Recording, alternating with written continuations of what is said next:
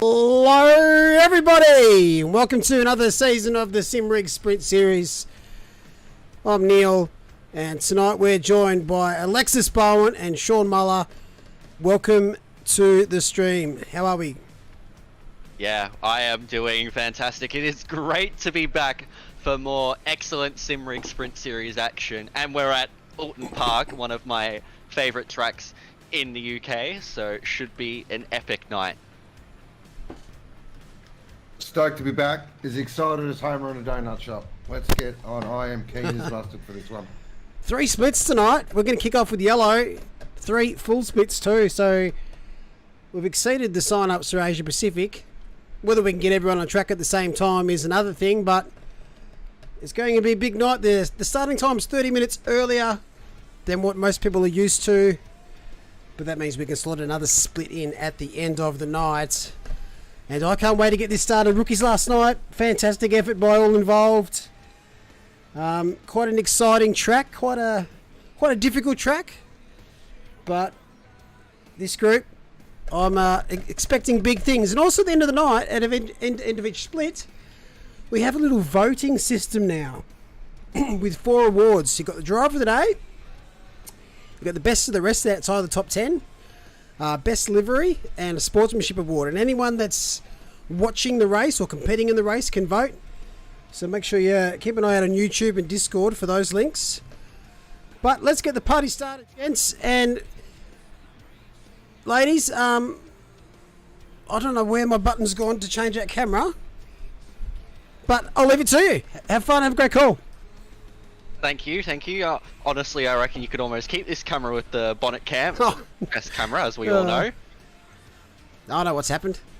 It's called batteries. Oh, wonderful. That's alright, I'll be back. No worries, Mole. But anyways, we're looking on board with Samuel Carson, one of the many Porsches in the field. Of course, we have plenty of new cars this season, thanks to the 1.9 update. We have a new Ferrari, Lamborghini, and Porsche, which, I mean, all 3 of them I have quite enjoyed. Yeah, I've enjoyed the Porsche for a change. Who would have guessed? It's taken me a few seasons, ladies and gentlemen, but I finally got her across to the dark side. Oh, it's a bit of the curb there. That curb at Britain's is very, very difficult to conquer unless you're in a car that can really take it, which, I mean, Philippa Bakita in the Mercedes with a 32.8, she can certainly tame it very easily. That is a nice time there so far from Bakita. I do believe that also the Mercedes got a rework as well, so it's technically 4 new cars. Yes, the Mercedes has gotten reworked, so while it is still the same on the outside, it is different, as you can see. Bakita in her usual BS competition livery. A beautiful livery, if I do say so myself. So a quick rundown of tonight's proceedings. So we have the standard 15-minute qualifying session. It will be a 70-minute race with 2 mandatory pit stops for tyres. So strategy is going to be super important here. And widely regarded as probably one of the bumpiest circuits going around. Oh, definitely. It is extremely bumpy, and with the new handling model, it is even bumpier. So just being able to manage your tires, but also manage where you position the car is vital, as we are looking at Morella in the Visceral Competition Porsche. He is really hustling that Porsche around. Currently 4 tenths up on his previous best. It won't be enough to beat Bakita, but it might be enough to get into the 32s, which does gain a little bit of time out the second to last corner, and he will cross the line and improve to a 33 flat, so not quite, but nice time there from Morella as Bakita improves again, a 32.4. Already Bakita is asserting her dominance on the field. Oh wow, that's a mega lap. I've got no words for that one. Yeah, monumental is the word I'd use for that. But we do have plenty of fast drivers in our field tonight.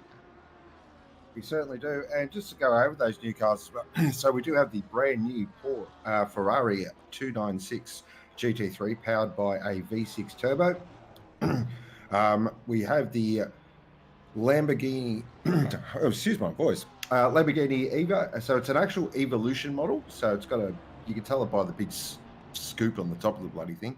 And though it is all about the brand new Porsche 992 GT3R, with a lot of componentry coming across from the awesome RSR. So, and it absolutely sounds mega as well. There is the brand new Lamborghini on cue. That is McNeil.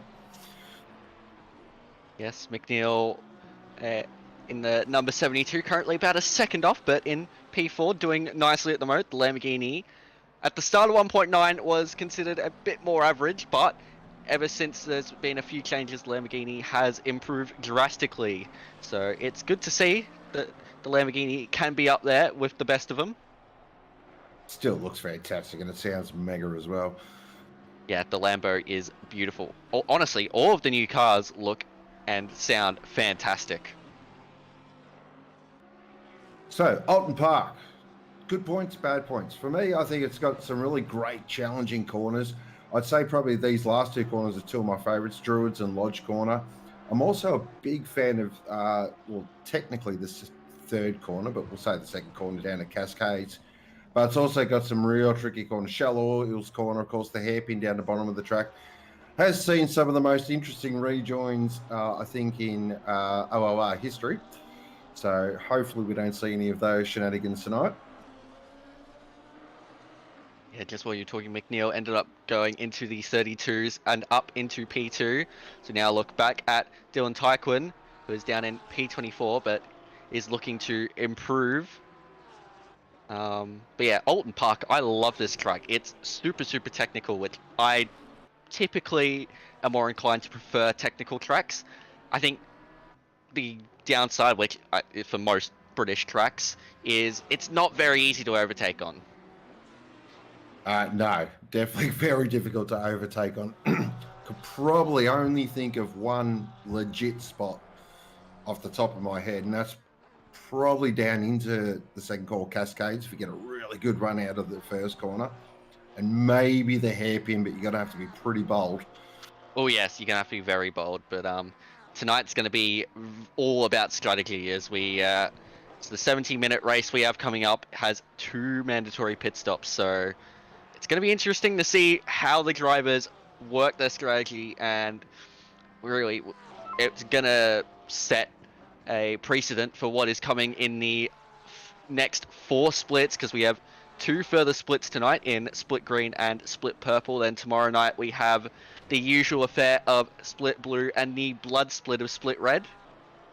So plenty of racing action for Asia Pacific, and of course we have the returning North American and European splits as well, as we see Jack Steele, the Pro-Am Ferrari entry, go up into P6. Currently the lead Ferrari, so nicely done from Steele. That's actually a very solid lap there from Steele. 133.4, so that is low-level flying right there. Yeah, that is stunning. We now look at Riley Price in the McLaren, the lead McLaren. As you can see, a lot of the drivers this season have gone for the new cars. There is a large quantity of Porsches, as you can see. I think it's more so this split as well. This split definitely does seem to be the Porsche split. As we did get a little update, weather update there, we do have rain on the horizon. Ah, that's better. Now I feel like I'm in the UK.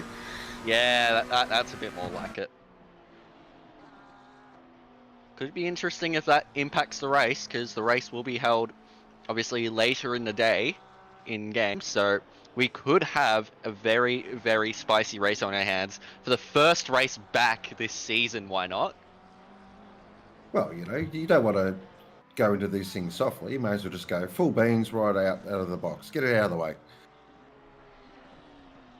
So we do have 3 minutes 26 left in qualifying. It is Bakita leading the way from McNeil, Morella, Morgan, Reynolds, Steele, Glover and Kale are your top 8 there at the moment, as we are on board with Philippa. She comes through this fantastic Druids corner. It is the second best Druids corner in the UK. Then up towards Lodge Corner. Really tricky braking area, this one. I find, and especially the turn-in, it's sort of off camber, on camber. Really got to get a nice drive out of here as well as Philippa. You can see really, man, handling the car there. And crosses the line. And look at that. Just so smooth as well. The Merc looks absolutely on rails at the moment. So back here with Wilson in another one of those beautiful Lamborghinis. Currently 0.4 up on the best time as well. So this will be a move up the leaderboard up to 9th. Nice lap. Yeah, very nice lap. There's some nice laps coming in here, and look at how tight it is from, what, P6 down to P9. There's, what, 600ths of a second separating all those drivers in there. So, super, super tight. I'm actually a big fan of that livery, by the way. Here is Reynolds. I was actually following Reynolds yesterday in the practice server. So just sort of trying to get a bit of tips in the Porsche. Very quick operator. It is still strange seeing Reynolds in a Porsche though. Yeah, it is a bit different, I will admit.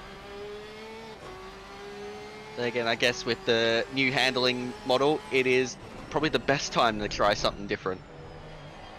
Up through Nickelbrook now. I do have a little bit of a story about Nickelbrook Corner. I will cover that off in the race. But Reynolds there, just 0.1 up on the best lap at the moment. Really nice through there. Lovely through there as well. This is turning into a really smooth lap. Might not reflect on the time, but you can just see really smooth in the Porsche. Yeah, he's not overdoing it. He's just managing his pace brilliantly at the moment, is Reynolds. Of course, And really, at the end of the day, it's just all about that consistency. As we've seen Mitch Hobbs go up into P2. Is still half a second back from Philippa Bakita, as Reynolds will now cross the line. He should go up to P6, and he does, up to P6 for Ashlyn Reynolds, as more great times are coming in. Ethan Cale's jumped into the 32s, now up to P4. Back here with, this is Matthew Cutler in a Porsche. Lots and lots of Porsches. This splitters, he gets over the curb slightly. That's going to impact his time drastically, and he's going to have to go again. So just a bit of our top 16 are currently all sub 34. That is super, super quick. Jordan Moss for 777 Racing. Currently down now P17 in the 777. Oh, so yeah, very good.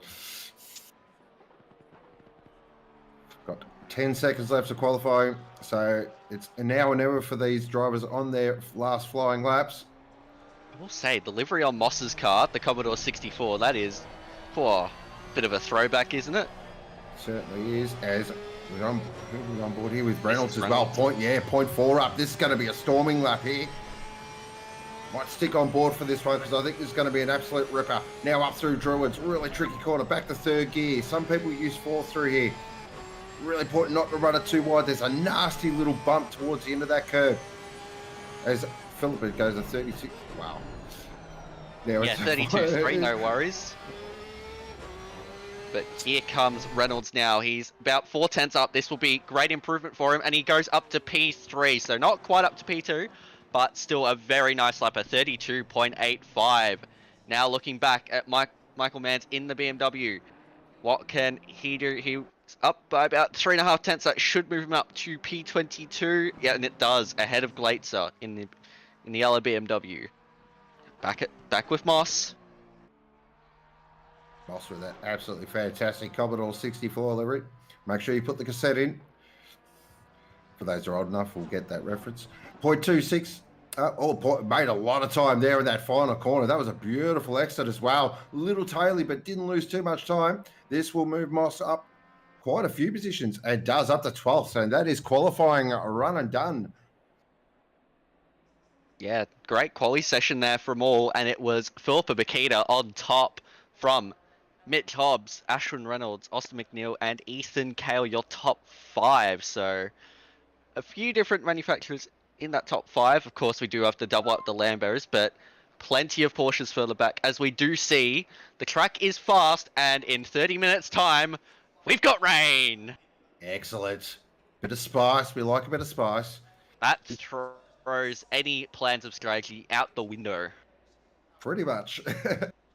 Look at that grid though. It looks fantastic. All these liveries. Once again, a massive congratulations to all the livery makers, all the teams putting this these liveries together. They look fantastic on track.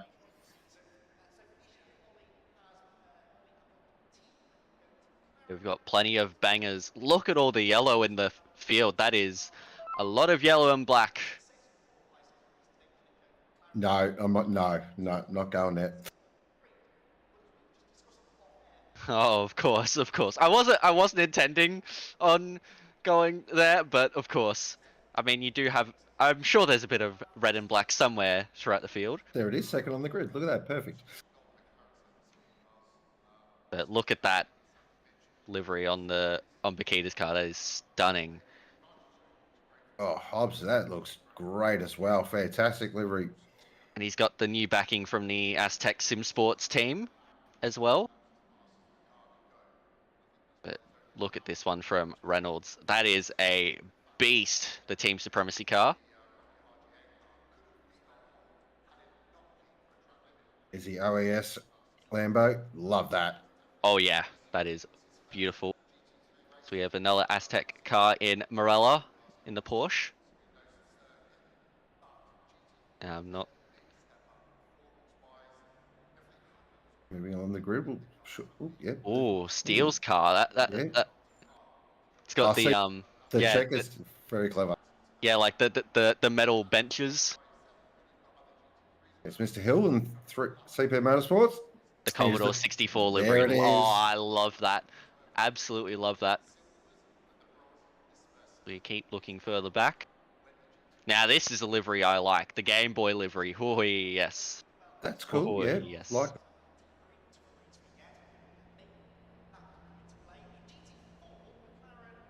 Continue to look further right. The Xbox 360 livery. We got all of them coming in tonight. Hope it doesn't get the red button of doom. Yes, the Red Ring of Death, infamous. Oh, one of my personal favourites. Love that livery. Oh, hello. Oh, yeah. Hello. Oh, hello. Oh, dear. We've got Alexis. Yeah, we have Alexis. Is that... Ooh, that's interesting on that Aston Martin. Oh. Oh, Moffat. Moffat. Ooh. On the Valentino Rossi Audi. Of course, that Moffat one is based on the 1977 Bathurst winning duo, the 1-2. But more important, we have a brand new safety car for this season, the big bad Boatley. And it's not moving. Standard Boatley things. Yep. But yeah, so we've got, what, Commodore 64, Game Boy, Xbox 360. What's next? Oh, we've got a PS1, surely. Well, I think the safety car must be running on something or other, because it's had a hardware failure. It's definitely had the Red Ring of Death tonight. Okay, so here we go. 70 minutes around Oulton Park. Round one, split yellow of the Simrigs.com Sprint Series. Of course, Simrigs.com for all your sim racing needs. And of course, if you are a fantastic OOR Patreon, you will receive 5% off in-store discount. Simrigs.com. Go see the fantastic guys for all your sim racing needs. Love the legends over at Simrigs, as we always do. We've got plenty of racing action tonight. 3 70-minute races. Plenty of pit stops to perform. There'll be 6 pit stops, or mandatory pit stops, across the night, 2 for each race. And we have rain on the horizon, and only a fast track to start this one. So, strategy planned, all out the window. It's going to be very, very interesting to see where the drivers fall from here. So it's time to get comfy, grab your snacks, grab your beverages, sit in your favourite comfy chair and strap in, because we are about to get the season underway. Split yellow, Simrigs.com Sprint Series, round one from Oulton Park. It is Bakita who's going to lead them away from Hobbs, Reynolds, McNeil, Kale. All the big players are here. 70 minutes, fast and furious action. And it's that long hold. Just got to wait for that control line. And then we are green flag and racing as they head down now towards Old Hall Corner. Looks like it's going to be a very clean start. The front five got through nice and clean. It doesn't look like any drama there in the background. A little bit of too wide action, but a great start from Split Yellow. Get it out.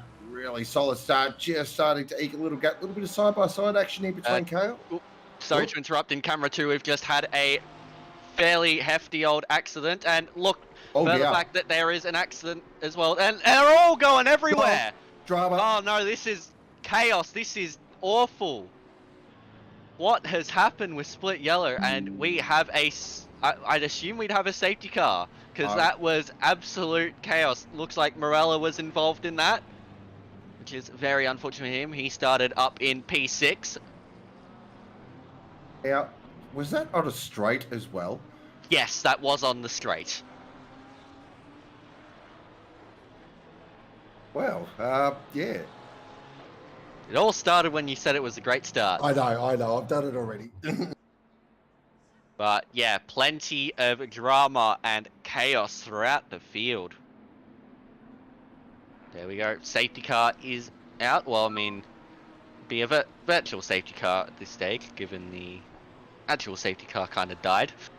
Yeah, looking at Morella there, that is one very broken 992.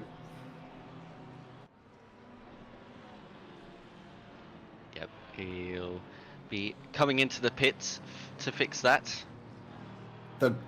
I think now, I may be wrong here. There is no pit window because we've got. I'm happy to be corrected, but is there a pit window? Well, either way, the rain is only going to be very, very minimal, unfortunately. Well, yeah. See, that's the interesting part as well. Is if it's going to be minimal, then you really. Is wet's going to be an option? We'll have to see. No, the wet will not be an option. It's not going to be wet enough. But we are back underway by the looks of it. Very quick safety car. So we are off and racing again. As Paqueta leads them away. Hobbs, Reynolds, McNeil, Kale, Morgan. There's your 6. Down into the hairpin or Shell Oils corner. So it's got a little cloudy, so the rain is definitely on the way. But we'll see what the strategy is playing as. Josh Hill currently there in 9th position, so a good start there from Josh. It's got Moss behind him, T-Mac as well. So look at this Pro Air battle. Oh, some names there. Steele, Wilson, Hill, Moss and McDonald. Spicy. Very spicy indeed.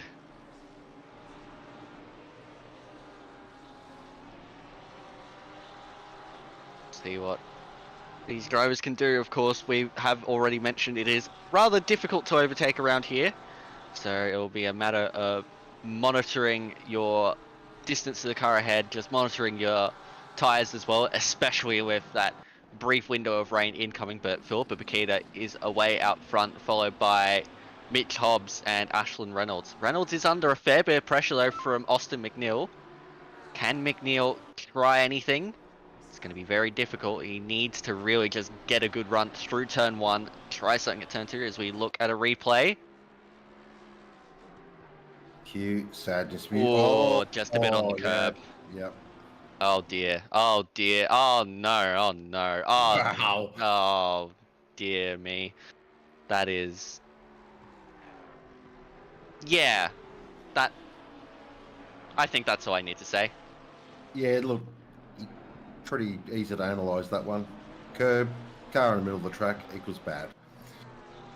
Yeah, just maybe. So you go back to Michael Manns in the Kovacs Kiwi Racing entry. Love that livery. Pretty much all the liveries throughout the field are, at the very least, respectable. They are. We haven't seen any real curse liveries in this split, so which is nice. Yeah. A bit of an overtake. Is that Price there? And Oh yes, that was Price. That was side by side with Morella. Morella does have a lot of damage though. I think Morella's just trying to limp that Porsche around, just get to the first pit stop. Oh, in the wall, yeah. Yeah, was that an... Oh, Oh, here's Jake Farber in the wall as the pit window is now open. So that was what Morello was waiting for, and now he can come into the pits and serve his first mandatory. of course, the big talking point in 1.9 at the moment is tyres. We are seeing tyres wear a little more as well. So tyre management is going to be a bit more of a key this season, which I'm all for. Oh, gets so close to that wall. It is actually a pretty tricky pet entry as well. You come out and it's actually very easy to overjudge it. Definitely. Philippa Makita's fastest lap at the moment is about 9/10 faster than the next fastest lap of the race by any other driver. Oh, so business as usual. Yep. On board with Austin McNeil at the moment. Coming through his slops, then up towards Nickelbrook. And that corner was actually named after an event that occurred when the British demolition expert at Rakatua, Blaster Bales, was removing tree stumps when dynamite close to the corner with a colleague. There you go. And then after the first designation, a courting couple was seen to run off at speed in some disarray from a nearby bushel bank. On closer investigation, the pair discovered some ladies' underwear in the brook and resulted in the naming of the corner. So some interesting behaviour happening in the bush. Interesting. Well, that's some trivia there for you, I guess.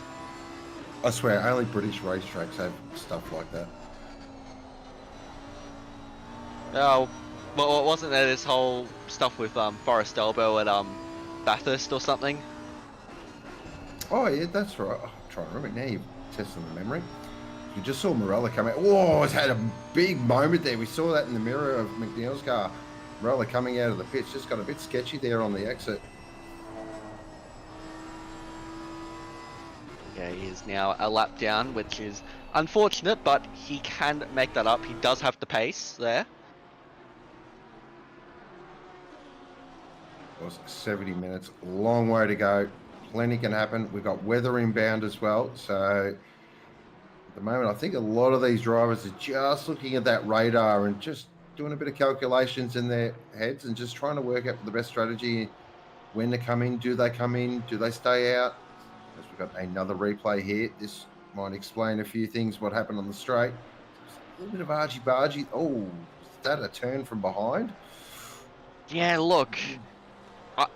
I don't know whether that was a case of not leaving enough room or just coming up back onto the track strangely. We'll take a look from the seat of Glover. We're showing Glover here. I see the OES Lambo there. Oh, I don't know. Oh, Glover, nowhere to go. Yeah, I'm not sure about that one.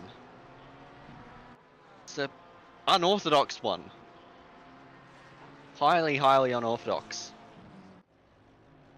But looked to be that was that Ethan Cale involved in that one. So we'll see if anything comes out of it. I'm not entirely sure how the stewards will perceive that one. Of course, get a quick shout out to our fantastic steward team. Easily one of the hardest jobs in OOR. They do a magnificent job. I hope it's a nice, quiet season for all you legends in the stewards room. He's at Reynolds at the moment, currently in third position. Got McNeil right behind him. Actually, a bit of a train forming up here.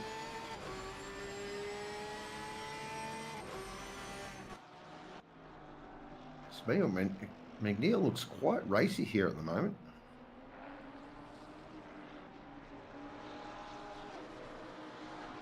Oh, there's that bump. There's that bump. Oh, has McNeil saved it? Well, he has. He hasn't hit the wall. That is great stuff from Austin McNeil to keep that out of the wall.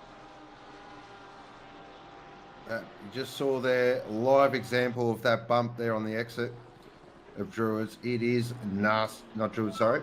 It is Druids. That's right. It is nasty. Very nasty. Okay, so we've got that there'll be the new rules regarding the overlap rules. They'll be involved in the investigation of that incident between Kale and Morella.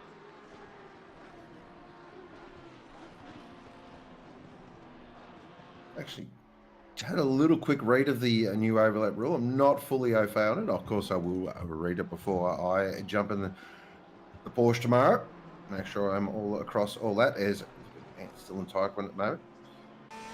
There in 19th. Having a real nice battle here with Stimson. Oh, oh, this is bold. Yeah, he's going to have a go up the inside towards Island Bend, but no, he can't. He has to back out of it. Can he get something into Shell's corner? Or the Lexus goes very wide. He's going to have to go around the outside at Shell's corner. That is brave. That is bold, but he cannot pull it off. But he's got great overspeed on the exit, but no way are you going to get a move through Britain's. There is absolutely no hope of a move at Britain's. There was 10% of me there. I thought, oh, he's not actually going to make that around the outside. Surely not. Yeah. But they're still going in a straight line, both drivers. Oh, speaking of straight line, that's Stimson straight lining the chicane at Hislops and Knickerbrook. There's your first curse for the season. Well done. Thank you, thank you. As the rain has arrived, and we've got rain increasing in 10 minutes, but that will be about all she wrote. Oh, now this is the tricky part. How much does it increase? Now this is where the thinking caps come on. Very much so. This is going to be interesting for strikers. Where's Stimson gone? Has Stimson come into the pits? Yes, he has. So Stimson is into the pit lane. The track is currently greasy. Oh, so look at it. Wow, it's changed quick, hasn't it? Yeah, it's changed really quick. This might be the best opportunity for drivers to make their first pit stops, if they haven't already. Carson 778 will receive a 15-second penalty for a collision on lap 1.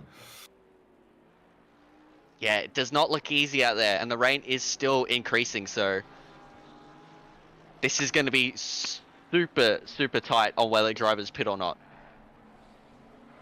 Yeah, this is that real mixed conditions that really tests you as a driver. You've just got to think here. How much can I drive on a track, a wet track with slicks? What's the cutover point? Of course, they all know once the track goes to damp, that's the normal standard play of events. But how long is this rain going to last? Will the track go back to greasy quickly? So many questions here. This is awesome. I'm really enjoying this. As an enduro race fan, this is great strategy stuff. Yeah, always love to see this strategy stuff. As Fry in the background got very, very close to the back of Tom McDonald. Joshua Morgan has come into the pit lane.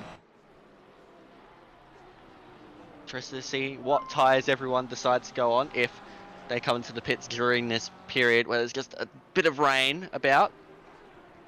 And also wonder how many of these drivers of the new cars have actually jumped out there in some wet conditions. What do they handle like in the wet? Are they good? Are they bad? That's it. Yeah, as Paddy Oliver says, is there much of an advantage going into the wet? Says, oh, that is bold from Fry as McDonald goes off track and comes back on behind Fry. Oh, there's almost contact there at Shaw's corner, and again, nearly with McDonald and Fry, and then Price nearly getting checked up by both of them. Wow. T-Mac, holy wow. How he saved that, I've got no idea.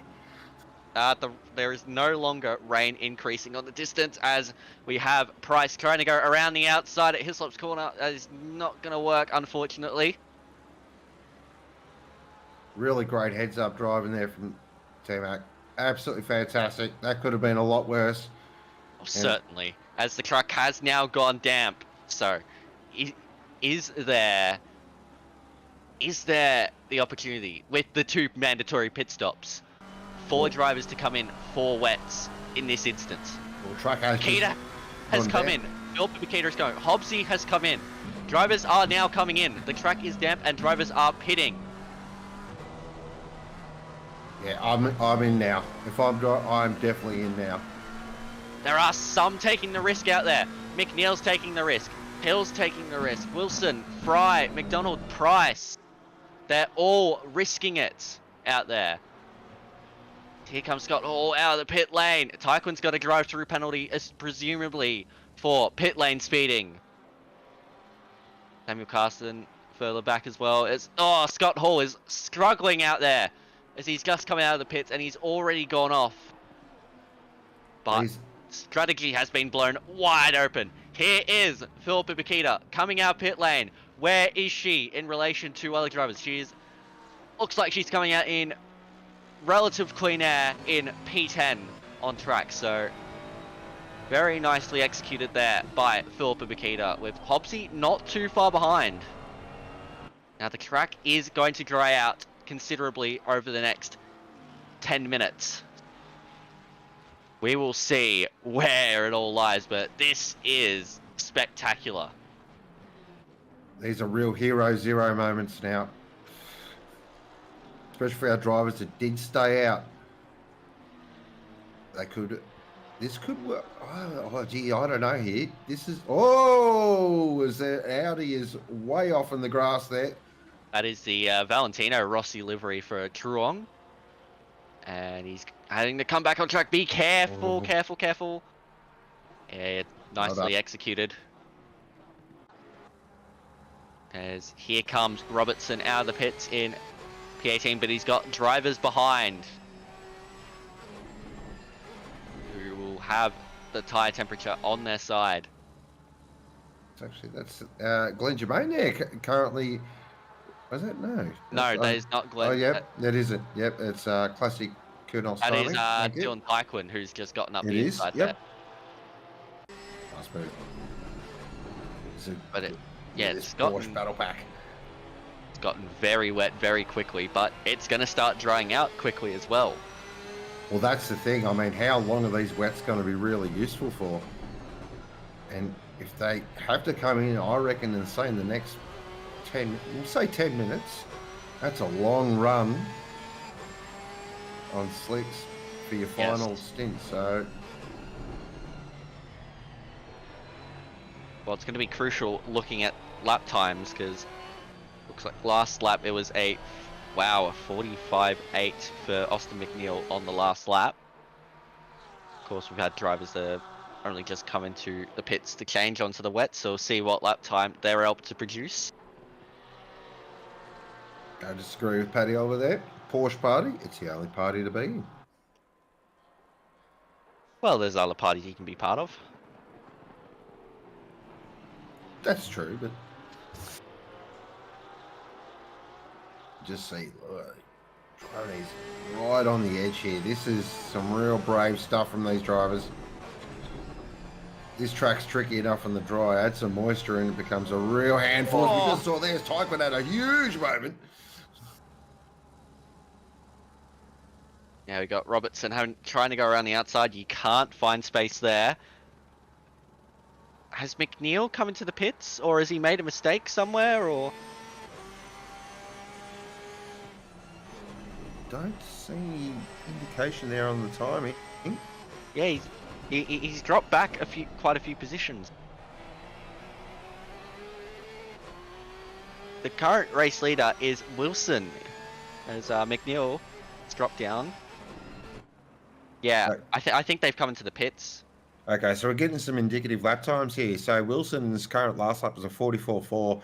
Bakita just did a 40.3, so around 4 seconds quicker.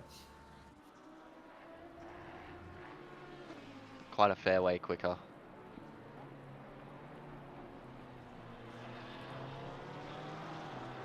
So just going back to that moment there with Tyquin, I think that explains a lot about the new 992. I can tell you from experience, if that was in the old 99, the old Porsche, that's fence.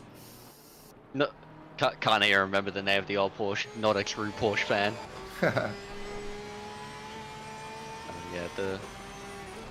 The old Porsche would certainly bite at the worst times possible.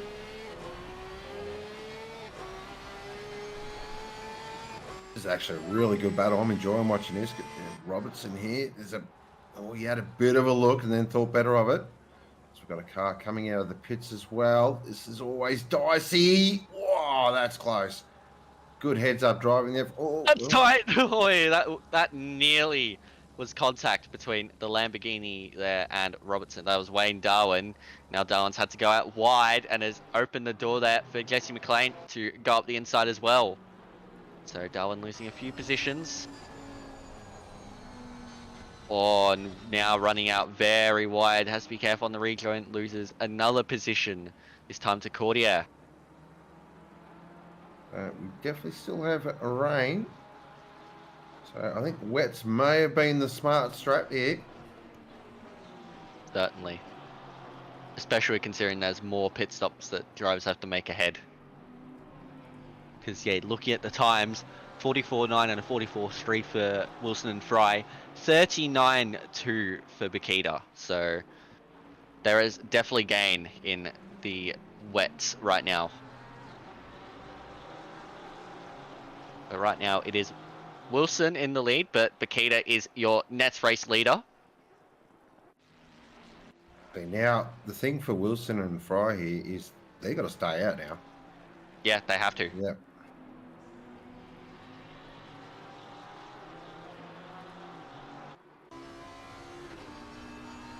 Look at this train, like, it may not be a train of cars all on the same lap, but it's a train nonetheless. This is, oh, jeez. This is Carson, who is on the wet compound tires, I assume, who is looking to shape up a move on the race leader to unlap himself, and he's going to have a go into turn one, possibly. Well, this is bold. Backs out of it, but he's going to have great traction compared to the Lambo, you'd suspect. There is still rain about, but it is definitely decreasing. I'm going to give credit to Wilson here, though. Keeping that Lambo on track. I nearly cursed it.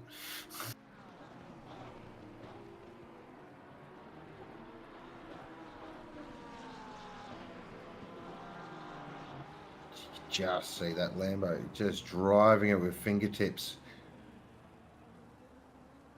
Well, there's a Porsche off just to the left-hand side of screen. That is Jake Farber. One of the trickiest rejoins in all of ACC, this one. He'll come back on now as there is a bit of clear track, and he comes back on safely. Nicely done. Meanwhile, we're looking at Josh Morgan, who is fighting against Moss. Moss with that beautiful Commodore 64 livery. I'm going to be raving about that all season. Morgan for 2T Racing, who livery has been updated for this season. So, just a bit of an update. Oh, it's really deep under it. Into the Shell Oils corner. Missed that. Camber of the road as well. So, looks like Jake the Snake on debut. Okay. So, he's got a name. There you go. Agree, though. A tough initiation when you got someone like Joshua Morgan right behind you.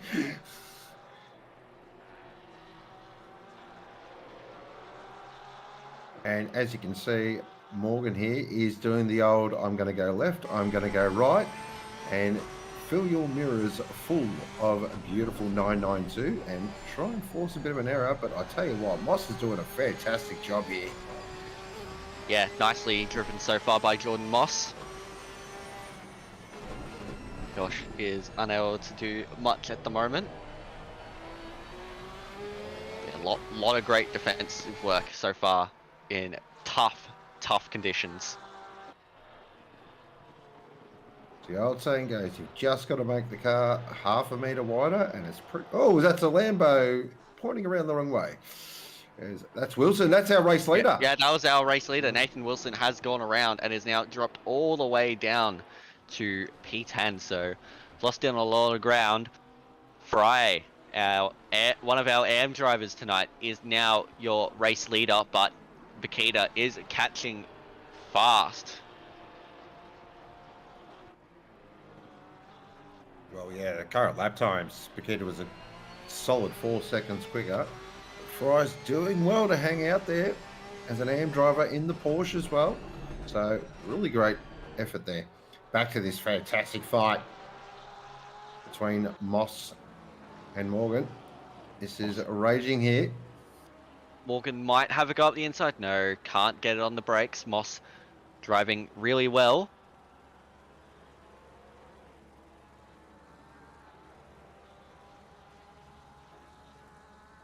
Oh, yeah, really tricky, I think. This is where the patience game really comes into it, especially at these British circuits. You've just got to rein in the excitement and the enthusiasm and just play a bit of the long game here. Oh, he had a good run, and he's going to go up the inside at Lodge Corner. They're going side by side. You'll have Moss on the outside. He won't be able to fight too much against Morgan. And Morgan will have the inside into turn 1 and should get the move done. Nice, clean stuff there from Josh Morgan. Well done on getting the move done on Jordan Moss. Great heads-up driving from both there. Certainly. Now here is Wilson finally coming in for those fresh tyres right at the end of the rain stint. So that strategy has unfortunately not paid off for him tonight. Riley Price here at the moment, currently chasing Stimson. This is for 14th and 15th. Of course, the McLaren is quite nice in these conditions. Having a look around the outside is Price. Can't get it done at Shell's corner. We'll have to be patient.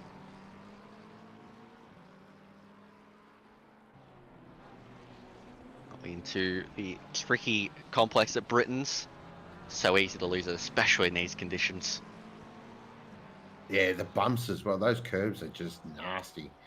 Fry has now come into the pits, so all the drivers who decide to stick it out there on the dries, it has not paid off for them in the slightest. So the wet strategy has ultimately become the better choice, but they'll all be jumping off those wets at the end of this rain stint, and we'll have a fairly straightforward shootout to the line. You see Ashwin Reynolds now fighting out with Mitch Hobbs, so this is 4P2. Hobbsy not quite getting the pace out of that Ferrari in these conditions. Reynolds really enjoying them. We've got a battle on our hands. As a pure motorsport lover, oh, how can I not get excited about this? Ferrari v Porsche. This is what it's all about. The rain has now stopped, so the track will start to dry out, but it will be a few laps yet before they go onto dries. Insult to injury for Fry. He has a drive-through penalty for speeding in pit lane, but that will get converted to a 10-second penalty at the next stop. Brutal. This battle, this is a fantastic battle at the moment. We're on board here with Mitch Hobbs and the brand new, as you can see there, Reynolds just gets a beautiful exit because Hobbsy's come in. Hobbs come in. He's going early. Yeah, he's gone very early. Interesting tactics. I like it, it's bold. Yeah. I mean, that's sort of what these races were designed for. Different strategies, bold strategies, something that's just a bit different, I suppose. Exactly. It's always good to go at your own sometimes. Wow. Whoa, oh, no. There we go. Oh, careful. They're side by side now after making a bit of contact with Glatested, losing it. Oh, and there's been a bit of follow on from that. Oh, this is not the nicest situation. All the drivers involved. Here is Max Fry, who was leading this race for a while. I did just see there was a drive-through penalty that popped up on the. Yeah, I did catch that myself. Looks like it was for 778, which is Samuel Carson, who is down in P31.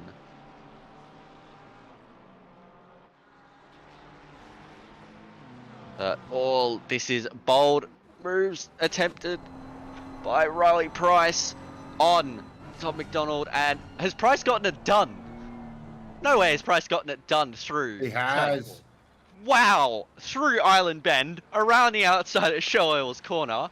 How about that from Riley Price? Very well done. Stand up and applaud that. That was a brilliant move. That is overtake of the night. I'm already calling it. You're not going to see an overtake better than that tonight.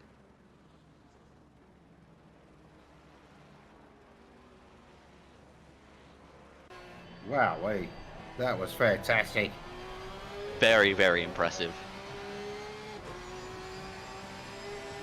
I know you can't see me, but I am tipping my cap, sir. I'm over here with Fry at the moment. Now, do you think Fry pulled on dries? Sure. I don't know. Has he put on dries? Oh, Glates has got a drive-through penalty. There are drive-through penalties popping up now for track limits.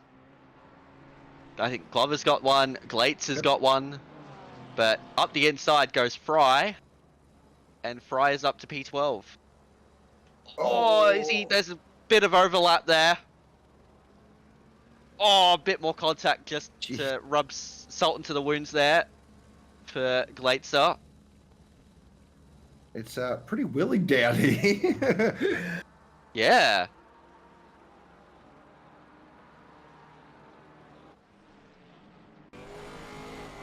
Oh, there goes Fry off the track, and is he going to keep it out of the wall? Yes, he is. But he's got to rejoin the track safely. Oh, that is awkward. But he's got it done. Nicely done.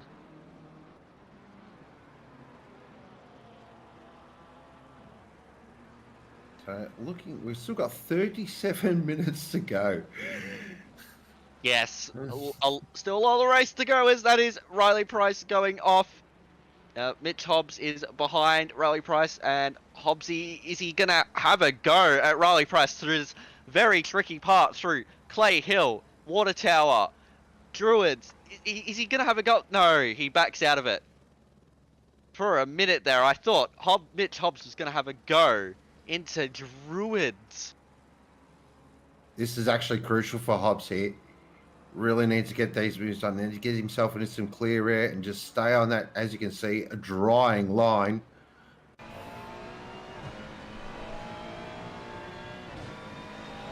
Yeah, and it's not easy. Reynolds is in. Yeah, Reynolds has come in, and he has come out ahead of Hobbs. Quite a long way ahead of Hobbs. So the strategy for Hobbs has not worked out, has not paid off. Yeah, was that traffic, or maybe Hobbs just came in too early? I think it's a bit of column A and a bit of column B there. Yeah, it's definitely a bit of both. But yeah, look at Reynolds. He's come out a fair distance ahead of Hobbs, and he was right behind him before. So fair play to Ashwin Reynolds, and he's got plenty of clear track to try and build a gap. Well, it's coming out on slick tyres in these conditions. Always those first couple of laps, you've just got to be so ginger. Yeah, have to be super, super careful as they pass by Dylan Tyquin. And his Tyquin. Got to get those two liveries sorted. They are very, very similar. I think, yeah, it's just the difference in, yeah, that extra trim. Yep, so it's the trim that's different. So you have a white trim on Reynolds' car and a purple trim on Tyquin's car. Big thank you to the mouse pointer as well from my old man eyes. Appreciate that. Hobbs still behind Riley Price. Yeah, he's really got to get a move done here, or else he's going to lose a lot of positions. Track is now greasy as we just witnessed a car off track. Not sure who it was. That was but Hobbs. Price has come in, so Hobbs has now been relinquished, but this is good for Reynolds as the track is now greasy, so those dry tyres will now start to become far better to drive on. Question is, does that have any bearing on the rest of the race in comparison to the likes of Bakita? Bakita is coming towards the to the end of the track now. Is she going to come in? Or is she staying out there? No, she's staying out. One more. Okay. She's gone for longer. She must detect that there's still some pace in those tyres. Although, on the last lap, Mitch Hobbs was faster than Philippa Bakita. 2/10.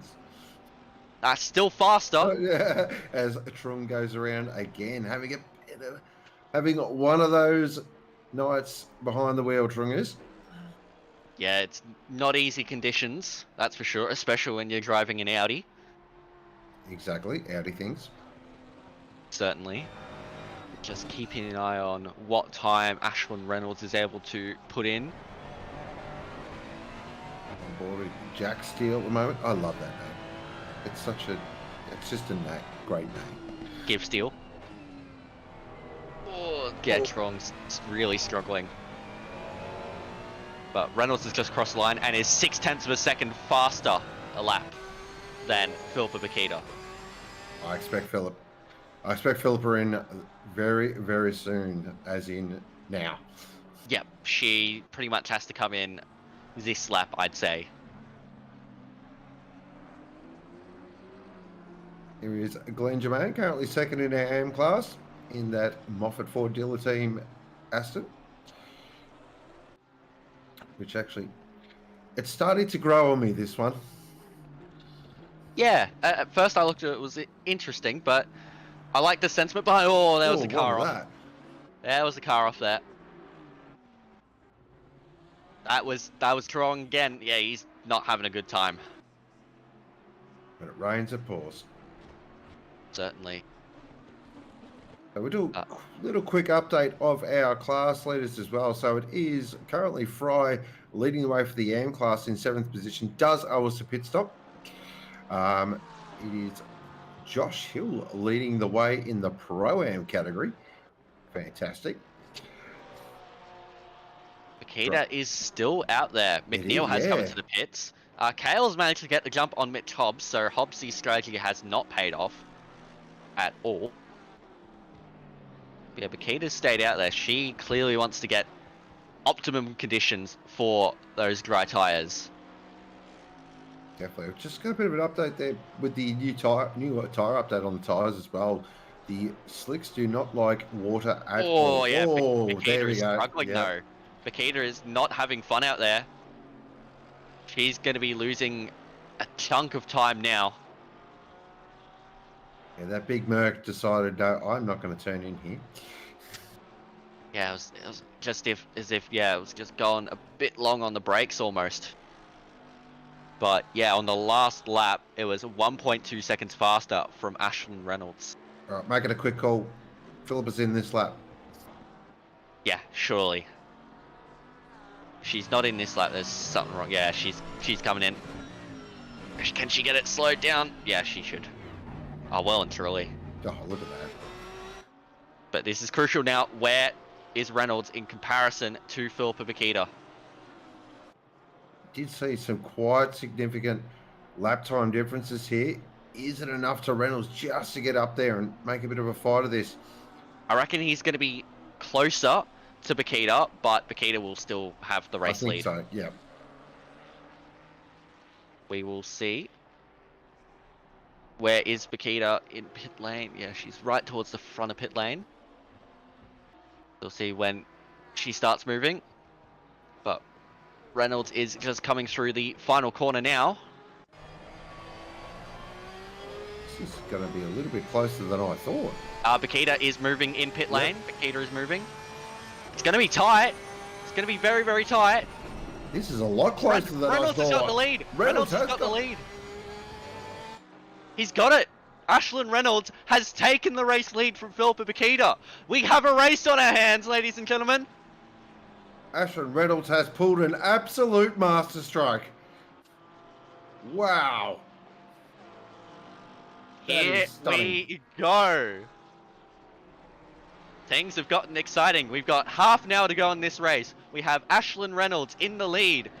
Philippa Bakita has just come in for fresh slicks. They're right to the end. It's a dogfight to the end. Who takes it? The Porsche of Ashlyn Reynolds or the Mercedes of Philippa Bakita? Wow, who thought this was going to happen? Here we go. We thought it was just going to be a fait accompli, but now we have got an absolute ripstorm. 29 minutes. Ashlyn Reynolds is going to have a Merc all up in his rear mirrors. How awesome is this? It is great to have Boa back. Isn't it ever? Wowee. But yeah, Reynolds has had to use those tyres on suboptimum conditions, which may hurt that performance. But as we know, it is difficult to overtake. So Reynolds just has to place the car in the right positions. But Bakita will not back down. Just going to make that Porsche half a metre wider on every corner. That's it. But we have got a great fight on hand. Speaking of great fight, we've got Cordier fighting off against Glazer for P16 on track. Got to say, that's close to my favourite livery, I think. Yeah, Cordier's got a brilliant livery on that Porsche. Again, some stunning liveries, but yeah, there's a lot of attention to detail in that one. So I will keep a very close eye on these gaps as well on the timing monitor. Currently the gap is at 7.18 on my live timing there at the moment. So we'll keep an eye on that. We'll keep an eye on lap times as well to see what's happening. Yeah, 0.718 between the top two, very tight, and then it's another 5.7 seconds between first and third at the moment. In fact, it's about 6 seconds between first and fourth. So it's if Reynolds and Bakita start fighting, then Kale and Hobbs could get into this as well. Yeah, this is where Kale and Hobbs, I think, really need to maybe just have a bit of a gentleman's agreement and go, let's just work together here. We might be on for a better result than we are at the moment. I say that, but then hashtag race drivers. Yes. No, I'm sure these two are very smart drivers. They won't fight each other too hard. They know what is at stake here. But yeah, Bakita will be pushing like hell to get ahead of Reynolds. In fact, look at the gap, 0.28. It is super tight between Reynolds and Bakita. She's right on the back. On board Bakita at the moment. Takes that really wide line and just tucks it in beautifully through Cascades. Now the long run down through Island Bend towards Shell Oil's corner is where the big Merc winds up that big V8. But Philippa's gonna bide her time. Very much bide her time. But the Porsche has found something that we've all been asking for the last 3, 4, 5 seasons. It's found some straight line speed. Wait, what? The Porsche has straight line speed? It does. Here we go. This is going to be very close. Does Philippa show the nose here? No. Just putting the pressure on here. This is the blowtorch. Yeah, I think at this stage, Philippa's just got to put pressure on Reynolds to try and go offline, defend his position to really hurt those tyres, and then Philippa can use all of her innate skill to get past the Porsche, if that is even possible. Of course, managing the tyres as well, especially for Reynolds, is going to be key. Whoa, jeez, how close did Philippa? Close up to the brakes there. Wow, wait. Of course, tyre deg is very much a thing now, especially on the longer runs. Anything sort of I've found in my very ham-fisted attempts, anything longer than 30, 35 minutes, you really notice a difference. Yeah, there may not be much of a difference in the time that they came in, but in terms of track condition, there was certainly quite the difference. Oh, the background, is that Hobbs there having a bit of a moment there on the Ferrari? Yeah, we've got, camera 2 showing the other battle going on between Kale and Hobbs. That is for the final spot on the podium. So we got battles happening all over the shop right now. It's fantastic. What a way to start off the season. Isn't it ever? For Even better, we got 4 more races of it, but two more tonight, so still plenty of action coming your way. For absolute benchmark operators fighting for podium positions, if you can't ask for any more than this. And it's weird. Oh, actually, that battle for third is getting real spicy now. Yeah, Hobbs has a run. Is he gonna have a go? He's gonna be bold, sticky around the outside there. He's gonna stick his nose in, but Kale defends it. But he's really compromised his line as Kale. But Hobbs has not been able to get the run that he'd like. So I don't think he'll be able to have a go into Lodge. Kale defends the line though, so there's a lot of fighting going on. Hobbs, will he get a bit of a switch back? But he's, oh, not quite, but look at how close he is. Great driving. Hobbs might be able to have a go into turn 1. The track is now optimum, so is the best conditions that you can have. Oh, Hobbs is gonna have a go, surely, into the next corner. No, he cannot. But he runs a nice wide line, gets a bit loose, so can't get the run he wants. So Kale holds on for now, but these two have basically consigned themselves strictly to the fight for P3 unless Bakita and Reynolds really start going hammer and tong. And 4 different cut manufacturers as well. This Oh, is that all, was oh, nearly- how close was that? Nearly side by side there, as Bakita got a nice run through Britain's corner.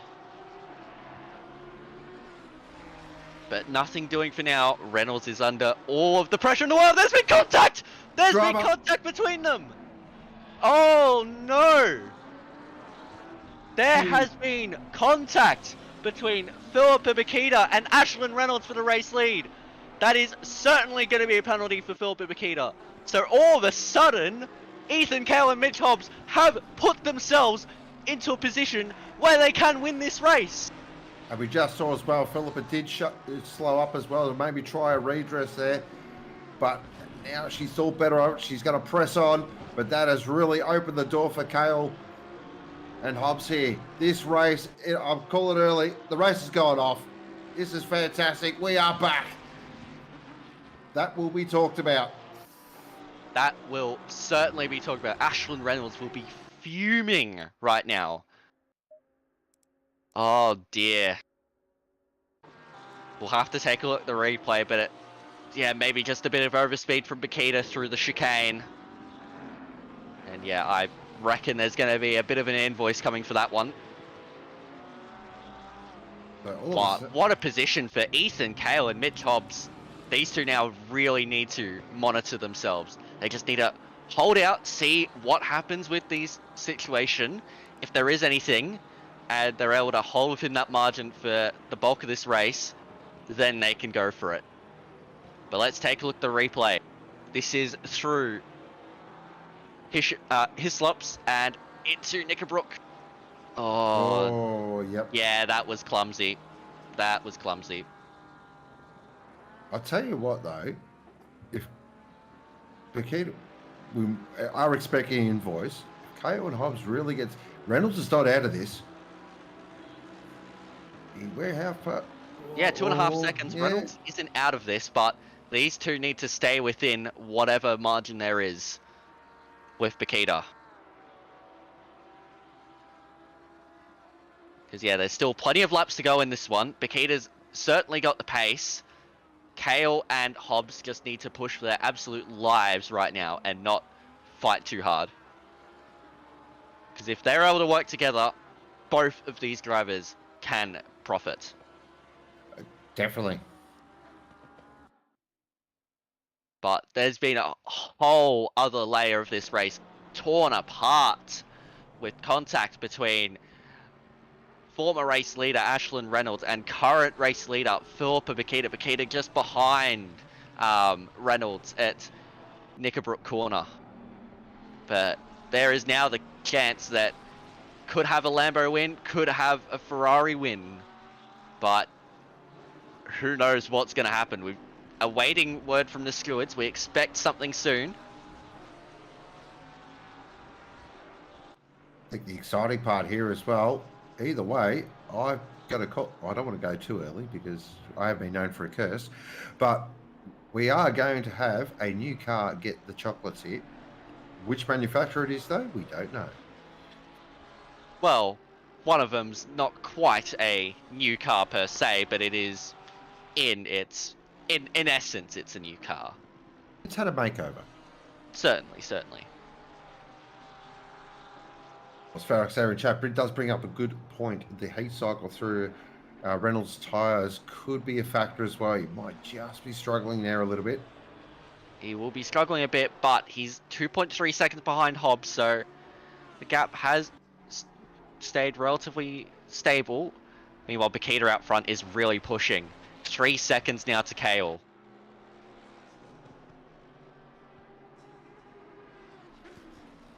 Gonna be tight, I reckon. We'll see, if anything, what sort of penalty we're looking at, if any. So with 18 minutes to go, come on, chap. No more sitting on the fence. Throw in your predictions. That goes for you too, Alexis. Yeah, look. I reckon it's only going to be a 10-second penalty, so I think Bakita's got this. Oh, okay. I reckon Bakita's got the pace there. Unless something absolutely dramatic happens, then Bakita should have this if it's a 10-second penalty. If it's a 15-second penalty, that makes it way more interesting. But I'd say, for the sake of consistency with other penalties, it will only be 10. Okay, so with that as well, I'm going to keep an eye on the lap times as well. So Bakita did 1:33.1 the last lap, where Kale did a 34.3. So based on those numbers, if it is only 10 seconds, I think you're right. I think Philippa might do this.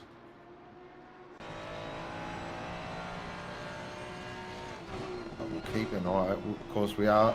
I think we're all just waiting for that little thing to pop up at the bottom of the screen. Yep.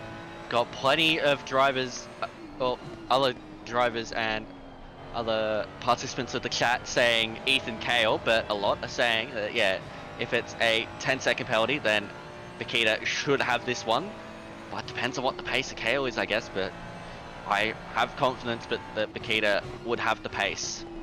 Well, just based on that last lap pace there, Kale's lit the wick. Yep, certainly. Kale knows that he has to push, and, well, I mean, Kale's driving brilliantly right now. Ooh, he said that. It's the back end of the Lando just got a little sideways there.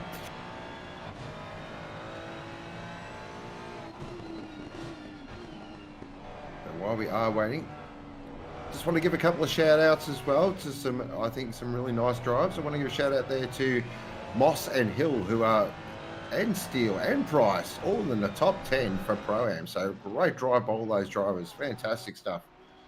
And Fry, yeah, just outside the top 10 as an AM. Well, we'll see. Wow. He's just coming to Yeah. the pits. Oh. But he does seem to be there or thereabouts, so yeah, fair play to Max Fry. Considering he was kind of screwed over a bit by strategy there. There it is. 15-second penalty. 15-second penalty for Philippa Bakita. Oh boy. Wow, that's going to be discussed. And I'm not even touching that one. I'm going to concentrate on the racing. I reckon it was always going to be either a 10 or a 15-second penalty, so yeah. Look, but that throws the complexion of the race wide open. Bakita's going to have to push like mad if she wants to keep this win, but Kale, Hobbs, and Reynolds are still all in this. 100% agree. So we've got 15 minutes left. Current gap at the moment is 5 seconds between Bakita and Kale. So Bakita now has to go into Hollywood number mode. Yep, she has to pull out 10 seconds over 15 minutes. Wow, and as mentioned in chat, it did cost someone a race win, so 15 seconds is probably a fair assessment at the end of the day, so props to the stewards for putting the decision in. Oh, definitely props to the stewards. I'm glad. Yeah, I don't envy him. I'm just going to say that. Yep. And of course, we do have the new regulations and sporting code that drivers have to follow this season. So the stewards will have analysed that very, very closely. So last lap times, Paquito did a 33.1, Kale a 34.1. So that is a clean second. And look at the attitude of the Merc there. And she's gone off. She's spun. That's it. Bakita's done. Bakita won't be able to do it now. That's Kale going through. That's Hobbs going through. Reynolds is back there. Ethan Kale is in the lead of this race on track. He has nothing to worry about now. All he has to worry about is holding the lead over Mitch Hobbs. Wow. Huge, huge, huge. The pressure has gotten to the seemingly mistake-free Philippa Bakita. And there we go. Reynolds is now through on the Mercedes. So from here, it's just damage limitation for Philippa Bakita. She has to hold a margin to Austin McNeil to hold that P4 position. But wow, what a race we've had. All of a sudden, Ethan Kale's gone, what has happened here? I am in the race lead and I am on for a win. And based off his last laps as well, he knows it. He has put the hammer down. We thought this race was going to be decided on strategy. We did not realize just how crazy things could get when that strategy creates issues on track. But yeah, Bakita really needs to push. But she's stuck behind Reynolds now. She needs to pull out a gap over McNeil. The gap is currently 11.3 seconds, so she has time. But yeah, I don't know. I'd say she's still going to get a top 5, provided she keeps it clean on track. But wow, what a race we've had here at Oulton Park. 12.5 minutes to go. Ethan Kale in the lead from Mitch Hobbs and Ashlyn Reynolds. Unreal. Absolutely unreal. This is what a way to start the season. And lap traffic here. Kale negotiates that nice and easily. Really well done to that Porsche as well. Just stepping aside. It's what we want to see. Yep, blue flags have been fairly good tonight. I think there's only been one penalty tonight for ignoring blue flags.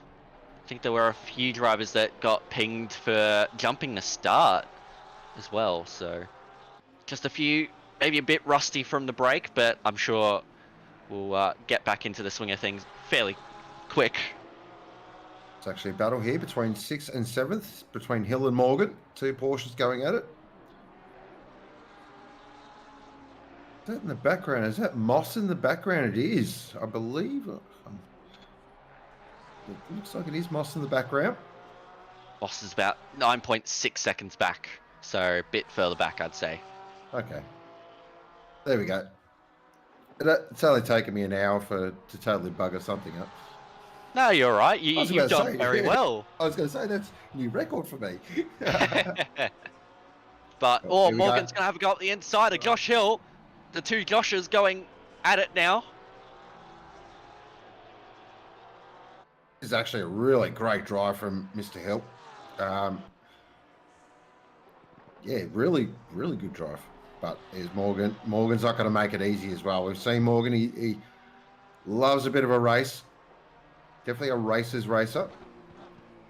Very. Morgan's had a quietly confident race too. He's just been nice and consistent, been making fairly good moves when moves have been hard to come by. Oh no! Oh no! Oh, he's drive through.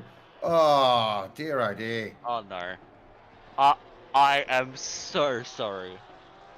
Oh no! What have I done? Yeah, yeah. Well done. You definitely win, Kirst. Oh, Josh Hill's gone off as well. Oh, wow. Both of us have cursed 2 for these two. 2. Look at us. Oh no. Well, we're not gonna get fired anytime soon anyways.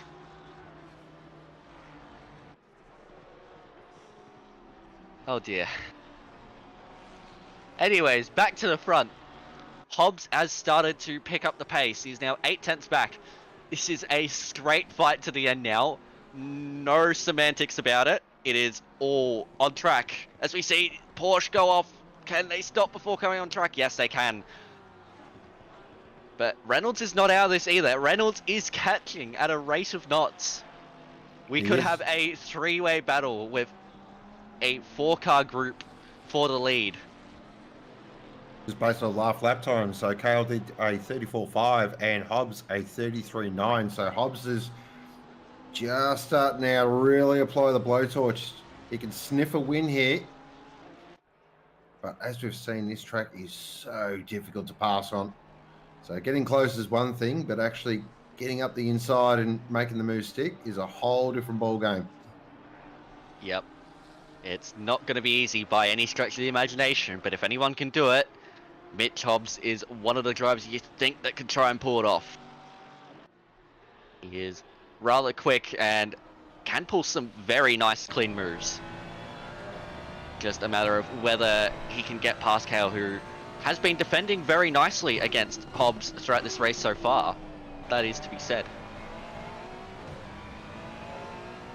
You know, just based on what I've been looking at as well, it just seems Kale, as soon as Hobbs gets a little bit closer, Kale just finds a little bit extra just to manage that gap really nicely. So both drivers have drove really well though this evening. Certainly. Of course, Kale was involved in that skirmish with Morella at the start. Nothing has come of that, which I'd say is... You see, I don't know what I can really say on that, because that was very unorthodox, but yeah, nothing came out of it either way. But look at Hobbs now. He gained so much in Sector 1, but Kale's able to manage that throughout Sector 2 and Sector 3. Rusty, I'd love to answer that question, but I've turned a grand total of 3 laps in the Ferrari and 4 in the Lambo, so definitely not qualified to answer that. But I'm sure one of our super resident fast people in chat will be able to answer that one for you.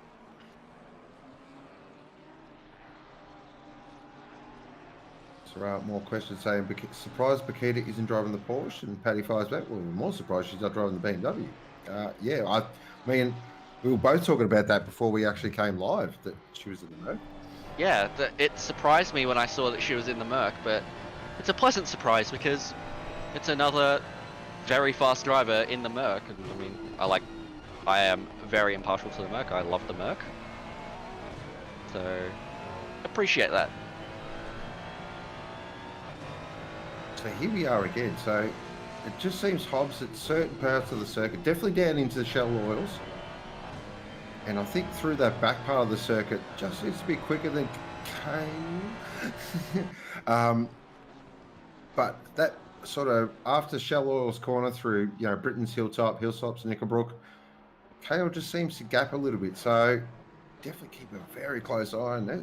As you do see in chat there, get your votes in for our driver awards, brand new for this season. Very excited for that. Of course, many different categories. Of course, we've got driver of the day, best livery, sportsmanship, and what's the other one? Best of the rest. Best of the rest. There we go. Got a poll in chat now. Who takes the win from here? It is Ethan Kale, Mitch Hobbs, Ashton Reynolds, or someone else somehow. Well, based on the way this race is going, someone else somehow is not a bad option, as this is getting very close now. Hobbs is right. Oh, it was like, oh, that was very close. Hobbs is right in this. 5 minutes to go. It's time to absolutely go for it. Yep, leave absolutely nothing on the table, as Truong, who we just saw there, has picked up a drive-through for unsafe rejoin a few laps ago. But Hobbs must leave nothing on the tail here. It is all or nothing.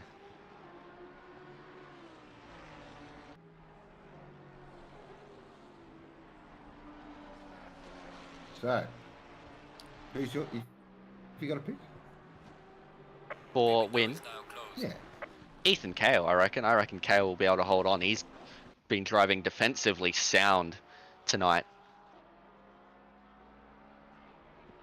Look, I went for Hobbs. I think Hobbs might find something here. I don't know where. I don't know how. But I'm just going off based off what we've seen so far. Yeah, look, there's been a lot going on so far in this race. But Hobbs, I reckon, could have the pace to get it. It's just whether he can get past Kale, who, as I said, has been driving very, very well.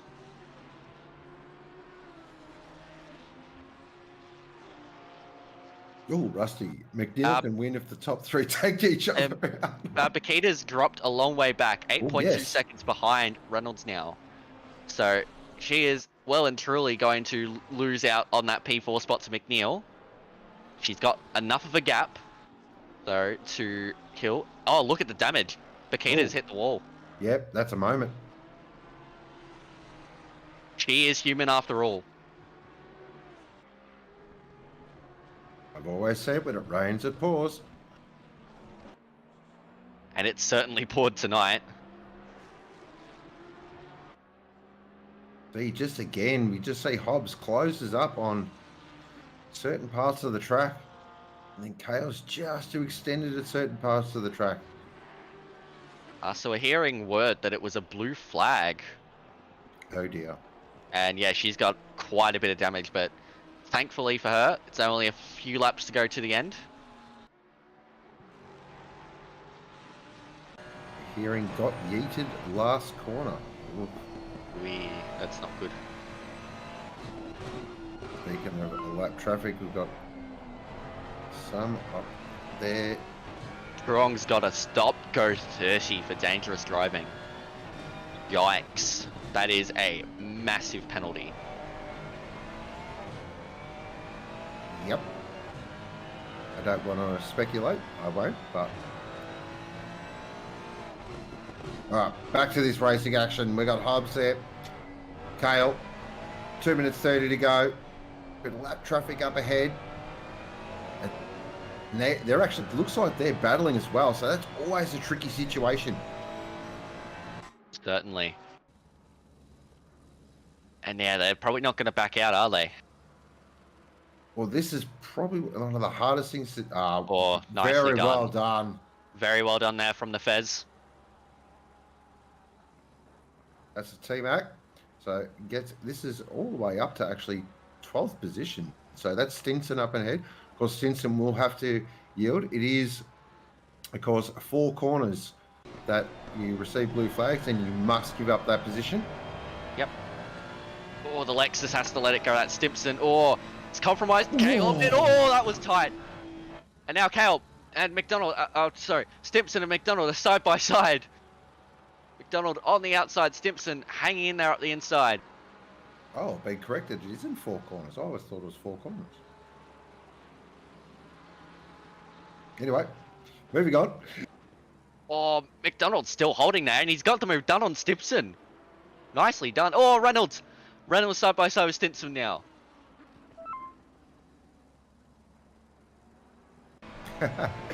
Thank you, Race Control. Yes, as I said, I had a quick read over it today. Tomorrow I will have a deep dive.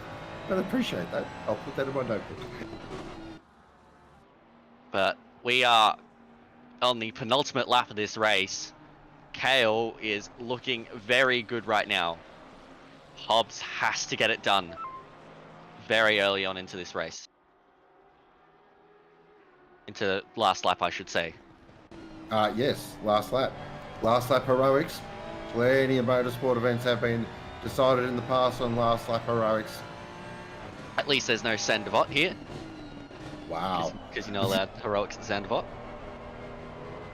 Oh, that might be it. Yeah, that's it. Hobbs has made a slight error at the final corner. And it's now it's Ethan Kale's to lose from here. So we're on to the final lap. It's Ethan Kale leading Mitch Hobbs by 0.8 of a second. You'd think Ethan Kale's got it sewn up here unless he makes a drastic error. Kale has driven fantastic. He has. I'm going to give a shout out actually to all these two, actually, not just Carl, but Hobbs as well, both of them. What a fantastic way to start this season. Absolutely amazing. Stimson has been given a 10-second penalty for ignoring blue flags just before. I'd say that is a fair assessment. I'll tell you what, Hobbs hasn't given this up yet. Yeah, Hobbs is really pushing, but his only opportunity will be into the last corner. And I think the Lambo is better through this section of the track as well, so it's not going to be easy, but he's going to have to push. Okay, now only gone. Really only got 2 corners to go. Just got to get through Druids and Lodge. And he's going to take the victory. Hobbs has thrown absolutely everything at this. KO now, just Lodge corner to go. Just got to break it in a nice straight line. Get it turned in. Get a nice drive out of the corner. Hobbs is right there. This is going to be a fantastic finish, but it is going to be Ethan Kale who takes the win in round 1 of Split Yellow for the Simrigs Sprint Series. Hobbs there in second. What a way to start the season. Reynolds there in third. What could have been? Bakita will come home in 4th position in a very second-hand looking Mercedes. McNeil in 5th. What a drive from McNeil. But in 6th position is going to be my driver of the day. Yes, now that's not biased either. Josh Hill, what a drive in Pro-Am as well. Morgan right behind. These two have had an absolute storming battle. Definitely, these two have been fantastic. And yeah, props to both Joshes tonight. They have driven brilliantly. McNeil will go up into P4 with Bakita's 15-second penalty. But yeah, great race there from Hill and Morgan. Morgan a bit further back. Bit further back, but well, because you cursed him. Yes.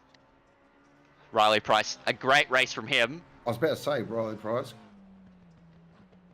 So too for Steele and Moss. Fry with the unconventional strategy as well, making that work in the end. Will come across the line in P11, and as the lead AM class driver, I reckon he won't be an AM class for very long. Yeah, I think that red plate will be going away very quickly. Very much so, but what a race, and great win there for Ethan Kale to start off the season. It was not the race we were expecting, and well, from here we're going to have quite the interesting season. What a way. So much to unpack there. That was just incredible. Wasn't it ever? Let you take the race results. Yes, so we had Ethan Kale winning the race from Mitch Hobbs, then Reynolds 3.6 seconds back off of Kale, then a gap further back to Austin McNeil, then Bakita, Hill, Morgan, Price, Steele and Moss, your top 10 overall. For Pro-Ams, it was Josh Hill taking it out from Riley Price, Steele, Moss and McDonald. Then for your AM class, you had Fry dominating the AM class from Hall and Jermaine, who did not finish the race. Well, there we go. What a stunning race that was to start the season. Unbelievable. And we've got 2 more races coming up tonight. We've got Split Green coming up in a moment. I assume they have started their qualifying session. They'll be about 5 minutes in, and we will be swapping over commentators as well.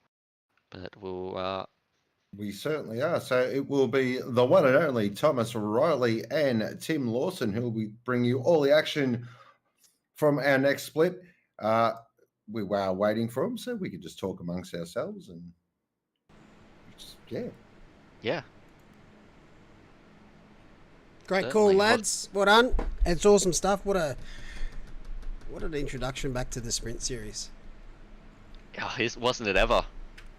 We're just going to take a quick 2-minute break while we reset for the next split. So thank you, Alexis. Thank you, Sean. We'll be back in about 2-3 minutes for Split Green. Thank you. Thank you.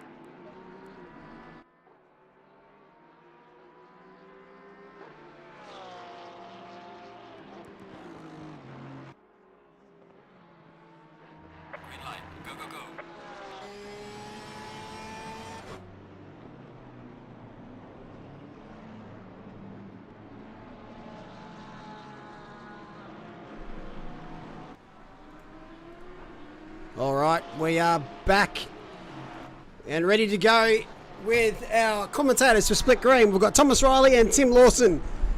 G'day, gentlemen. How are we?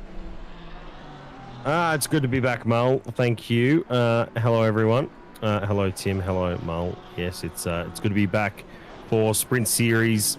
It's been a while since I've been commentating, so I'm very, very excited to get right into it.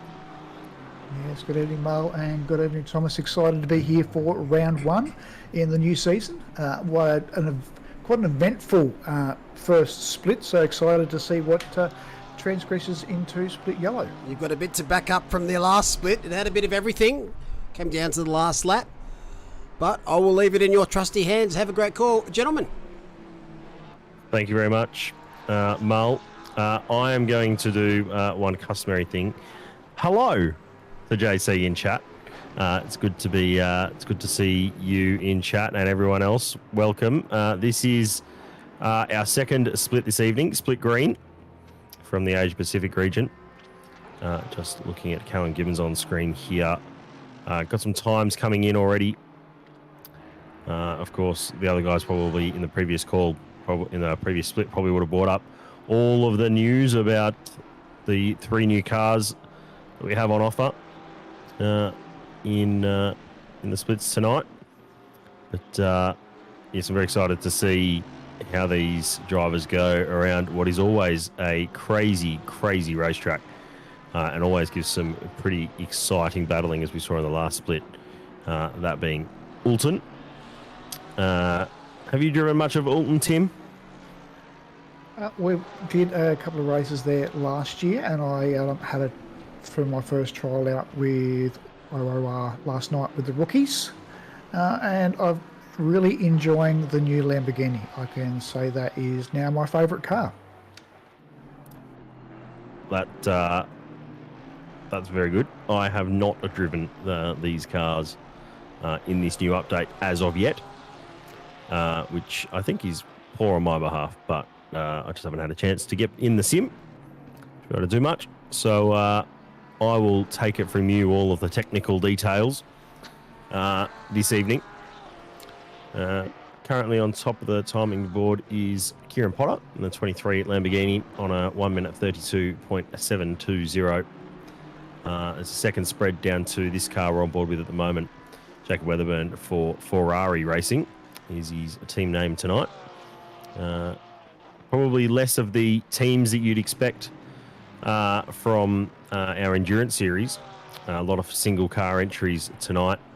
There's a couple of individuals that you'll see that are running as part of teams. Some names you might remember. Of course, we had BS Competition. Visceral Racing was a new entry in the last split. Benjamin Hignett running a milk racing car. 471 Mercedes, currently in 4th spot, doing quite nicely up there.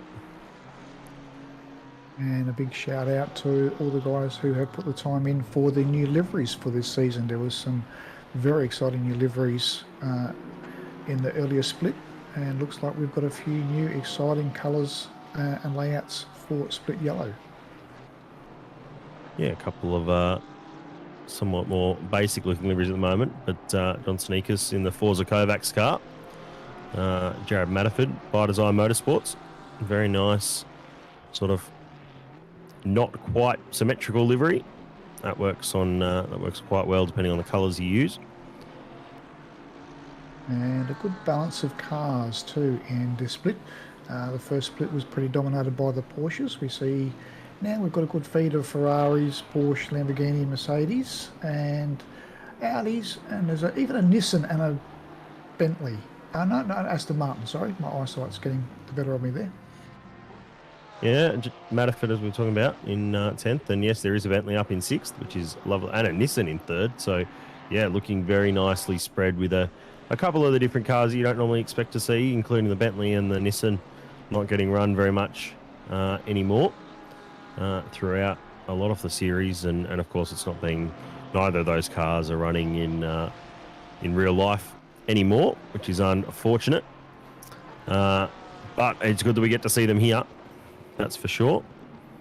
Chat, if you do have a favourite old car, or favourite one of the cars that aren't being run, including previous Evos of the Ferrari 488 original GT3 or the 991 Porsche, not the .2 or the old Mercedes, let us know if you have a favourite of those. I'm still got a soft spot for the Bentley, having driven ACC for a few years now. It was one of the first cars I got into, and obviously the heritage that the Bentley brings with it too. Yeah, absolutely. It is a lovely car. I do remember I drove the Bentley for it was the Kyalami 9 Hour back in 2021, I think I drove the Bentley. Those people who know will remember the name Alpha Venturi Wassel Wandle was the car name, which was Wassel Wandle is actually Navy in Swahili. That's why we went with a whole bunch of names there. Looking through the field though, top silver driver at the moment is Bate in the 95 BMW, followed by Kilby, Clark and Nagel. I believe all those classes are correct. I'm just struggling with a few of the names at the moment. I'm waiting for Pitwall to catch up with the current feed. A lot of these names are new to me. I was commentating the earlier split last season, so looking forward to seeing some of the handiwork of some of these drivers and putting it all together. With 70 minutes this evening with 2 mandatory pit stops around Oulton Park, and tyre life is a big conversation going on with now 1.9.2.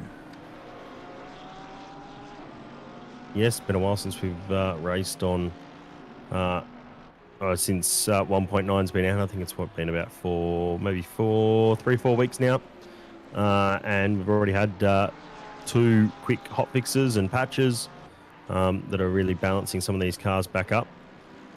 We'll just keep our eyes on the cars that are coming across the line to either start or submit or finish laps here. We've got the top 3 are separated by less than a tenth, and then it's almost 3 tenths back to Hind in the 705 Ferrari.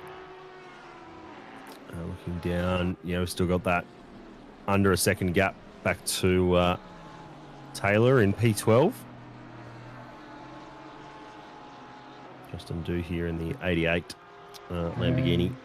Still a few cars, Hill, Bate, Gibbons, Doe, all capable of putting in a flying lap here still on track. And only 2 tenths between them, so there is chance for them to all make advantages here. But Taylor and McInnes has now called it quits.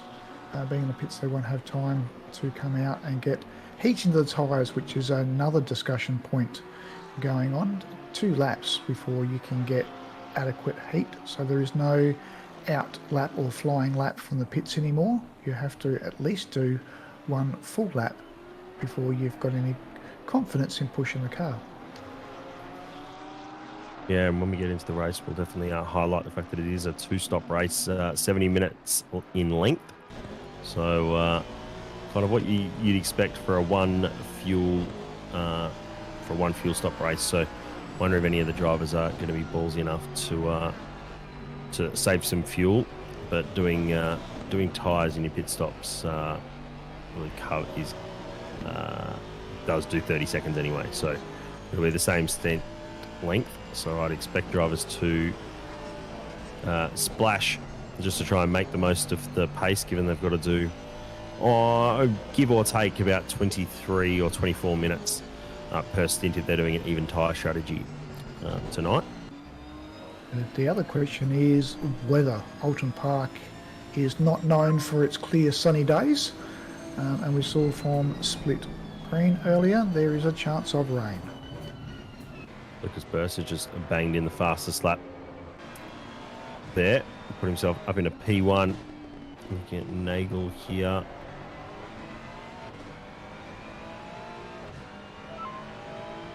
Kieran Potter bangs in the fast lap of 32.632, so he takes pole position at the moment.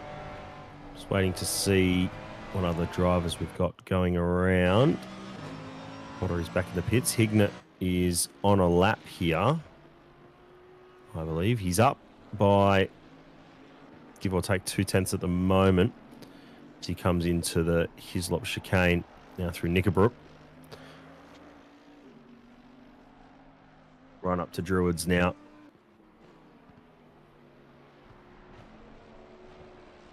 Opens up the corner. Doesn't run too much on the inside. Either of the apexes up to Lodge now. Final major braking zone for this track. Swings it in wide. Runs it out as far as he dares. Is this going to be enough to catapult him up? No, he's straight in the pits. So practice pit entry there. Jake Homan, 313, is just coming through the final corner. Valentini here is on an invalid lap. And there we go. Kieran Potter takes out pole in the 23 Lamborghini for BDE Motorsport. Lucas Burse in P2. John Sonikas sneaks it up into P3. Connor Hind, Hignett, Weatherburn, Thornton, Giacomin, Matterford, and Maloney. That's the top 10.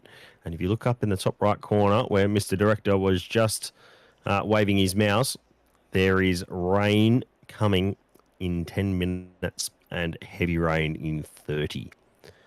So I think the strategy here might be, the track is optimum, so start on dries, and then if they know the crossover point, they've got to be on it to change to those wet tyres, which would cover a mandatory pit stop. So that's the important thing to remember there. Back to our starting grid. Bate in the 95 at BMW. He's the leader of our silver class drivers. Gibbons, Barker follow him. I think Gibbons will be thinking, will be hoping, maybe even ruining that qualifying performance there. He'd be hoping to be further up the field. Just looking through the field here, trying to see if there's many names that I know that might feel like they're a little bit further down as well. If we look through the grid here, some beautiful liveries on show.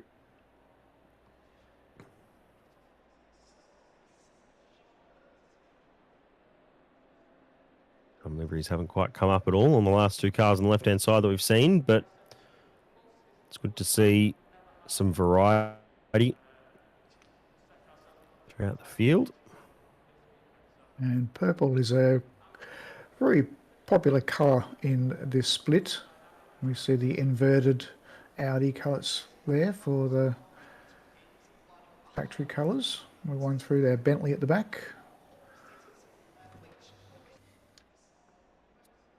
Just about 45 seconds away from getting the formation lap underway. Full formation lap in the Sprint Series.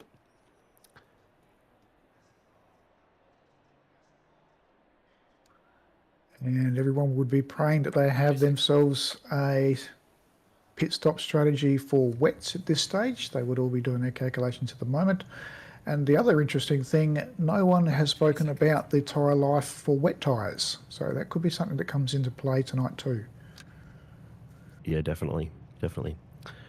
Just want to have a look through the calendar of it, if you're just joining us for this race.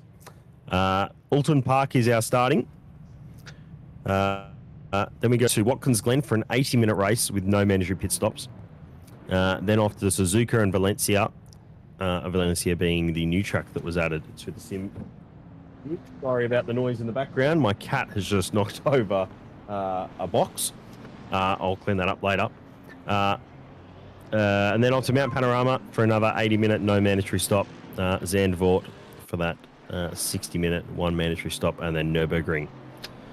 That is the calendar. That'll take us through the next 7 weeks. As they're all lining up behind our safety car for this year is the Bentley.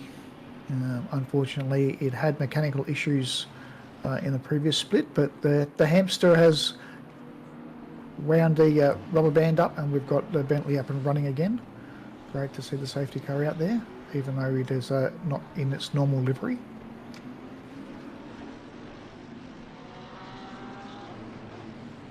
Yes, I didn't know we were using the Bentley for this season as the safety car. It is quite a big car, so it does stand out in the field. Nothing like those supercars. Apparently, I don't know if it's a promo car, if it's actually their new safety car, is a Ford Ranger Raptor, which was an interesting choice, I suppose, for a safety car. Would have thought that would have been Bert's cup of tea, the BP Ultimate Recovery car. But anyway.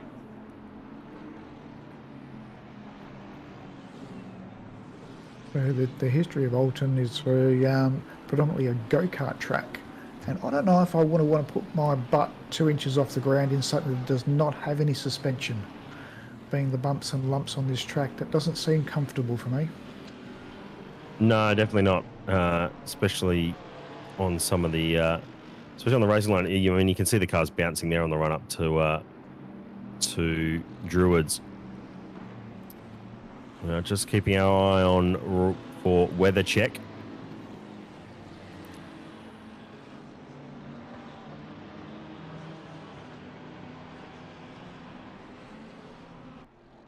Safety car accelerating away from the field through the last corner, returning to pit lane. We will be very close to getting a start here. We're going to watch for the green flags. Top of the timing screen, you'll see either side of race there are red lines. They will turn to green when we get the green flag. Waiting. And we're green. It's a drag race to the start from Potter and Burse. Little bit of side-on-side contact up through the first corner. Burse has the outside line. He'll take an early lead, although only just in behind. A bit of 2x2 battles going on. Just trying to find their way through. So that was Hignett, who just got forced a little bit wide at the bottom of the hill. And everyone paying attention here, and a clean start. We have managed to survive our way down to the hairpin at Cheryl's Oil Corner without any incidents. Great to see as we ride upon now with Thomas McKinns, and the guys are choosing to go too wide through there. It's not somewhere where I would be comfortable doing that, but these guys... And the rain's here.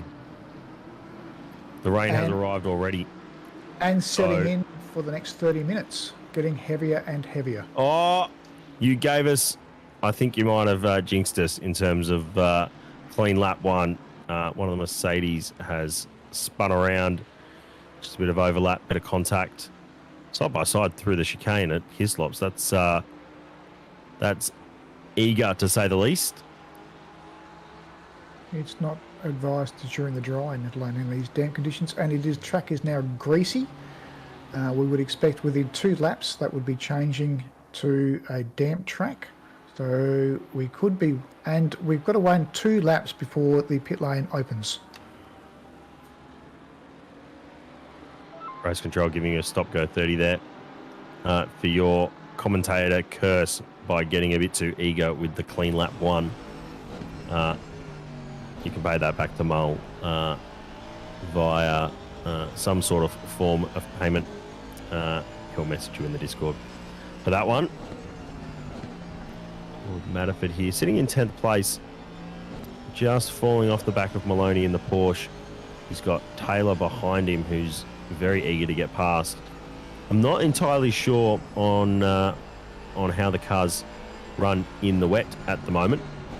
Oh, who's that around? That is John Sonikas doing donuts on the inside of the hairpin. Hopefully that wasn't contact, but it's a weird spot for a car to be there by himself, unless he's lost the rear through the entry into that hairpin. They run the car in there so fast and so hard that it can be difficult to maintain control of the car. One of the cars had to take to the escape road through the chicane there. Also, he's running a little bit deep. And we'll now get to see a chance of how these cars handle in the wet. Currently sitting with the Taylor in the Ferrari, and we can see the BMW and the Porsche and the Bentley, the Aston Martin, all in this group here, and seeing how they're going to handle version 1.9.2. It has made a big change to the performance of these cars with the suspension and the tyre grip.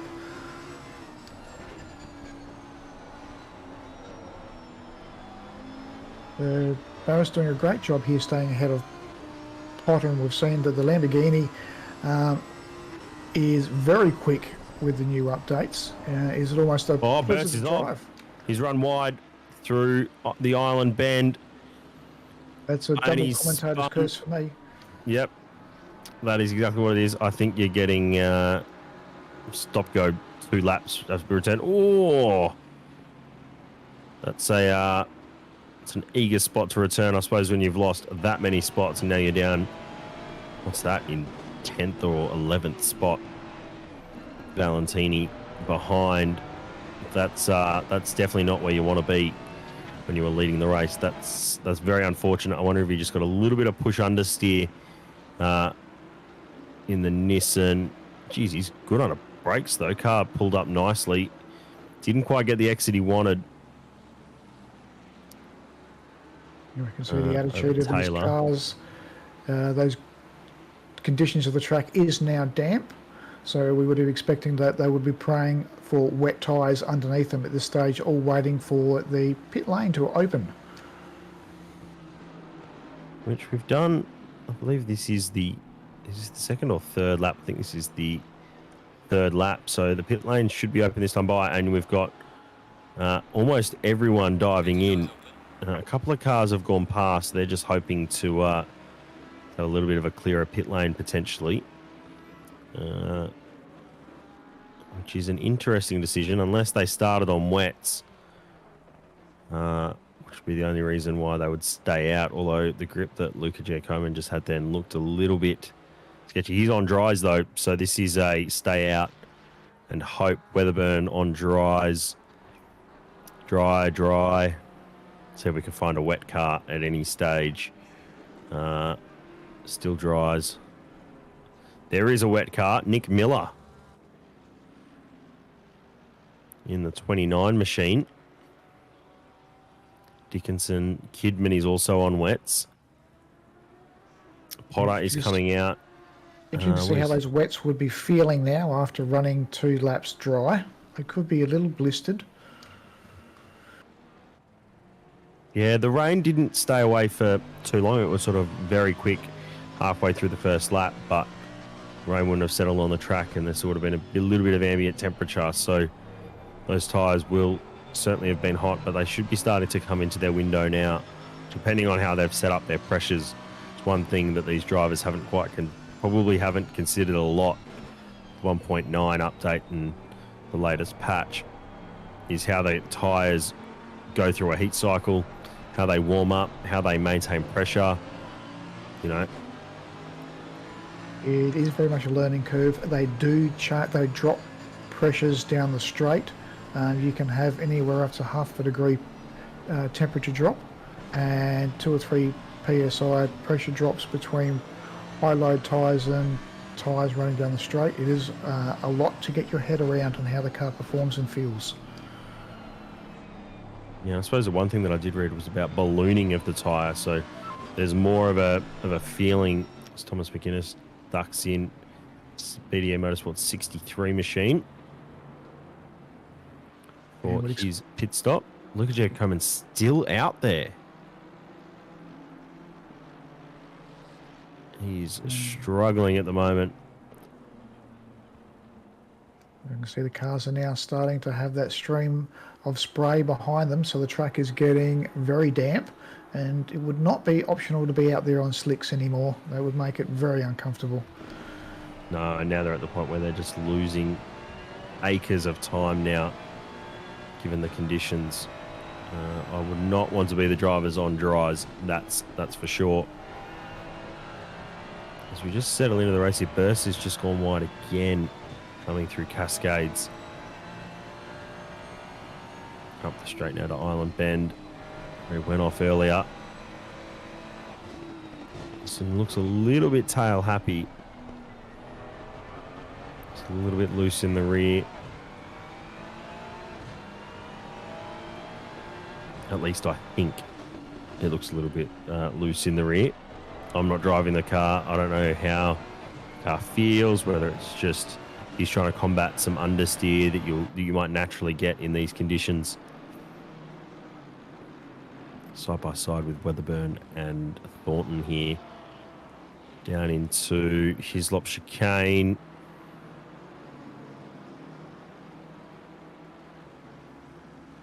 Drivers have to reassess their braking points. They'll be earlier. And you can see how some of the drivers are just trying to drive in a little bit deeper into these corners, and they're just sort of washing out in the mid corner with a little bit of understeer. Have to slow the car down more to get it to rotate. Thornton here just unable to get up the inside of that Ferrari.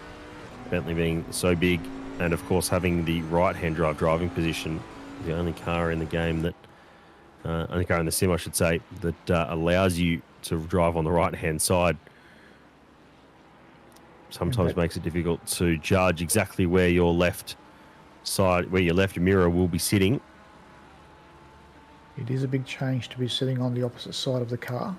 It's a little bit unnatural, but once you get settled into it, the Bentley is a really good car in the wet. Even after the updates and the lack of power, we would expect that the Bentley is going to have a little bit of performance here. Then you see trying to put the nose up the inside, a little bit of a tap. That is probably going to have a little bit of interest there from the stewards. Doing right now, waiting for everyone to get back on track. There was a little bit of an intent there to apologise, let the Ferrari go ahead. However, they've already lost, almost quite a few positions, I'll say, all the way down to G. Coman in 14th, and they're still not appearing in behind. So that's quite a few positions that they've lost. So definitely will get raise the eye of the stewards. But they're doing great work in the stewards booth, race control at the moment.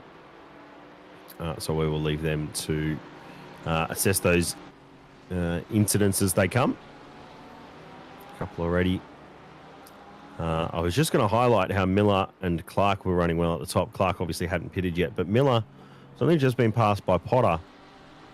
Potter has already pulled out a 3-second lead. So that's a combination of net pace and probably tyres as well. So Miller started on the wet tyres. Around the outside into turn one. That's that looked like a ballsy move. That was something else. Oh, and they're side by side in behind. Gia Coman and I think that's Taylor in behind. And no, not Taylor. Another Lamborghini, it looked like. I'm not sure if that was a lapped car. Probably was. Looking at the timing board. And Burst is on the move here. He would be our on-track leader at the stage, with the 3 cars in front of him still requiring to take one of their mandatory pit stops. And Connor Hine would be keen to keep on the back here and not have that margin step out too much. You can see the attitude of the cars, still not quite happy in the wet weather. Hang on, I'm a little confused. Potter and Hignett haven't hit it? We would have to guess that they started on wet tyres. Well, you see, I wouldn't have said that because Burst got past and the rain had started. So I'm surprised that Burst started on dries, you're right. But that gap sort of hasn't really opened up between Potter, Hignett and Burst by a huge margin, given the pit stop. So Yeah, so Potter and Hignett still have to do another. They will have to do another stop. So they're really hoping that maybe the track dries up, but still 30 minutes in the future, it's still increasing rain. So I don't think that they're going to reap a benefit unless it at the end. Sorry, it dries up at the end and they're able to go onto dry tyres. But yeah, that's this is the replay from earlier. Seneca, so he's run off. He's done that by himself, but he's okay. Come back on through the hedge there. Just lost the rears there. I think I saw in chat that JP had said that he was hitting turn 2 and then has a bit of rear aero damage. That would have made the car unstable through. As we see, here's a replay here. So a little bit of contact in behind. And then just under brakes, gets bonked. Didn't lose the position, but came to the next lap. And he was very unstable in the rear.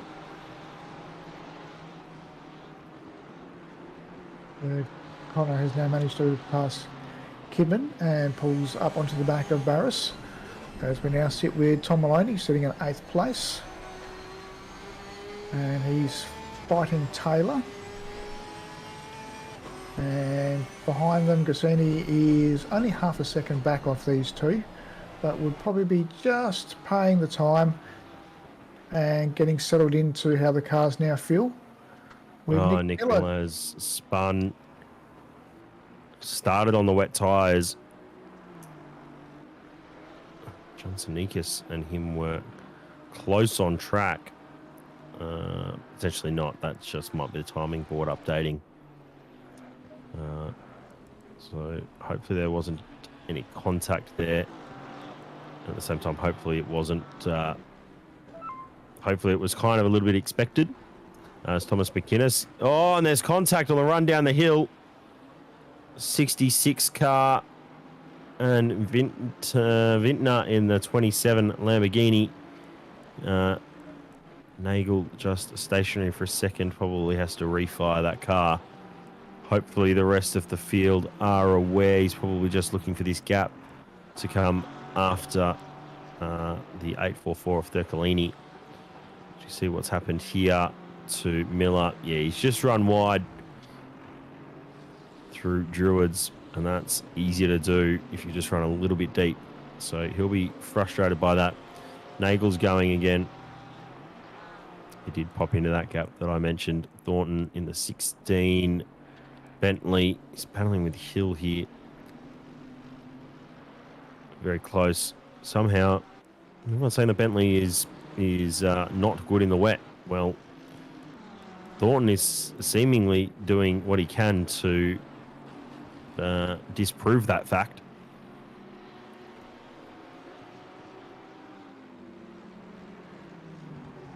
That is the Audi doing harsh things in the wet, and we're showing the white lines and the ripple strips are not your fan in these weathers around this track. We come back on with David Thornton. We're watching the Bentley battle the conditions here around Oulton Park with 53 minutes still to go, and the two leading cars are still yet to take one of their 2 mandatory pit stops for tyres. And potentially a splash and dash for fuel. But the gamble potentially with this wet weather sticking around is not going to pay off. Yeah, of course the mandatory stop is measured by you changing tyres. So that sort of, the strategy could be, well, I've got to do 1 stop. I've got to do 2 stops. Maybe I'll just do 1 tyre change and then a splash and dash, but no, you have to change tyres for it to be considered a mandatory stop being completed. The Maloney go deeper under brakes and get past Chris Taylor there, up in a 6th place. That Porsche seems to be hooked up for him, although he just does run a little bit wide, and he's going to invite Taylor in. Oh, and he's run wide. He's just misjudged where the car is, goes through a brake marker and a Sunico board. And unfortunately, all that good work has come undone. I'm saying the car looks hooked up. Maybe he's just a bit more confident in the wet. He's soaring at the wheel. And that is really the trying to lump. make a difference. Runs it deep. Yep. He's just losing some time now. Yeah, a little bit of running on the grass, a little bit slippery, but the lumps and bumps, I think, brought him undone, coming around the back of the track there. We'll hopefully see him get back on pace and get his eyes forward. We should be able to see him catch up to the back of the pack again, hopefully. And also see through the timing charts, we're starting to see some penalties roll out through for the track cuts here can be quite vicious too, so the guys will have to pay attention. There will be some, the game will give some sort of consideration for the wet track now, but they still won't want to be using any of those curbs or trying to cut any of these corners. As Potter and Hignett still lead us out, and they are actually moving away from Beres, which surprises me. They were only 7 seconds before, and now they're over nearly 10 seconds out. So they are still pushing on, trying to take advantage, although they still have 2 mandatory pit stops. Yeah, so Potter's at 12 seconds in front of Hignett, and then Bercy's just coming onto the back of him now. As we jump on board with Hignett and Burse going at it. There's a couple of things you need to consider. You know, there's the 30-second pit stop time that happens when you change tyres. But there is also the transit time that they need to consider. So Potter here needs to really open up that gap. He needs to open up to probably about the 50-second mark if he wants to get a cheap pit stop. In these conditions, that's not going to be difficult. He'll be hoping that Hignett and Burse can have a good little battle.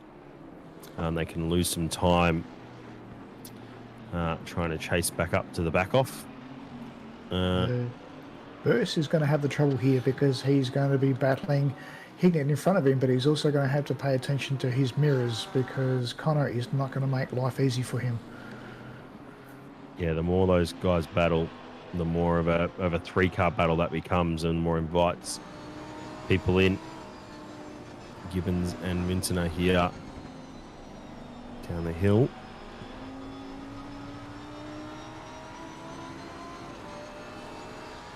But Lambo there got good drive out of the corner. Gibbo stout in defending.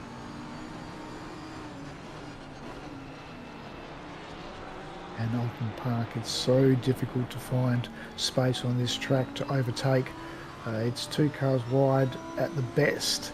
But the new rules this year, ownership of the track belongs to the car in front, or if the car behind can get past, the front wheels can get past the rear wheels prior to the braking zone, they can take possession of the turn into the corner.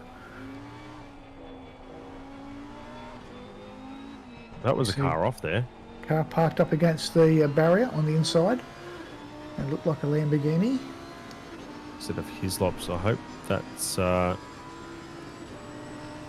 there's no Lamborghinis in... Oh, I'm sure that's not the leader. Let's have a moment there. Have a look. Who's this? No, this is one of the blue flag drivers.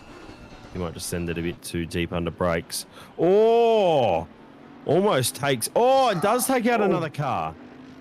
That hurts. So lost it under brakes. Almost takes out Burse in P3 and then does take out... I think that was the 86 Mercedes. So that will definitely have raised the eye of the stewards. I'll definitely need to have a look at that. But yes, Ep's in chat for both of those drivers, maybe even all 3 of those drivers. That's it's very unfortunate. Oh, that's a Ferrari that's just gone off through Hislops. And then there's a 4-car pile-up going on here. So what's that? That's Taylor, Sanikas, Maloney, all involved. Taylor's run away, so there must have been was there a lap car in between potentially in that battle? It did look like there was one in there. I couldn't quite make out the number, but there's only the three cars at the moment in this group by the looks of it. It's definitely a maybe it looks like it was Matterford involved. So I think there were 3 cars. I definitely do remember seeing a white car, and I think that must have been the Aston of Matterford. So I wonder if that was just under brakes and there was just in between sort of a pinch point, all the cars trying to get to one spot at the same time and a little bit too close under brakes. You can see the cars just aren't quite gripping up on the initial turn in there. They're having to slow the car down, let the car grip as they turn in. We'll see what's happened here. So Matterford's run wide, rejoined, come down to the middle of the racetrack there in a little bit of a defensive move. And then, yeah, it's just sort of everyone's pinched up together. And Sanikas makes contact with Matterford.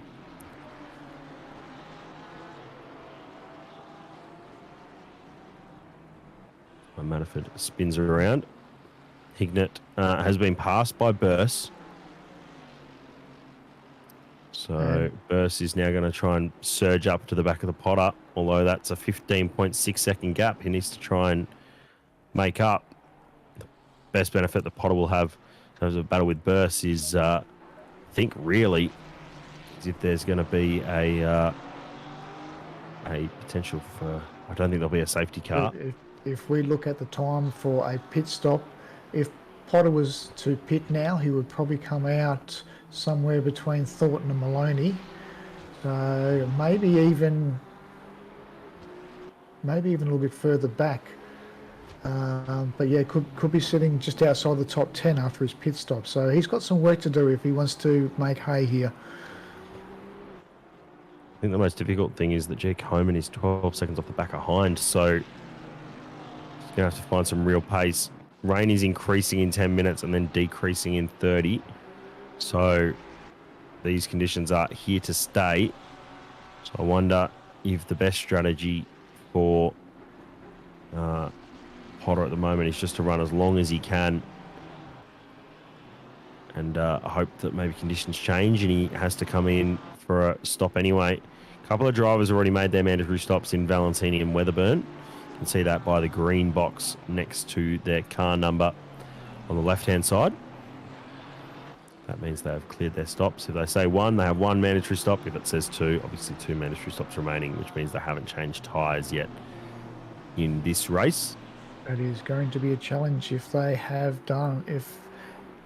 pitted for tyres twice. They have to do a minimum of 45 minutes on a set of tyres, which at this stage is probably not recommended. So we're thinking they may have done a stop for repairs at some stage.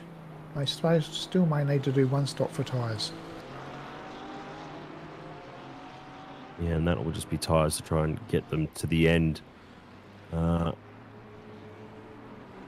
strategy now should be go as deep as possible. There is still the chance that this weather could fine up and we could see the last 4 or 5 laps of this race on a dry track. So everyone would be now just pushing hard to try and go as deep into this race to see what the weather's going to do before they start making any further decision.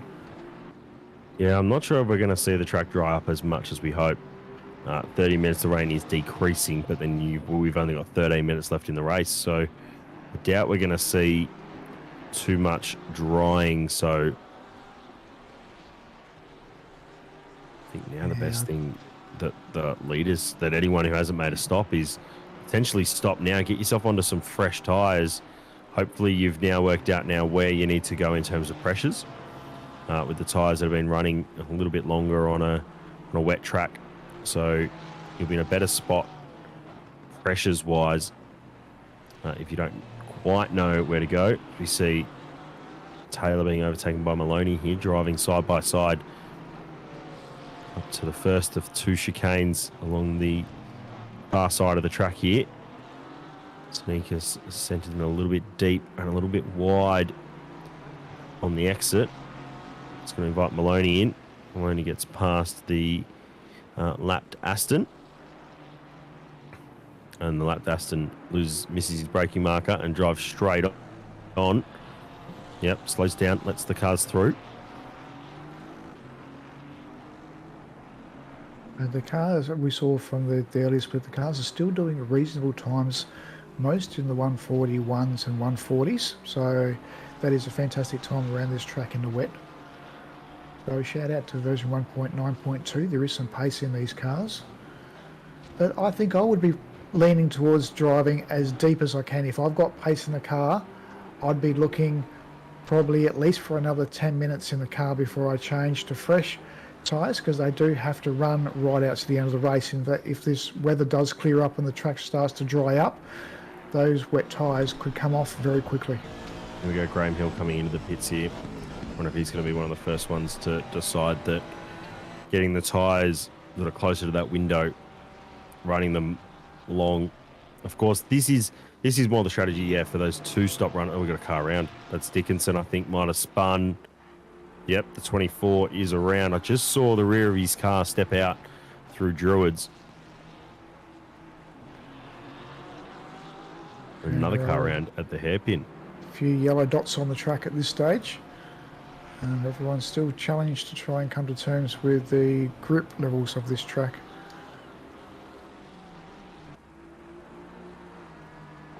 And potentially understanding how these cars handle in the wet now that we're under version 1.9.2. Yep, weather has changed. It's now 30 minutes on the track and rain is easing to a light shower. So it's going to throw a spanner in the works also. Yeah, back to that strategy play. I wonder if plan for those drivers who have to make still have to make two more stops. Yeah, make one stop now. Get yourself onto some tyres that are a little bit closer to the window of optimal running. Try and make hay whilst the sun doesn't shine, stuck behind some clouds, and then get closer towards the end and readjust your tyres again. Give yourself a little bit of margin towards the end. That's a send from a mile back, and that is contact with Kidman. Richardson just missing his braking marker. Nothing you have to consider, of course, is they're not on the racing line, so you've got to brake earlier already. As you see Potter come through there to lap Richardson. An extra little bump coming down that hill in that zone, which would have unsettled the car as well. But interesting that Audi from Kidman is one of the cars that still is yet to make one of his first mandatory pit stops. Yeah, so I think the Kidman might have been, must have been one of those wet tyre starters. As we see, in goes the leader, Potter, I believe. He's in the pits now. So this is the strategy play for him. Trying to see what sort of gap he's got. Some cars behind.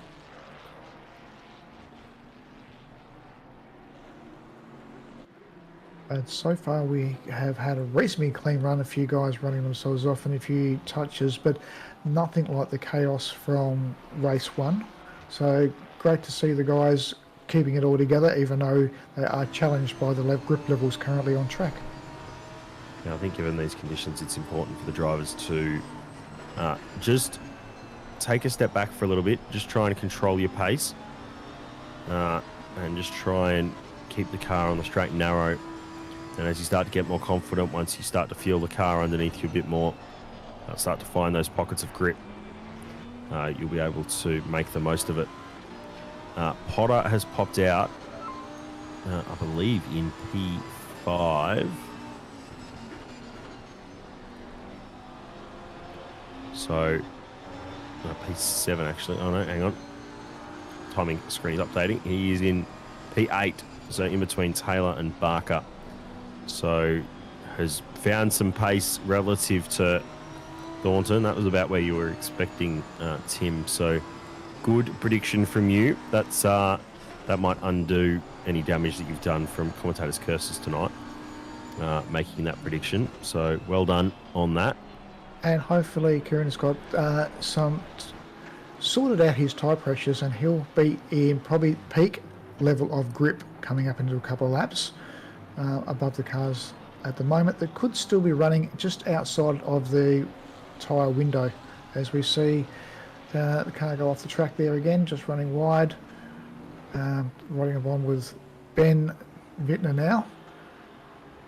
Car off here, still going slowly.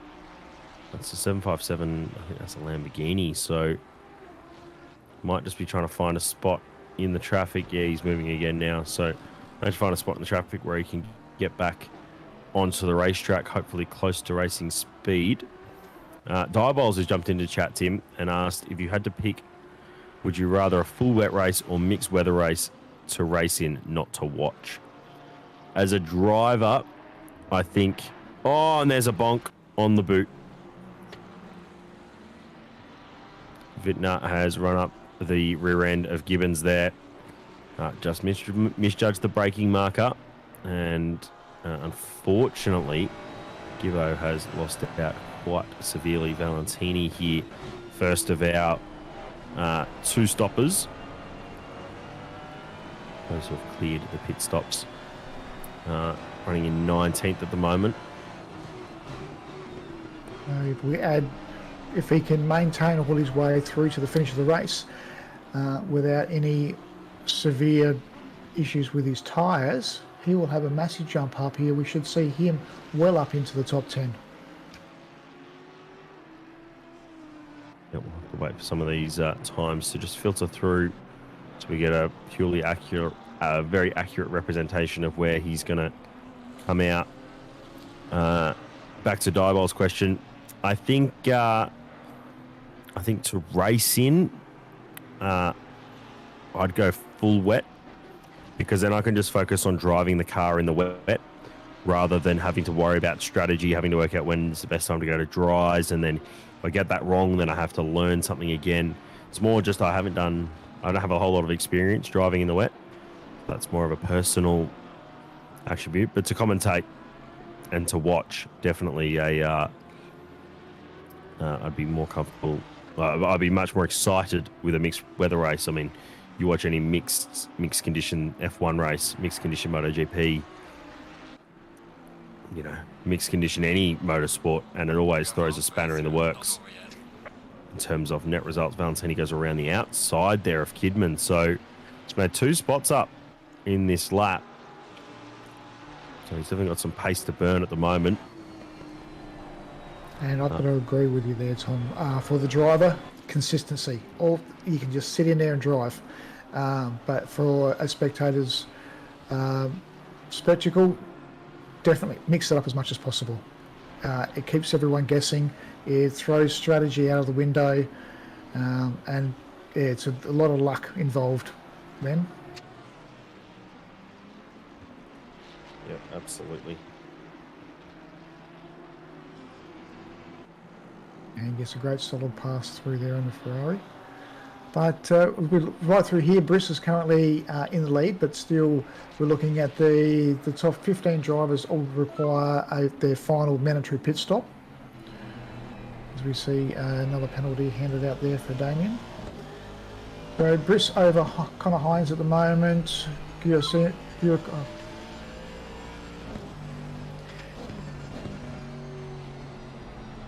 A couple of penalties coming through at the moment for jumping for some starting infringements. Takes a little while for the stewards to jump on top of that. They just want to watch through lap 1 and keep an eye on what's happened throughout the opening laps. So they just don't quite do that straight away. They just try and make the most out of it. Kidman, hasn't done any stops yet, so that's a ballsy call, I'd say. And I wonder if it's not a ballsy call, if it's just a little bit of not knowing that there are 2 compulsory stops. And Wittner coming in for his final pit stop at the moment. And we'll be probably... Guys will be looking at the weather. Weather's staying consistent. It is drying up a little bit, but it will stay wet for the rest of the race. So the guys will all be now playing how the cars are handling and whether they can get an advantage out of tyres. And like you said, maybe a little tweak to the pressures to try and gain some advantage I don't really think having the time now on these tyres, one of the other things is that the drivers will, consider is that for people like Potter who came in when the track was wet, he's now got a reference point for when he put those new wet tyres on, where the pressures are now after a couple of laps of running on those tyres. He'll start to get an understanding of, what he can do to the tyres now, better than Burst and Hind, who stopped early. I think that's going to be of a benefit to him, but he just needs to close the gap to. I think his aim should be try and close the gap to Jed Coman. At the moment, he's 12 seconds off Hind. I think he just needs to get on the back of Jed Coman, and then I think, given the way the strategy is played out, that'll be a comfortable spot for him. Yes, he's making good speed up onto the back of Maloney as we ride aboard Kieran Potter. And he's going to have to find enough pace now to be able to get past the Porsche in front of him so that he can keep on the march. As I said, his Giacomo's over 12 seconds up the road, so that is quite a march. And we've also got a three-way battle now, because we may see Taylor coming up onto the end of this. I'm just waiting for the timing screens to catch up. Haven't seen Taylor in the background, so. Well, we thought about the move there. He had to pull out of it.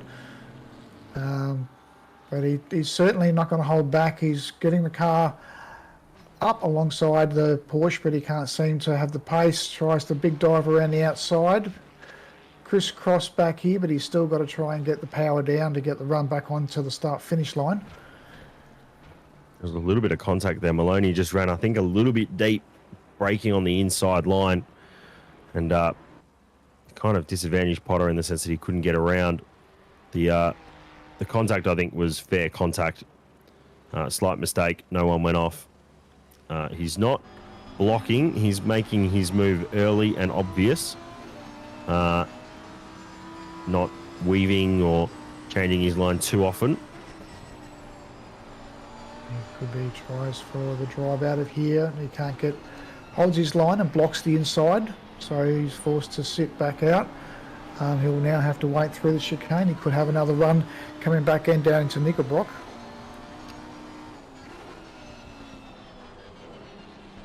He can just get the power down here coming up over the hill. Coming out of hill slop, he doesn't look like he's got enough here. He's going to have to wait again. Oh, he does the late dive on the brakes. And they're too wide. He's got the ownership of the road here, but they're going to have to give him space, and he manages to pull it off. That's a fantastic drive, but hold your breath for that one, because I thought the Porsche was actually going to come together then. I gave the Porsche enough room there, did Potter, and managed to get through, cleaning a little bit of rubbing. Connor Hine, while we're doing that, has actually sped coming into pit lane and now has acquired a drive-through. That's not ideal. That's going to be a cheap pit stop there for. Well, that drive-through has disappeared. So he would have just been served the drive-through now for his. He would have followed through his pit stop to into the drive-through. So he still has to come out. We'll see where he comes out once the timing updates, but he'll still have to go back in for another pit stop. Yep, still will have to do that next pit stop. But that would be another position there for Potter. Jack Homan is in. He's making his last mandatory stop.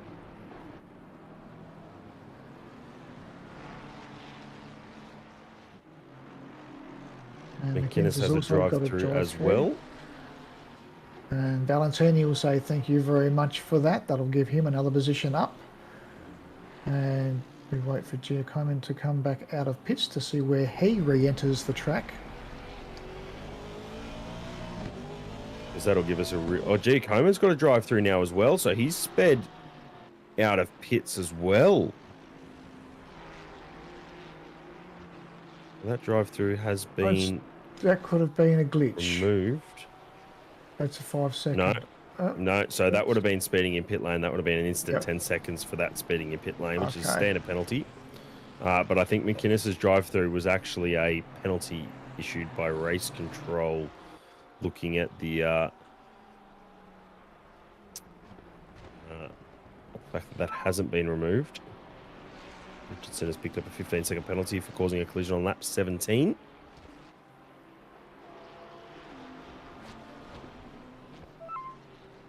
So Giacomo's come back out in 13th position, and he is now our leading car. And he is 6.5 seconds up the road from Valentini, both having made both of their mandatory pit stops.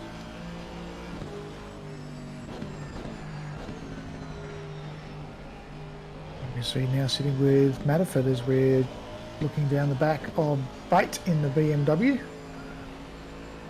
Battle for 8th position here, and it looks like they may have Barker just up in front of them in the Ferrari. You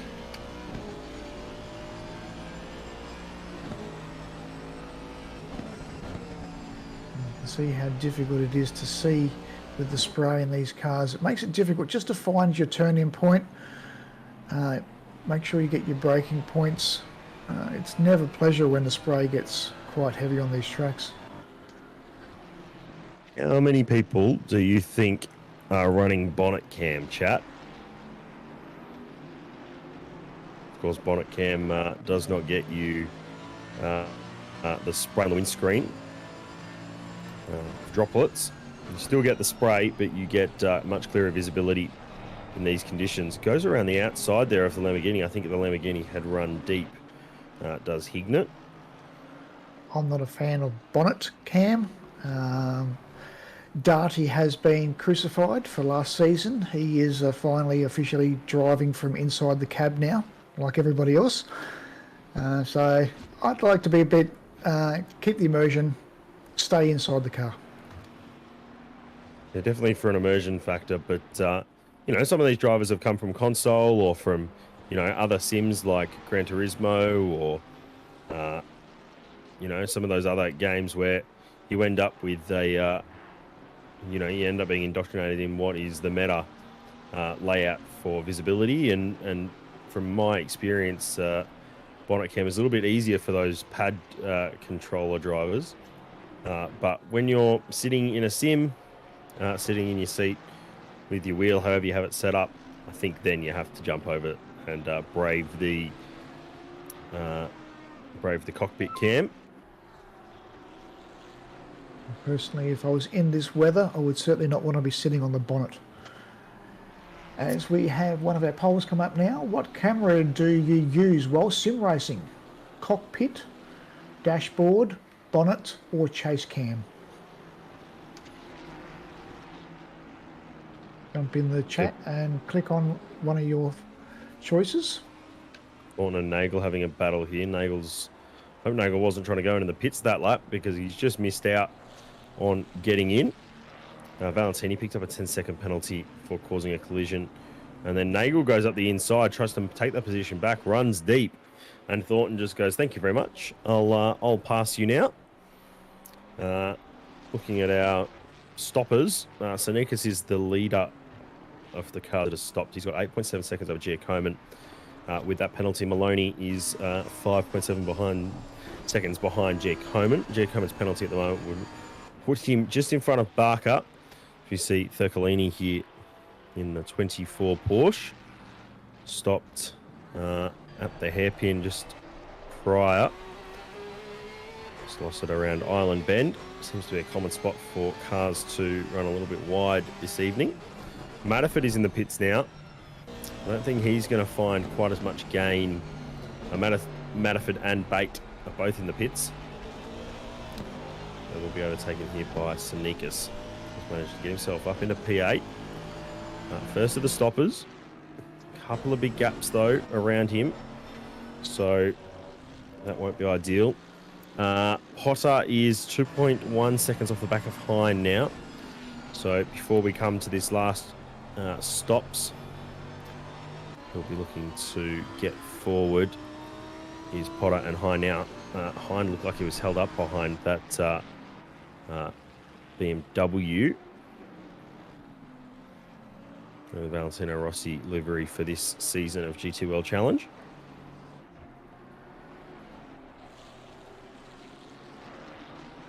Just going to do maths.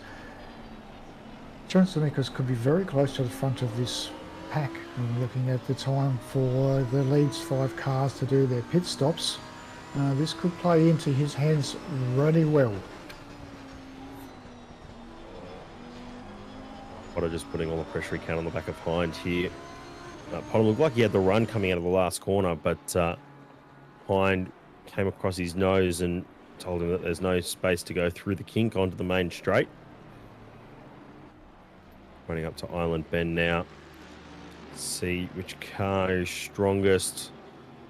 Potter seems to be able to put the car more where he wants it to, so it seems to have a lot more grip. Whether that's mechanical with setup or whether that's more of the tyre pressures. I can vouch for the Lamborghini. It is quite strong through there. It just feels like it's got endless amount of grip. And again, strong on the power down here, but on the outside, it's probably not where you would prefer to be. And he makes the move. He does. Puts himself up in a second spot. So the gap is, and that's another Porsche that's spun. That's Dickinson again. There's another Charles Clark in the 757. He's also wide. He's 7 laps down though, so wonder what's happened there for Charles. Dickinson's lost out here. He's in behind Nagel, I think, in front of Gibbo. Into the pits he goes. This car slowed down for the 50 km/h speed limit there. And Valentini now has a drive-through. Valentini with a drive-through now, so that's after stopping one of the earliest at the start. Not in an ideal position at the moment. That's clearly due to contact with another car, because I believe stewards were looking at an incident earlier on. So we now look at Bruce Potter, Hine and Kilby still to take their mandatory pit stops. But we're looking at Sonicas is going to be very close to second position, if not the front of this pack after these guys finish their pit stops, which will be a great recovery from him, being that he did have early trouble and lost a good chunk of time having a game of golf. Car 18 has a drive-through for track limits, so hence why we didn't see that pop up at the bottom of the screen. So that won't get cleared by the stewards at all. We'll have to serve that at some stage. Sonique is just being held up now by Kilby. Geez, that gap between Kilby and Sonique, Kilby and Hine, those 47 seconds. So I think that Potter may be able to get out. It'll be close, but he may be able to get out in front of Sonique, which would mean that he does end up with a podium at the moment. Sonique has got past Kilby, so Sonique's job now is to go like hell, close the gap. If I was Potter, I would be thinking about pitting very, very soon, potentially on the next lap. It's now in, you would think they would all come in within the same vicinity to take on the back of each other. So we'll just see how this rolls out. Beres and Potter have obviously gone past, so they will potentially pit in this next lap or two. And John will now see how he comes out against Connor Hind, but he kind of did same the drive-through penalty as well. So looking at Connor coming out of the pits now. Miles in front. Miles. That surprised me. I thought there was more time in it. Yeah, I thought they would have come out a lot closer, although Hind hasn't cleared that mandatory stop.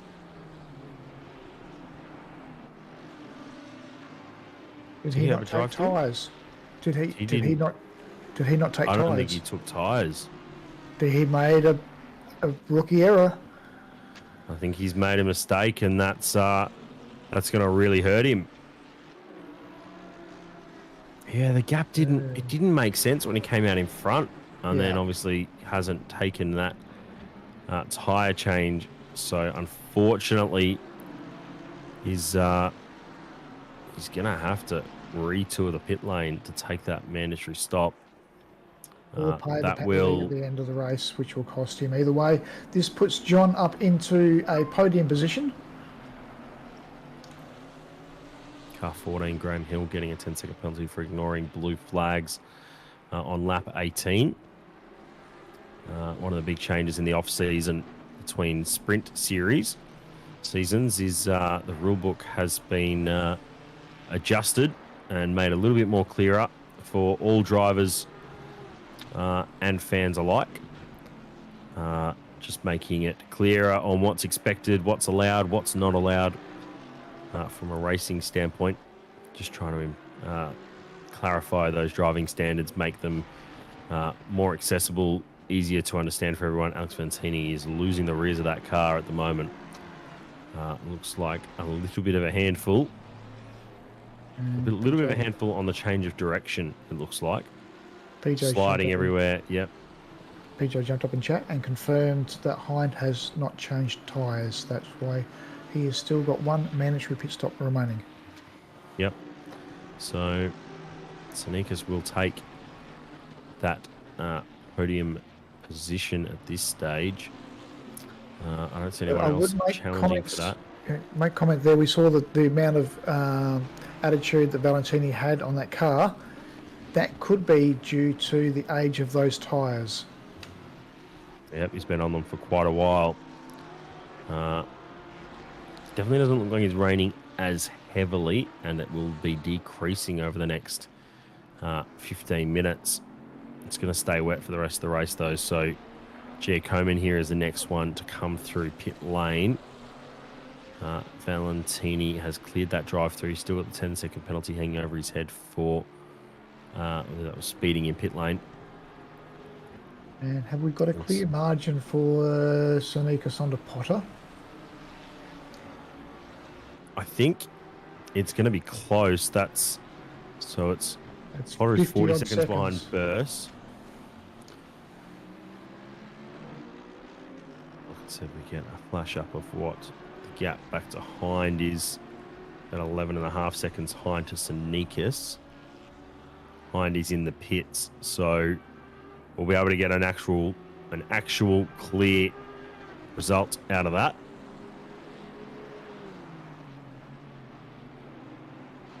As we ride upon now with David Barker, who is in a challenge with Thornton.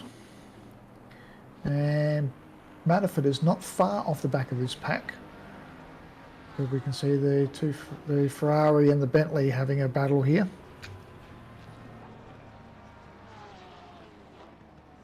And our leader is now into the pits, so it'll be interesting to see where he folds out in amongst all this mix. So we would expect that Potter and Kirby will be pitting very, very soon. Yep, I think Potter will leave it for as long as he can, just to try and see what sort of gap he can get, how much pressure he can put on Burse. Maybe if he can play a little bit of games with Burse in the long run for this race. In chat, if you haven't seen the message from the Octane Online Racing account, voting is open for your driver of the day. Please click that link. That'll take you to a Google form, and you can select your driver of the day. And at the end of the race, or at the end of this round, we will announce who the driver of the day is. And the results for the poll have also come through. And 62% is dashboard cam with no steering wheel. 25% for cockpit cam showing the wheel. And 12% for the bonnet cam. And there are no heroes on the chase cam. No, it's unfortunate. But we're Frustrating. now looking at the gap that Sonikas is going to have over Barris, and whether Potter can actually get any margin over Barris before he makes his pit stop, because we're seeing 43 seconds. It's 53 seconds, roughly, Potter to Sonikas. So that will be, I think that will be tight in terms of a rejoin. Going to be a very challenging last 10 minutes of this race as Potter now comes into the pits. So we'll be keen to see how this rolls out. Barris has a good margin at the moment over Sonikas, so we expect him to maintain the lead of the race, but Potter and Sonikas could be challenging now for the second tier of the podium. Yep, so Burst has gone through. Sonikas is just coming up the back straight now to Druids. We are on the number 23 on the mini-map on the right of your screen. And still stationary in the pits, as we can see the red mark now is John Sonikas as he's coming around through the last corner. 23 cars moving. And John coming up down onto the start-finish line now. And this is going to be very, very close. Benefit for Sonikas here is that he's got tyres which should be up in temperature. Car looks quite stable. Potter just needs to try and ease his way into this stint now. Look after the tyres. The gap is visible. And John's got a couple of cars to negotiate now as well before he catches up to the back of Potter. So the gap, 4.6 seconds. Watch that gap start to decrease as Sonikas starts to use the advantage of fresh tyres. Still waiting on Kilby to stop. I think he's probably going to jump down to potentially where Gibbons is, potentially where Vintner is, and then that will be a battle, a close battle for silver honours. And Maloney's sitting off the back of this pack, and he'll just be hoping that someone makes an error and he will pounce. He's close enough that he can take advantage if someone does a serious off track. But he's got a little bit of a space too, so he can just run his own race out here and not doing anything stupid to get himself across the line.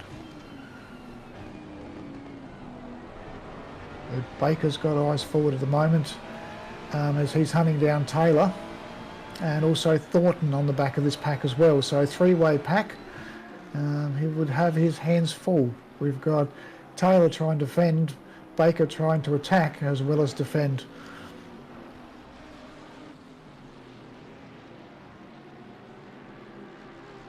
I think Potter's started to flex his muscles a bit. It's now at the 9.8 seconds. I think Sonikas just got held up behind those lap cars. Potter is getting a much easier time through lap traffic. So I think that's worked in his favour. Well, here's a question. If you had a choice, where would you like to be in this pack? Would you like to be at the front, in the middle, or at the back at this stage? Front. Defend? I'd like to be in front. Not defend, but have clean air in front of you and no spray. Less distractions. All you've got to do is drive, hit your marks. There's less risk of you making a mistake. So there's less stress on you to making a mistake that's going to ruin someone else's race. If you make a mistake yourself, that's on you. But if you make a mistake and you miss a braking marker and you run up the rear of the car in front of you, that always feels bad. But I think I'd much rather be at the front. It's a big shout Especially when out it's a to, three-car battle. I think if it's a two-car battle, I'd like it the other way around. But a three-car battle, I'd like to just be head down. The driver in the middle has to be cautious about what move he's going to go for, because any error, he is going to have that Bentley all over him. Exactly. He can't make any risks here. He's going to have to be a guaranteed clean move, or he's going to throw away the position completely. Yeah. So defending, I don't want to be the car in the middle. I don't want to have to defend and try and attack at the same time. Can't car at the back, yeah, okay, but there's too much unknowns with two cars battling and then you're trying to come in to join. So that's personally just my opinion. That's just how I feel about it. So yeah, if anyone is in chat, Johnson Eakers has a 15-second penalty for causing a collision on lap 35. And that will bring Maloney into the mix. Yep, I have very good feelings about my drive for today now. And I've got to take hats off to the three of these drivers. Oh. And there we go. Ferrari out in the grass. And that is the he pressure. Saved it.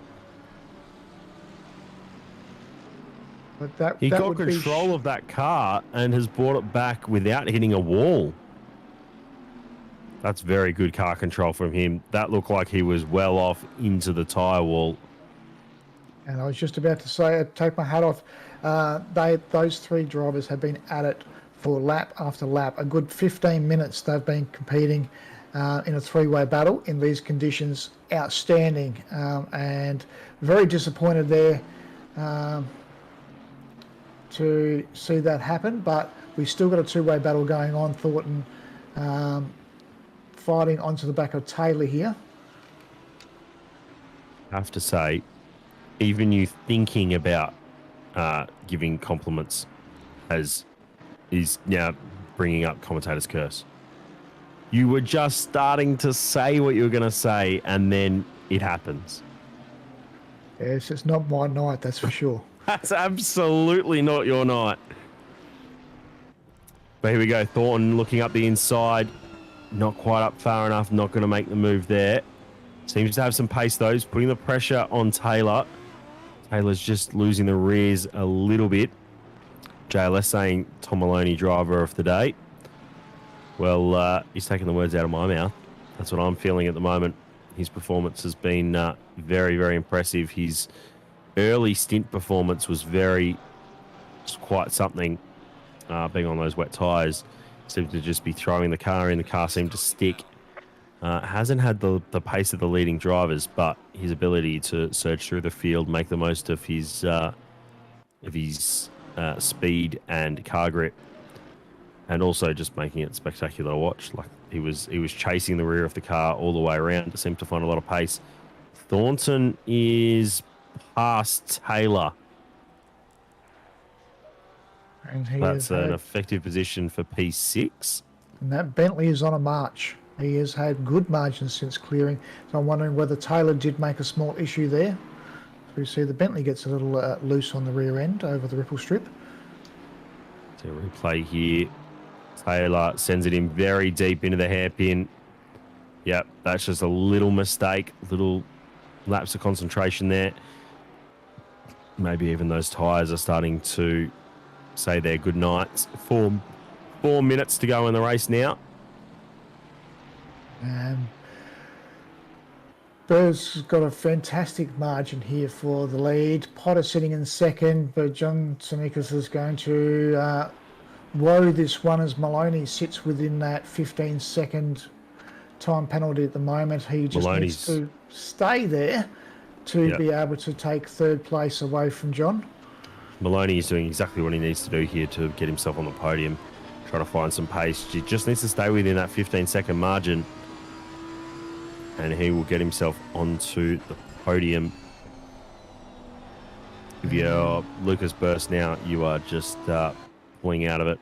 You're just coaxing the car to the end. You've got clear track in front of you. He's got almost the length of this straight here that we've just come onto. You can see it there. See him there. He's got quite a margin over Potter, and he also has a lot of clear track in front of him. So he's doing exactly what he needs to do. He just needs to pull it up. Potter's got to drive through for track limits. And Lucas Burst has just picked up a 15-second penalty for an unsafe rejoin. And it is raining penalties again, just like we saw in the earlier split. This is not over until the checkered flag flies. That is devastating for Potter. So he's not going to be close enough at all to Burst. So Nika's got 15-second penalty. Burst is probably gonna hold on to P1 here at the moment. But Tom Maloney might be a sneaky about getting P2 here. And Thornton gaining on Giacomin.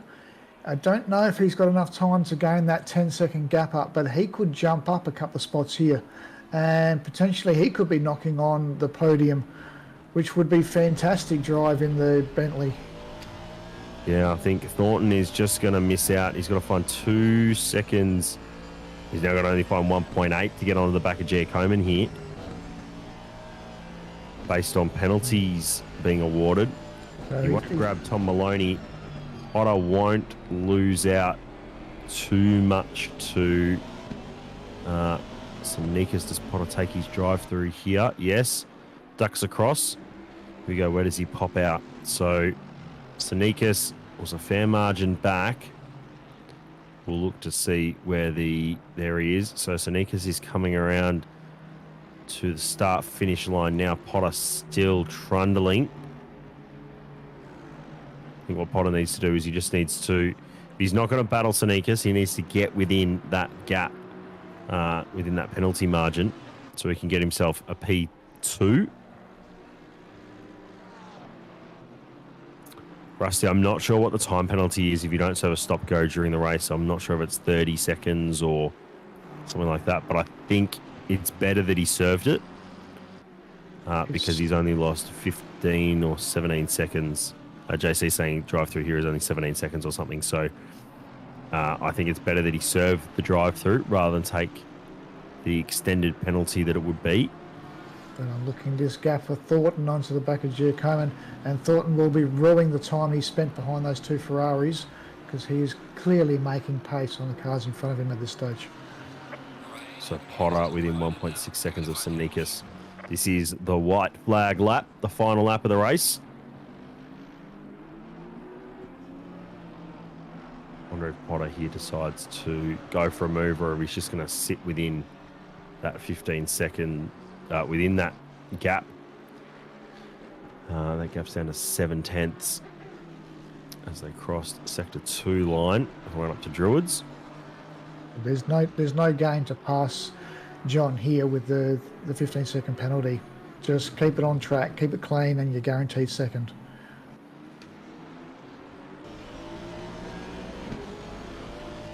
Maloney is just falling off Sneakus here, the gap that he needs. So Maloney will probably miss out on a podium. Matterford here battling with Taylor. Then we go to Bate battling with Gibbons, and Vincent are in behind. Vincent with that 15-second penalty is probably out of this battle as well.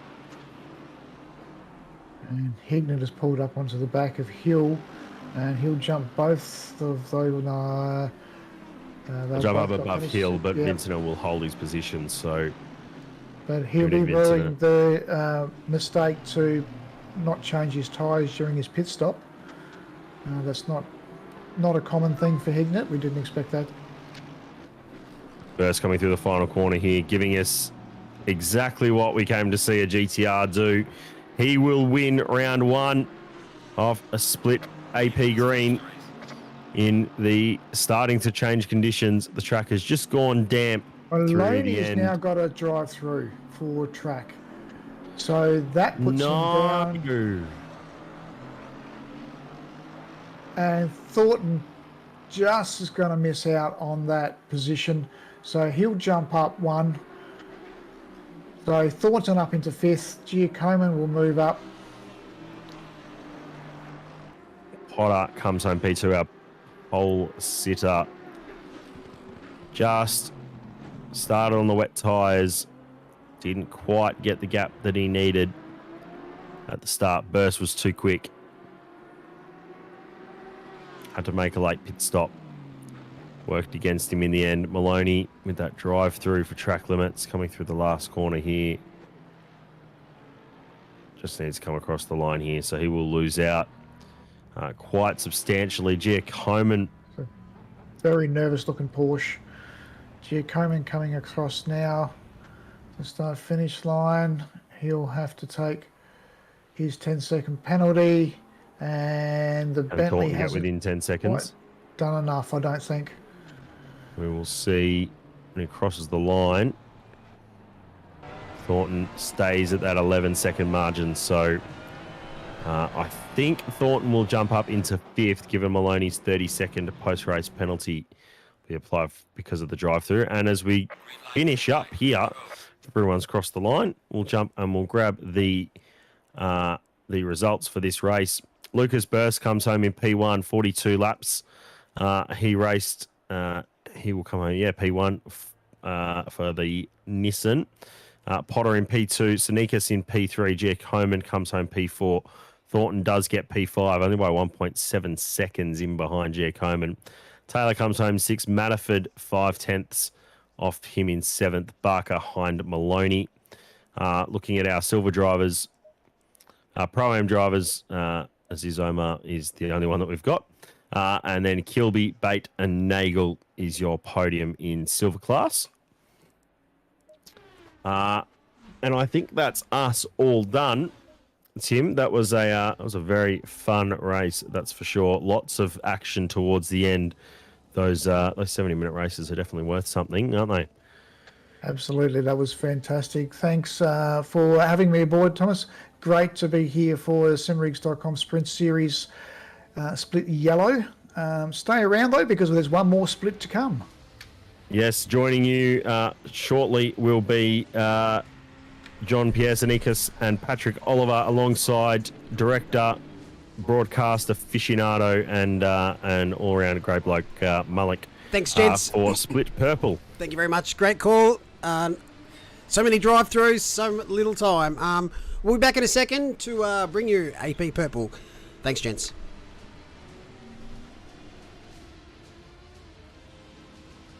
Hello.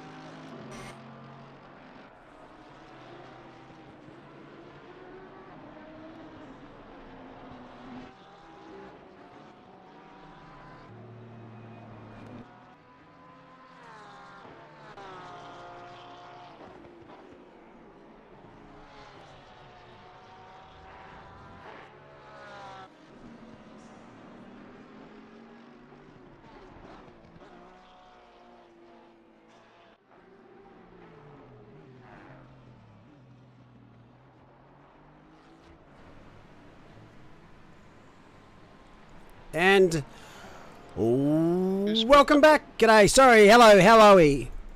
Okay. So good. I will introduce you, legends. G'day. It's JP Sneakers and it's Pat Oliver. How are we, gentlemen? So good. How are you, Mull? How's the night? I just want a dry race. Is that all right? Is it too much Yes. to ask I mean, for? the wetness does bring some excitement to it, at least. So it has its benefits. I But don't- yeah, a dry race would be good to see the actual close racing that you can get at Oulton. I didn't realise how easy it was to get a drive-through penalty. Yeah, The- that'll do it. The track limits were super strict in the wet weather, especially. Yeah, I thought it was normally less strict in the wet, but I think everyone copped it nearly. But Yeah, nonetheless, I think in reality it should be less strict, but we also know that ACC approaches things from an Italian angle, so it's kind of like, well, whatever works is fine. exactly. Well, have a great call, and I'll see you on the flip side. Enjoy the rain, enjoy the race. Thanks, Mull. By the looks of things, they haven't got any precipitation, but you know ACC and how it loves to change its mind session to session, so maybe we could get some dry racing here. Are we It hopeful? certainly looks as though we will have a dry server for the most part, but there might be a little bit of rain to spice things up towards the end of the race there. But looking at qualifying, only 3 minutes remaining, so not that much time currently. Brad Cook in pole position in the Porsche. Stefano Ricciuti in P2, and Lewis Quigley making his pro debut after a stellar season last season in the Pro-Am division. Didn't quite win the championship, I think, but he had an absolute stonking showing. So good to see him up there in P3 as well.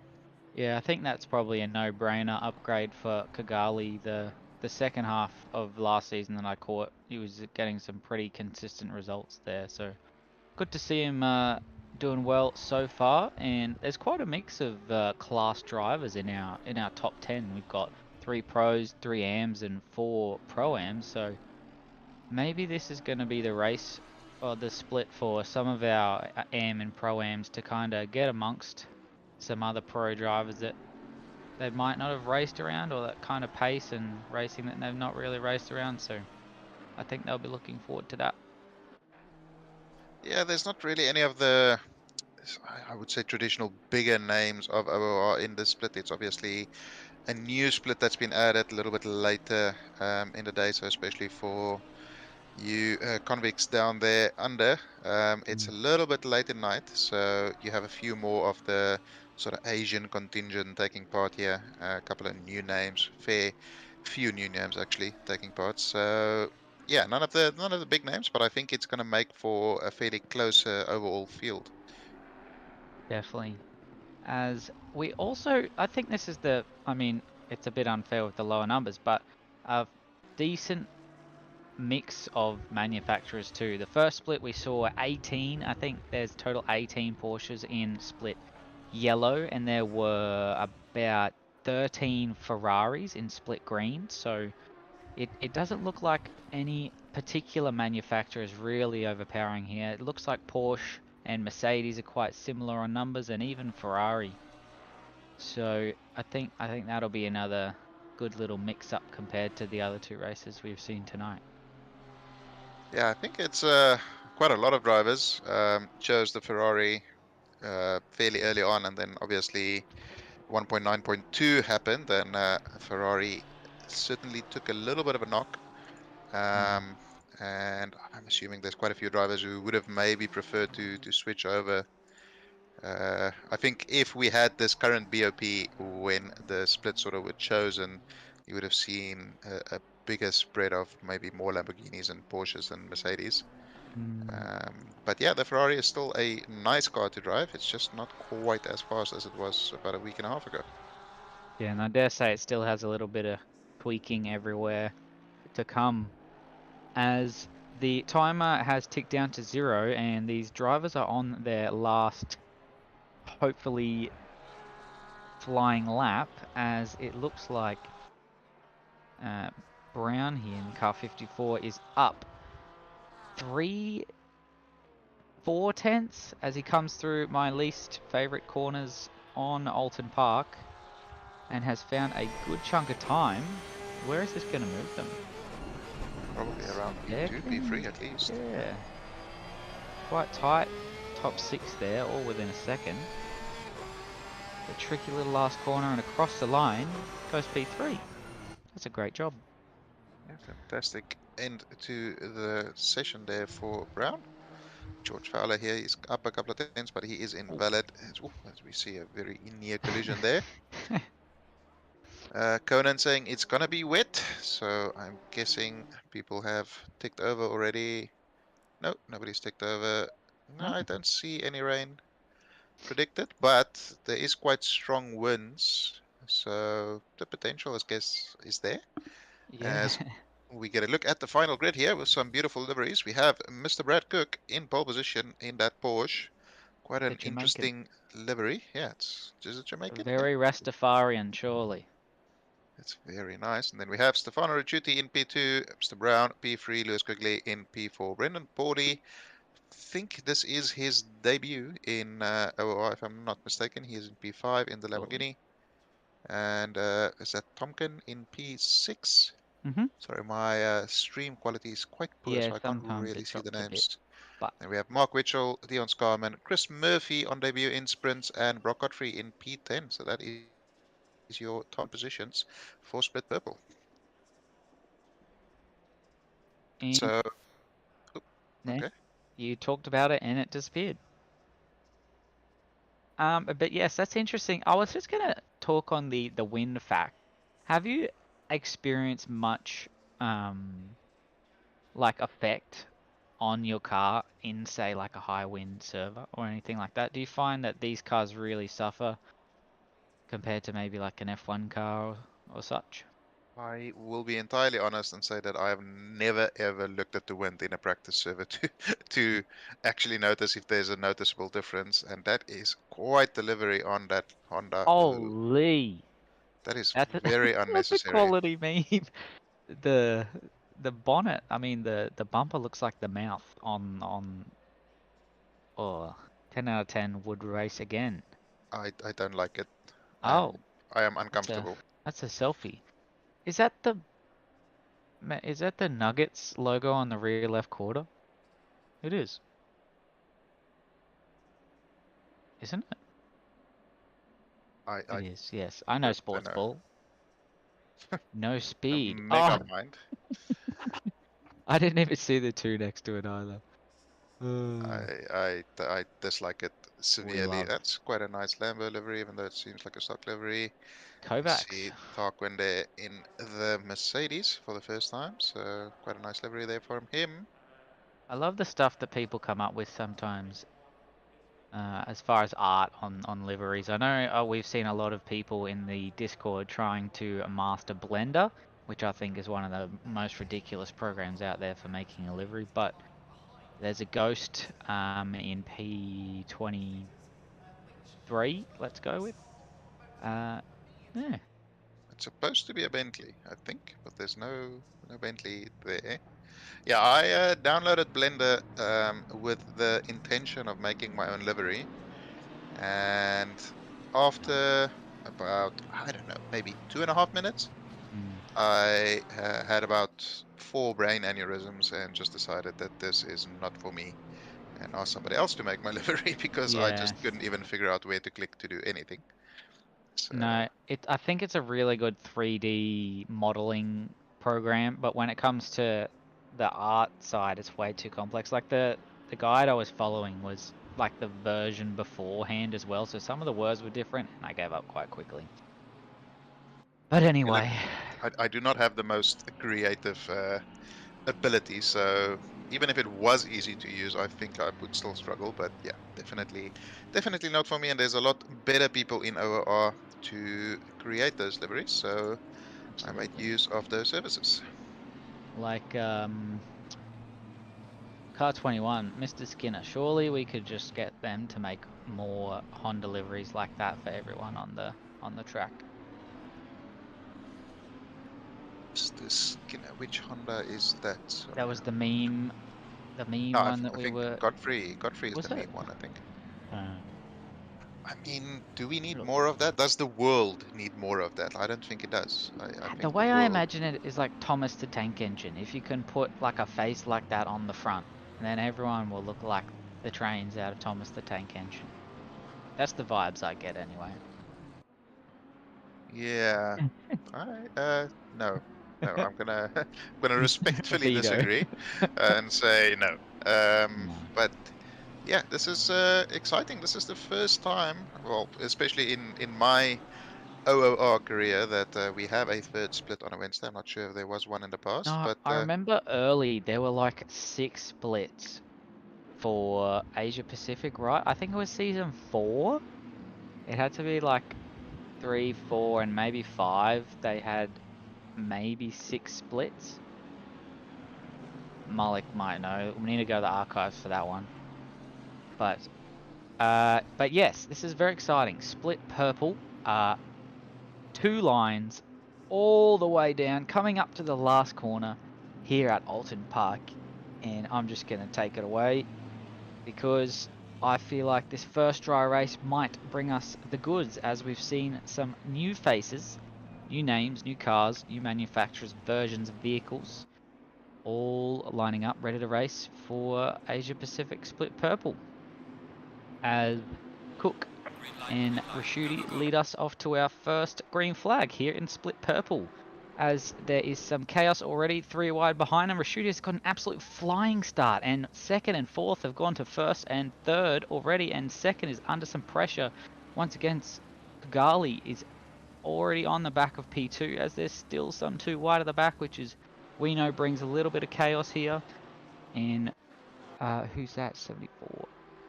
Witchell is under some pressure yet again by a Lamborghini, as they all come down to one of the trickier racing corners of Oulton Park, as they all compress a little bit up to the first bouncy chicken, which I find each car takes slightly different.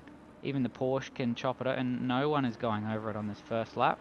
So trying to get their tyres up to pressure, up to temperature, and trying to savour them. I know graining was patched a little bit, but it'll be good to see how this dry racing affects their tyres for the race, as Skarnman goes a little bit deep on entry and is going to have a McLaren on his clacker coming up into Sector 3, which I say can be one of the more tricky sectors, and he's going to go side by side coming up towards Druids.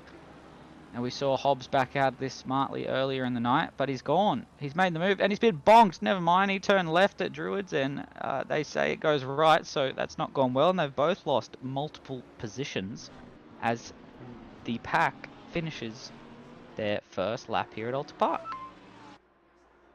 Fantastic start there from Richuti, very brave around the outside of turn 1, and he has a tiny little gap to Cook behind. Kugali putting a lot of pressure on Cook in that Mercedes, but overall a very clean lap there, not too many incidents, just one scraggler. I say that as there's a yellow flag at turn 1. It looks as though we may have had a incident there. It looks like Rejoin. that is Chris Murphy, who has just gotten No. absolutely yeeted by Whitehan there. I think that may be a return to garage situation No, there. he's No, moving. he's going. Okay. I think that'll be a paddling though. That was a not the best rejoin we've seen tonight. It's an Yeah. easy place to have a little spin by yourself, the curb on the exit there of turn 1, and on the entry as well on the inside. Very easy to just put the car into a little spin and maybe overcorrect or something and go around. So be interesting to see a replay of what happened to him there, and the follow up there by the BMW. But anyway, the racing at the front continues. And so far, everybody settling in nicely. Couple of gaps starting to develop. Oh, there's a big old late break up the inside there by Wiley in the Bentley, but great defense by, who is that? Sorry, I can't see the name. Probably Muhyiddin in the Audi. Wiley's absolutely just going guns a-blazing for his moves, maybe trying to get a bit of early track position as Rashudi. Oh, Whoa, something's what gone has on there. happened there? Oh, what the heck was that? Unfortunately, Shazrin Redza just got the bad end of that stick there. because there was a bit of checking up there. I'm not sure what was going on. It's not sure. Graham and Wiley both just stopped on the exit of the corner. They're Yeah. not 100% sure. And unfortunately, as you said, Chazrin getting the short end of the stick and meeting the wall. Looks as though Graham has an issue or something. He's going very slowly in some areas as he gets overtaken there by Wiley into turn 1. Yeah, now hopefully these drivers can all start to kind of settle in and get into a bit of a rhythm, but I mean, it doesn't look like they're going to be able to. This pack's quite tight as that Audi in front. No. Geez, there's still so much going on here. Graham is just getting swamped in our sole Audi, I believe, in this split. Does appear like it is really, it's weird because doesn't seem like there's anything wrong, but then every now and then, as we see a car at the back there, just turning left in a right-hander, but Graham really going slowly in quite a few spots for just no clear reason. Not sure if he maybe messed up his tire pressures or something, or if he's distracted by something. Anyway, Kugeli and Cook not able to separate the two of them yet. Rashuti slowly but surely building a tiny bit of a gap. Nothing spectacular yet, as we see Kugeli gets the fastest lap. So really showing some strong pace, and the Mercedes obviously not a new car, but basically a new car from the ground up physics wise, and it's really come to it into its element, and it's really a competitive car at the moment. So it's good to see a couple of them up at the head of the field. Get As a we go replay into here. our first replay of the night, going into turn 1, this will show us what happened to the 101 Lamborghini. Took a bit too much of that inside curb. The Ferrari behind did a good job of avoiding, and everyone tried to split the C's, and I think a bit more sadness is coming. Yep. Oof. There it is. BMW Okay. thought they were going to miss everything going that wide, but unfortunately timed their rejoin. Sometimes in that situation, you just have to hold your brakes. It almost looked like, I think Murphy wasn't expecting somebody to try and go around the outside there, even though, I mean, in theory, you should be expecting anybody to go anywhere, but yeah, it's just an unfortunate situation all around. As we said, that curb there is quite aggressive if you hit it in the wrong way, and he proved that point fairly effectively there. But yeah, the rest of the field is settling down. There's quite a few AM drivers in that. There's 2 in the top 10, and then we have Scarman and Marshall as well, just outside of the top 10. So certainly some drivers making an early bid so far in the season to potentially move up a class a little bit later. I think Paulie and Witchell haven't really raced in sprints for a little while. See goes quickly there, another fastest lap. He would be wanting to clear Brad Cook as early as possible. Behind the Bentley just had an absolute tank slapper behind and found the wall there. Sorry. Yeah, That was an absolute moment in the mirrors. But as you mentioned with the classes on the left, anyone in chat who might be new to OR, those obviously are rough. People that have signed up have put those classes in themselves. So maybe if they're new to OR, they might start with AM, which is a red class.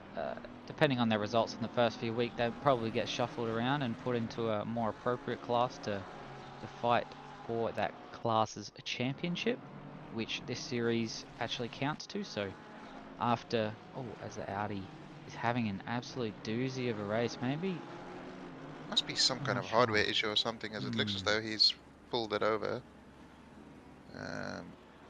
Graham looks like he's on the wrong engine map, says JLS in chat. Maybe change it for formation lap, but okay, well, maybe he's stopped the car now, so maybe some kind of hardware situation or something, I don't know. Denzel Waitan gets a 15-second penalty for causing a collision on lap 1. We did not see that, but he is the BMW that got caught up in that incident with Murphy as well at the exit of turn 1. Rashuti is putting in some nice clean laps up the front there in the Iron Lynx Lamborghini. 33.6. That's pretty good consistent race laps. So obviously feeling comfortable at the front. Put a little bit of a gap on Cook in P2, 1.5 seconds, who has Kigali right on his muffler. Yeah, I think Kugali will be getting a little bit desperate to maybe get past, sees that gap to Rachuti slowly but surely expand, and I think Kugali has a little bit more pace in the pocket than he's being able to show so far. Big old wiggle out of turn 1 there for Godfrey, as well as Parkin ahead as they go side by side into turn 3 here. Parkin shows on the outside and nothing doing for Godfrey there. Putting a lot of pressure on the back of Parkin here. Going a bit wide into the hairpin, using all of the track. Did well to keep it facing the right way there. Tucks right back into the camber there. I think that's one of my favourite parts of the track, when you get it just right in the hairpin and slam the throttle nice and early and get a big shot out of the hairpin. When you get it just... Sorry, I didn't understand. At one time you get it right. Okay, yeah, no, that sounds more right. I don't think it happens very often. No. It is quite a cool... I mean, I love Oulton. I know it has its haters and its lovers, but it's a bit of a challenging track for racing because it's so difficult to overtake, and it's actually quite difficult to follow closely as well. But as a hot lap track, I put it up there in the top 5 in the game for sure. It's just so much fun to hot lap it. And I agree. And that's where you can kind of draw the line on these tracks. It's not very often you have a good hot lapping and a good racing track. I know some of the more common tracks like Spa, Silverstone, that word was Silverstone, can be a bit of both sometimes in people's eyes, but I think Oulton is definitely, more of the British tracks actually in general. Like Brands Hatch, good hot lapping track, despite popular belief. Not the best racing track. Yeah. And even Donington, I mean, I love Donington, and it makes for fairly good close racing, but it's still very, very difficult to overtake. So we get a replay here from lap 1. This is Whitehan getting his 15-second penalty. Just leaves the nose up in the inside there, and it looks as though, I think it was Shazran who just turned in a little bit, and the BMW was still there, and he was adjudged to be at fault in the situation. So, yeah. Yeah, no, I mean, Donington is fantastic, makes for good racing as well. Close racing, very difficult to overtake. But Silverstone, I don't know, it's an awesome racetrack, gets a bit boring for hot lapping. Spa, I think everybody knows my feelings on Spa, not particularly positive. But yeah, Silverstone doesn't have that British characteristic like the other 4 do, to be fair. No, that's true. Get a replay here of what happened to Graham. So he ran a little bit wide. Big drift. He just jacked up completely, and Shazran carrying the speed and nowhere to go. But yeah, I would say Paul Ricard, probably one of the best racetracks on the game. Absolutely the worst hot lap track on the game as well. I agree.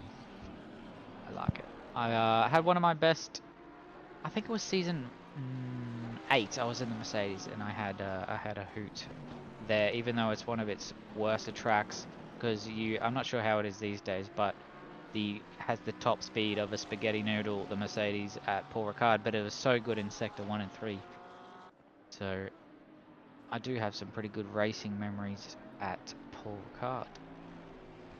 I remember when we did the recent 8-hour there, and it was raining the whole race, obviously, but the first stint was 30 minutes of the best driving I've ever done, followed by 35 minutes of some of the worst driving I've ever done. So it does have its ups and its downs, but no, it's a fantastic racetrack, makes for good side-by-side racing. It's similar to like a Kota or even Valencia, with the new track that's been added. You can do so much side-by-side racing because there's just enough space to actually do it without putting a wheel in the grass.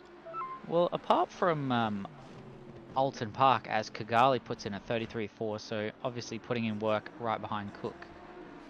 Oulton Park, Coda, and Indianapolis are actually the 3 tracks I've never raced at in ACC. So I'm excited for the future of OR and what everyone has on the cards as to what tracks we're going to, but I'm excited to get my first race under my belt at Oulton Park tomorrow night.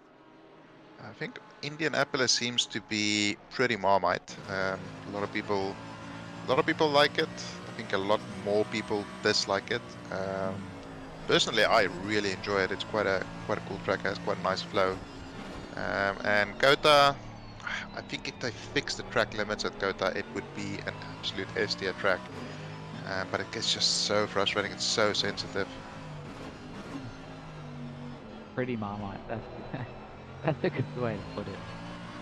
Oh, dear. I mean, I love Marmite, but I think Never we had it. call Well, I mean, Vegemite is better. And as a South African, that hurts me to say because Marmite is South African.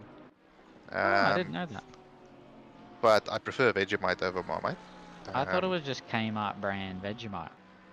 No, because Marmite is made from actual like beef extract, yeast extract from beef. Oh, beef. So it's not as vegan as Vegemite is. No, not at all. I mean, with all the beef and stuff. Apparently, the vegans don't like that. I'm not sure. But Rusty Shackleford saying Kota is underrated as a racetrack. For sure, it's a fun track to race on. Has some really cool corners and some areas where you can be really brave on the brakes. But yeah, that's just the track limits in Sector 1 are just so frustrating. Oh, big old moment for Googly there. Manages to keep it facing the right direction, but that is allowing Brad Cook a little bit of space to breathe. Just for a couple of corners probably, and then Googly will be right back up his chuff. What the hell is a Promite? I've never heard. Have you heard of Promite before? I have not, no. I'm not sure if that's some kind of an Australian thing. That's probably Kmart brand. But these two are doing well to not stay too far off the back of Stefano Rasciuti here. I think this is probably the play for Kigali, staying nice and close to the car in front and waiting to see what strategy these two choose. Like if he has his consistent pace staying on the back of this car, like he's putting in fastest lap after fastest lap, why not just stay here and then maybe extend a lap or two and see how good their in-laps and out-laps are in front.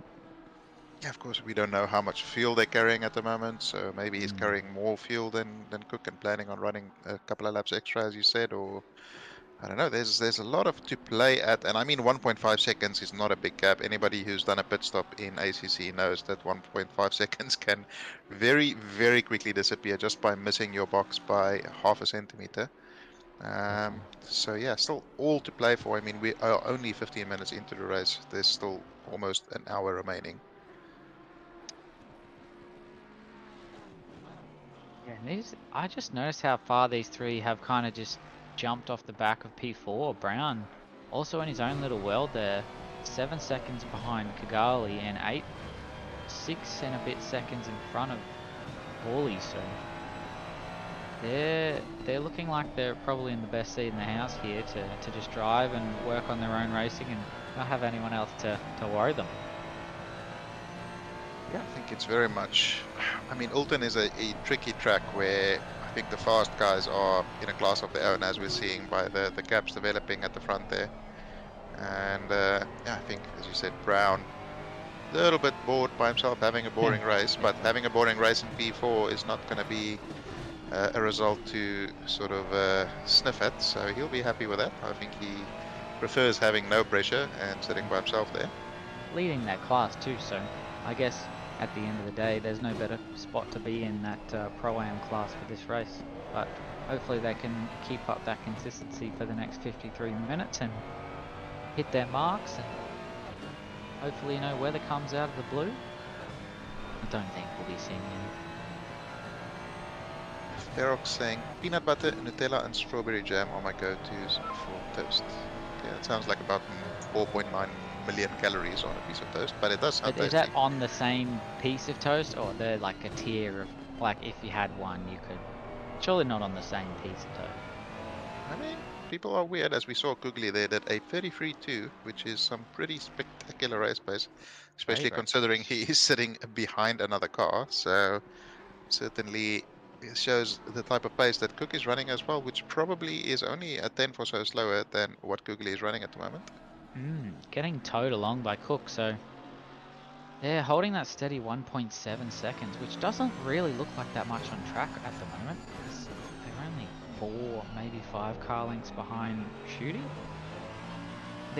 Look, Mullock says if the bread is sourdough. Now, that sounds like some fancy ass bread. It's just whatever we can get. I'm not a bread snob. Are you a sourdough only kind of guy, or? No, I'm not too particular. I prefer just normal whole wheat bread. I do like sour bread, but it's a bit hard to come by here. So there's only a couple of shops that sell it on the island. So yeah, I just like a good old farmer's loaf or whole wheat loaf or something like that. That does the job to me.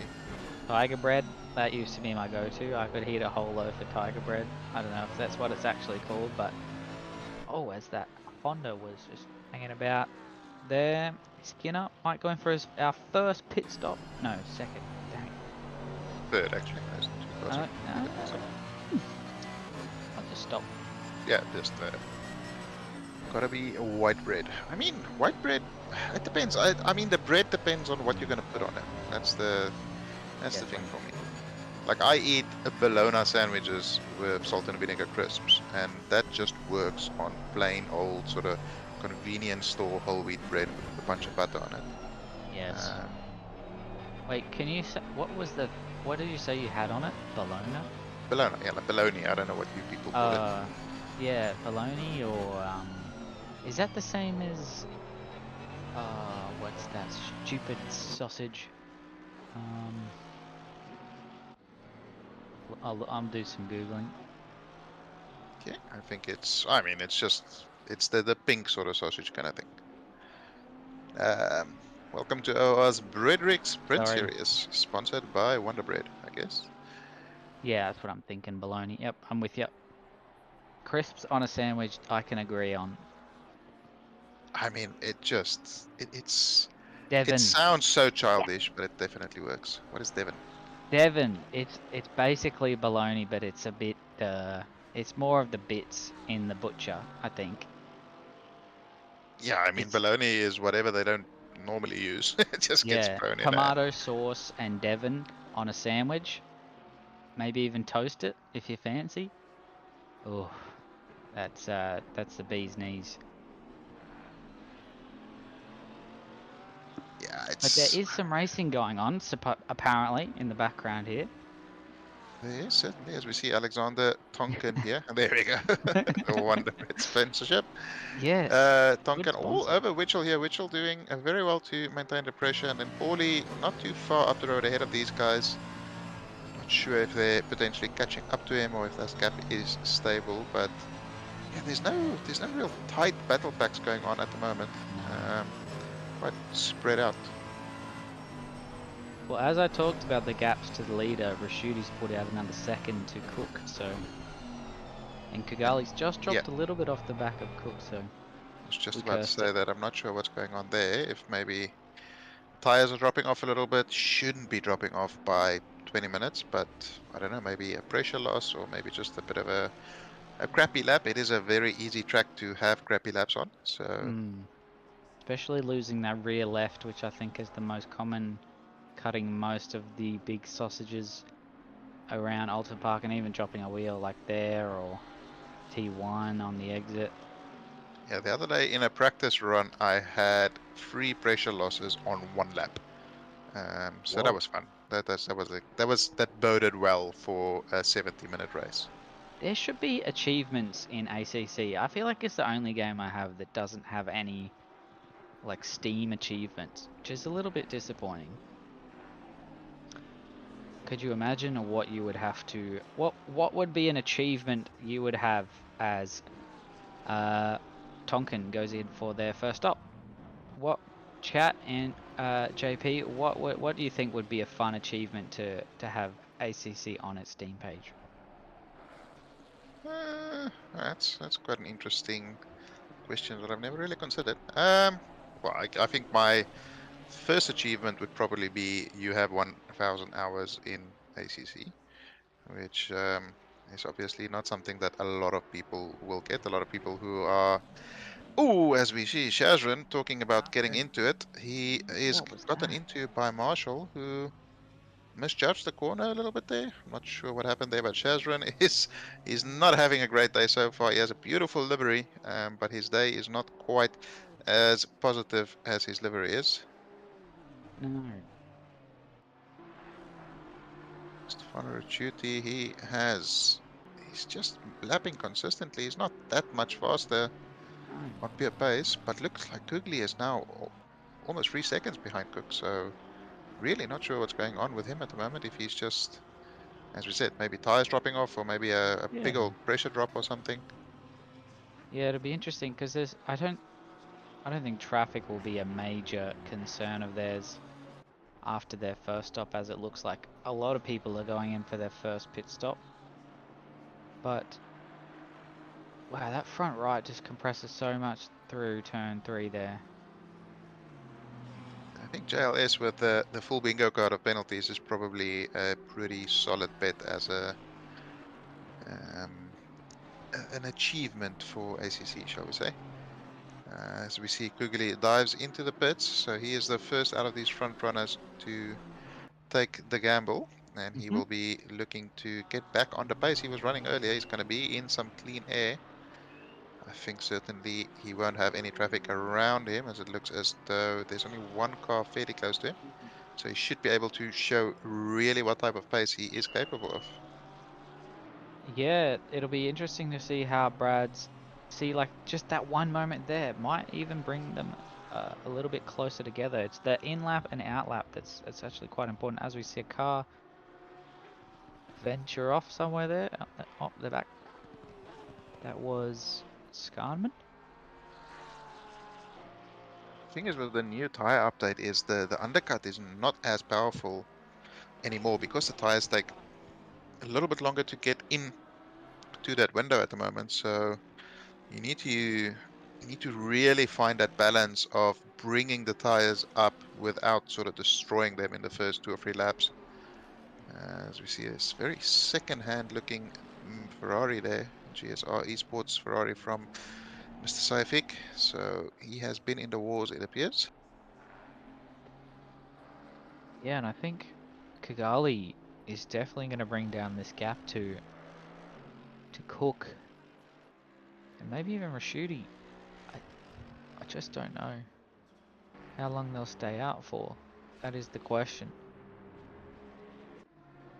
And the poll in chat asking, what is your go-to sausage? I'm offended that Boerewors is not on there. But yeah, that would be the choice to make. So as we see, Rashuti and Cook not too far behind. Will they decide to pit on this lap? We are, what, 26, 27 minutes into the race now. It's about that time where the pit stop starts making sense, and they will be very well aware of the pace that Kugli has and the fact that he has already pitted. So it'll be interesting to see if they decide to extend that a little bit more, or if they dive into the pits as Rashuti is coming towards the final corner.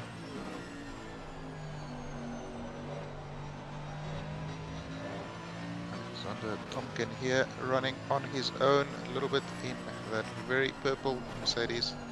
As a purple livery connoisseur, I do approve of it. Yeah, I don't mind these options. Cheese Kransky, yes, that's what I was going to say. JLS, good shout. Should be into the pits. So yes. he has pitted, but Cook has stayed out for yet another lap. So let's see how this works out. Yeah, where's Kigali going to end? What is a Kransky, by the way? Sorry, just to clarify. I think it's like a massive moment there. It's isn't it a German sausage? And I think sometimes has little bits of cheese in it. Maybe it's an American sausage, or got to be German. Well, when he said cheese Kransky, I assumed the cheese part, but I just yeah, well, it could be on there. I don't know. Look, it's late. My brain's not working, and I'm talking about sausages. But Rashuti's on the move. Moving. I think he will be comfortably ahead.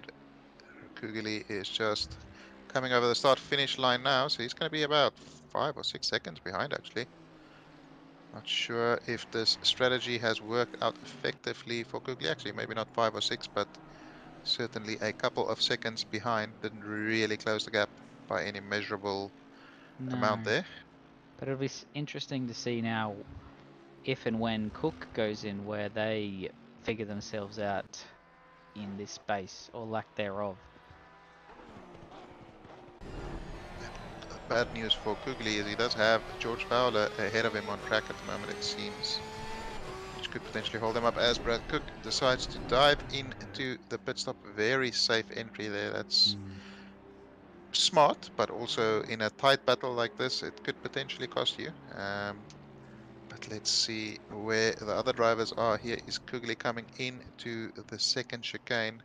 Ricciuti, a couple of seconds up the road from him. So I think Ricciuti should be safe, but the question is, will Kugli be able to get the undercut done as Tarquin or Pete Viney there rejoins from Narnia? I think Cook might hit the gap between these two because I think it looked like Kigali was in the same spot that Ricciuti, no, that he was when Ricciuti was in. So kind of similar area on the track, and as he gets dropped there and he's away, I think it's gonna be close.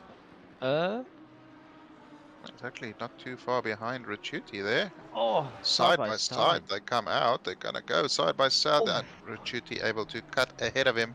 Jeez. But Cook has really played this well. He has closed the gap to Ricciuti fantastically over that stint. Yeah, that's why I assumed it's an American sausage, because it's like a hot dog type situation. But yeah, these two have absolutely tightened up the gap, and Brad's obviously had a good in lap and a couple of good consistent laps while he was extending that first stint. So if you're new to ACC and you're seeing a couple of these mixed strategies, I'd be writing these down on a notebook or keeping good track of kind of what these drivers are doing and how it's affecting them pre-stop, post-stop, and what it's kind of doing to the race itself. Because Ricciuti even now has a bit of traffic in front of him, so that might bring the racing a little bit closer once again. Of course, as we said, it takes a little while for those tyres to come up, so Ricciuti's tyres will be in a better window than Cook's is. So Cook will really be hoping Ricciuti to catch some traffic, potentially hold him up a little bit until he can get those tyres working properly. And yeah, potentially take the fight to Ricciuti, but he has shown that during the pit stops he is able to gain some time, so Ricciuti going to be fully aware of the potential undercut in the next pit stop. Now, as we get back onto the food topic, this poll, I don't see any ingredients that doesn't belong on a Subway sandwich. I would happily have all of those ingredients on the same sandwich.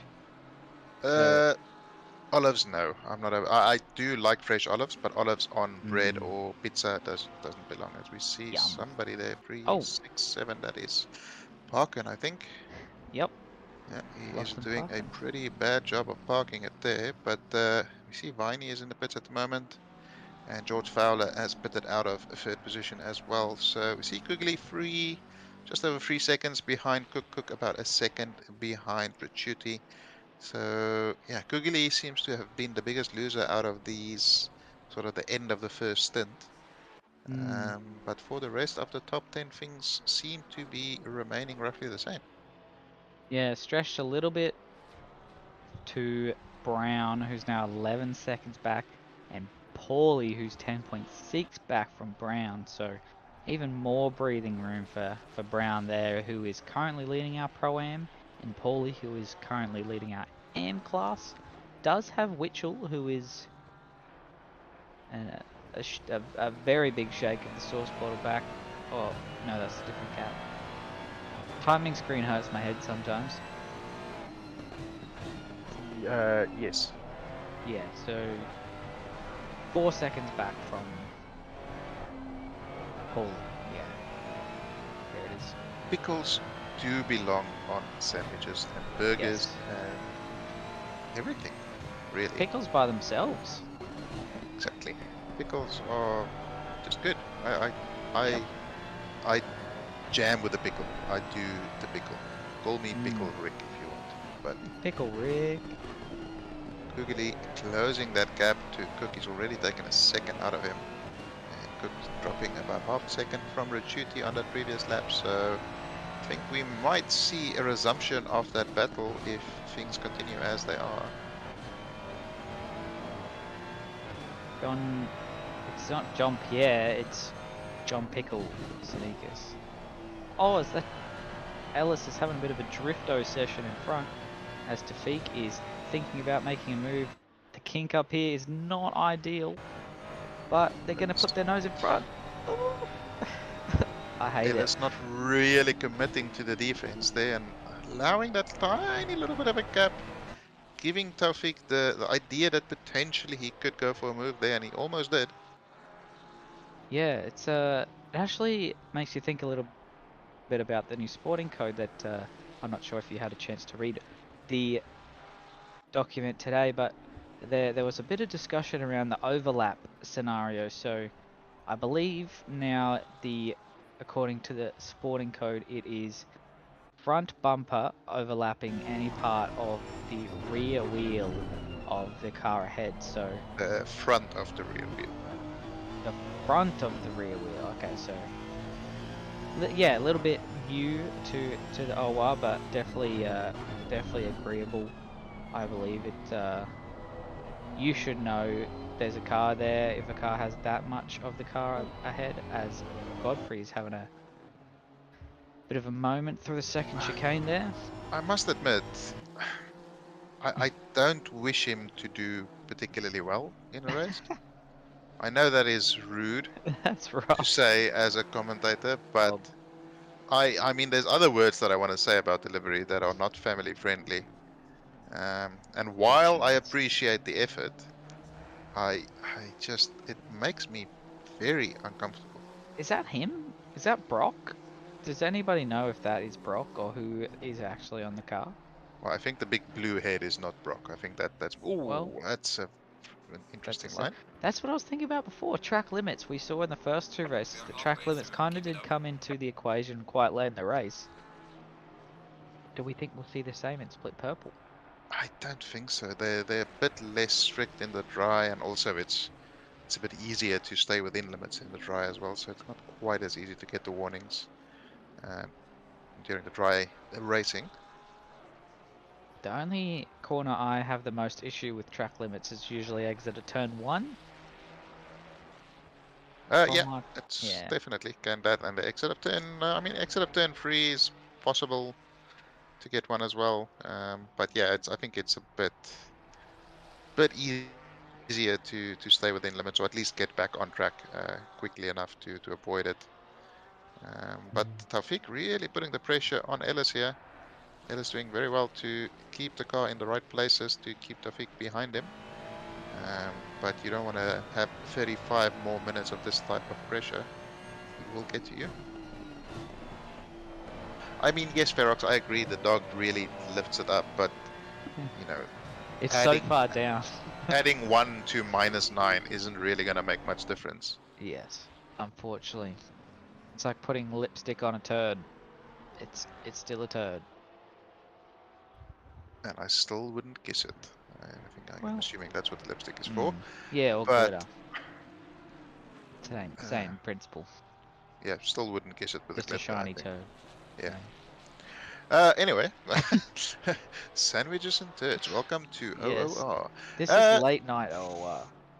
Yeah, no, we're certainly getting into the weeds here. But Ricciuti seeming pretty comfortable up in the lead. He is definitely not driving like a turd at the moment. Brad Cook maintaining that gap.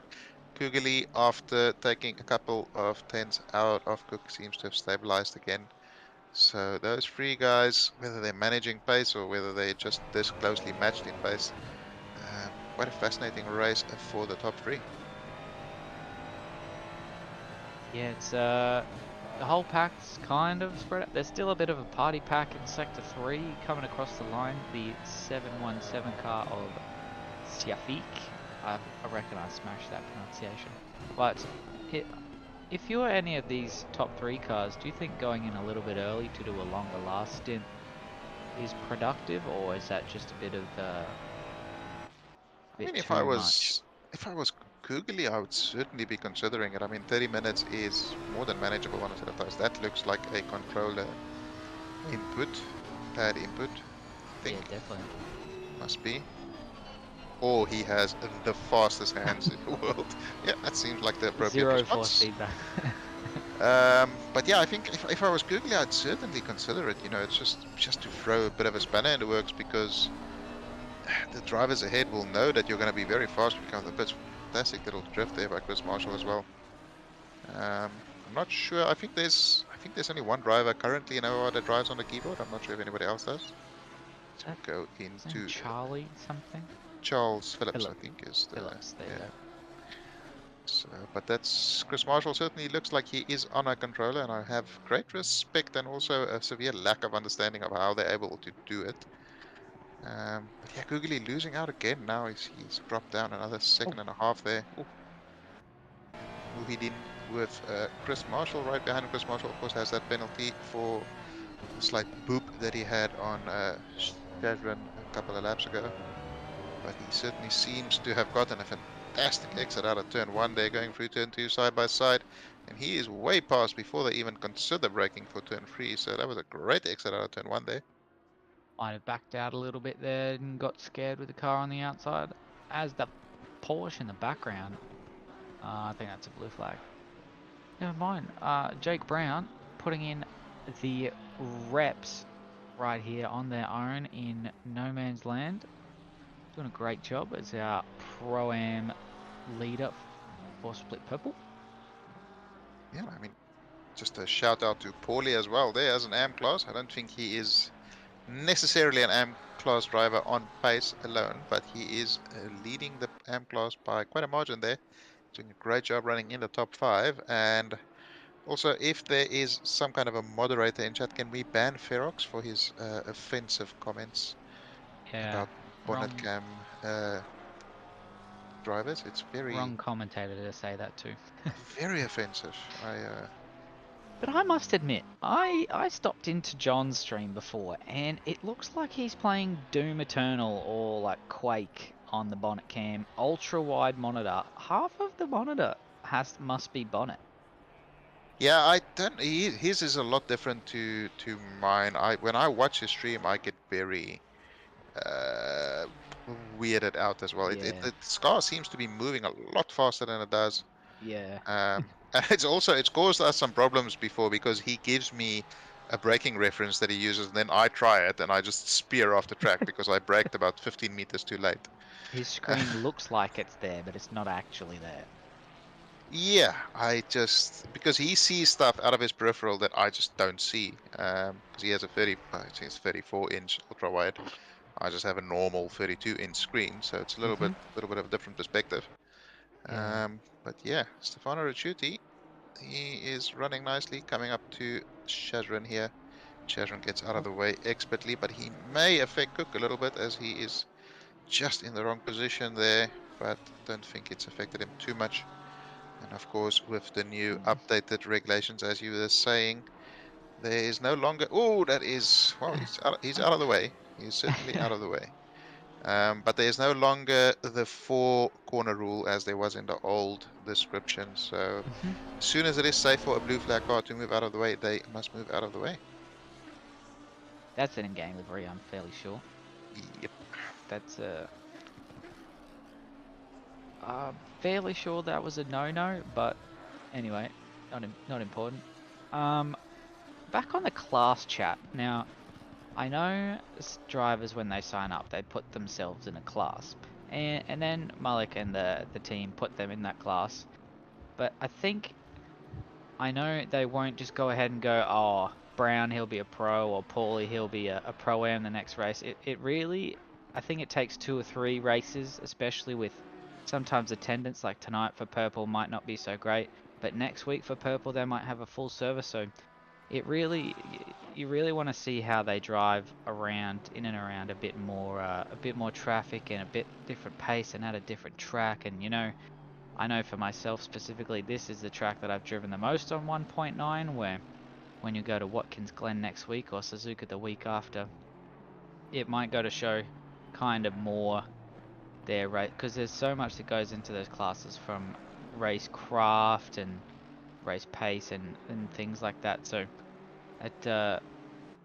yes, they might be up there this week, but it'll be good to see where they kind of shuffle into with maybe a different attendance next week and a different track and kind of race strategy.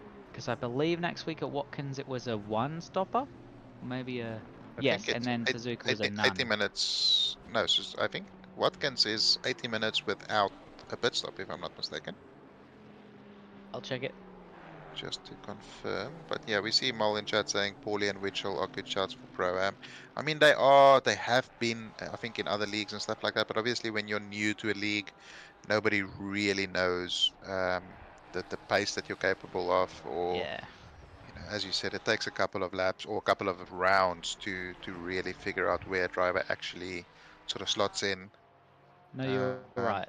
So Watkins 80-minute 0 stop, and then Suzuka 1 stopper.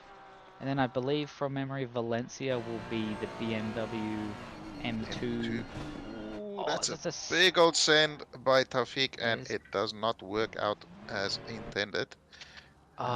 This is Ellis, where the soundboard would be so good for the sad horn. Mull wah, idea. wah, wah. There we go. See? Very, very appropriate. But yeah, that Oh, was just light, sort of missed his braking marker by maybe 3 or 4 meters, and that was all it needed to poke a nose in there. But luckily for Ellis, he was able to keep it pointing in the right direction. yeah. We see here, Tonkin has closed the gap to Paulie by, he was about 2-3 seconds behind a couple of laps ago, so doing a fantastic job of closing this gap and creating a battle. As Chris Cooley has given away his tactics for tomorrow night, signing up only to Split Red to take you out. So Yeah, he's if you already done need that last Peach, season, so it's fine. I can do it. I can do it back to him tomorrow night too. So, you know, team effort. Yeah, I mean, I'm not that I would ever condone anything like that, but if it were to happen, that I would not. Let's just say I won't be upset. Either Cooley or Mullet.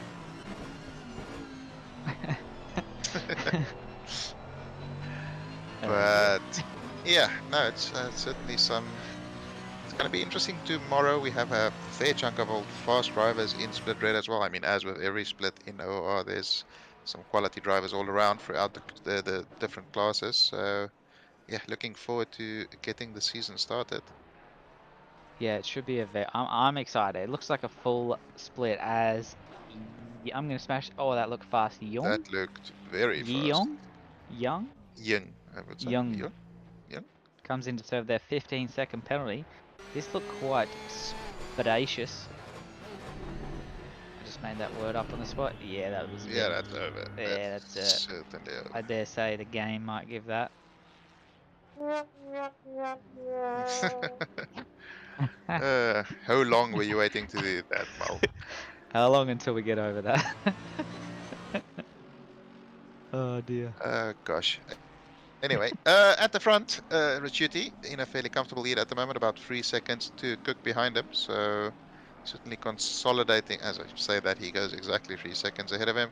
And Kugeli, I'm not sure if he's just struggling with managing the tires, or maybe his setup isn't really sort of taking care of the tires. But every time as the stints go on, he just drops off the pace. Or maybe one thing I've noticed, I'm not sure if you've noticed the same, but you really need to bring those tires in over a couple of laps instead of just yeeting it straight out. I'm And gonna maybe he say, was just pushing a bit too hard. yeah, I think that this might be a sign of people using their quali sets on a race type situation where in that 20-minute, at the end of that 20-minute window, if you're still on full camber and quite high tow values, you're really seeing that tire performance drop off. So I think I'm gonna say that's what that is. So for you youngins out there and the rookies, keep an eye on your, as I'm sure Meg has probably said, don't use your quali sets for race because you really do need to look after your tyres early stint. And I dare say that's kind of what we're seeing a little bit of here with Cook and Kigali as drivers coming to their last pit stops here with 17.5 minutes left in the pit window. Interestingly, Young didn't get a penalty for speeding into the pit lane from the game there, so maybe he just managed it perfectly because he was very much on the limit of what is allowed. It's one of the best pit stops I've ever done was at the Donington 8 hour a couple of weeks ago, and I crossed the line with 0.0 minutes remaining on my stint timer and 52 kilometers an hour on the rear wheels on the line. It was I just did see that screenshot of you hitting the line with 0.00. I was quite impressed too. yeah, we definitely completely stuffed up the strategy, but it worked out perfectly. So it ended up as we planned it. As we see both Brad Cook and Kugeli diving into the pits, I'm sure we will see Richuti follow suit fairly soon after that. Got traffic. This is Tonkin gonna not help letting him Cook. go there. Definitely. Tomkin still not getting out of the way. This is costing Richuti valuable tenths here.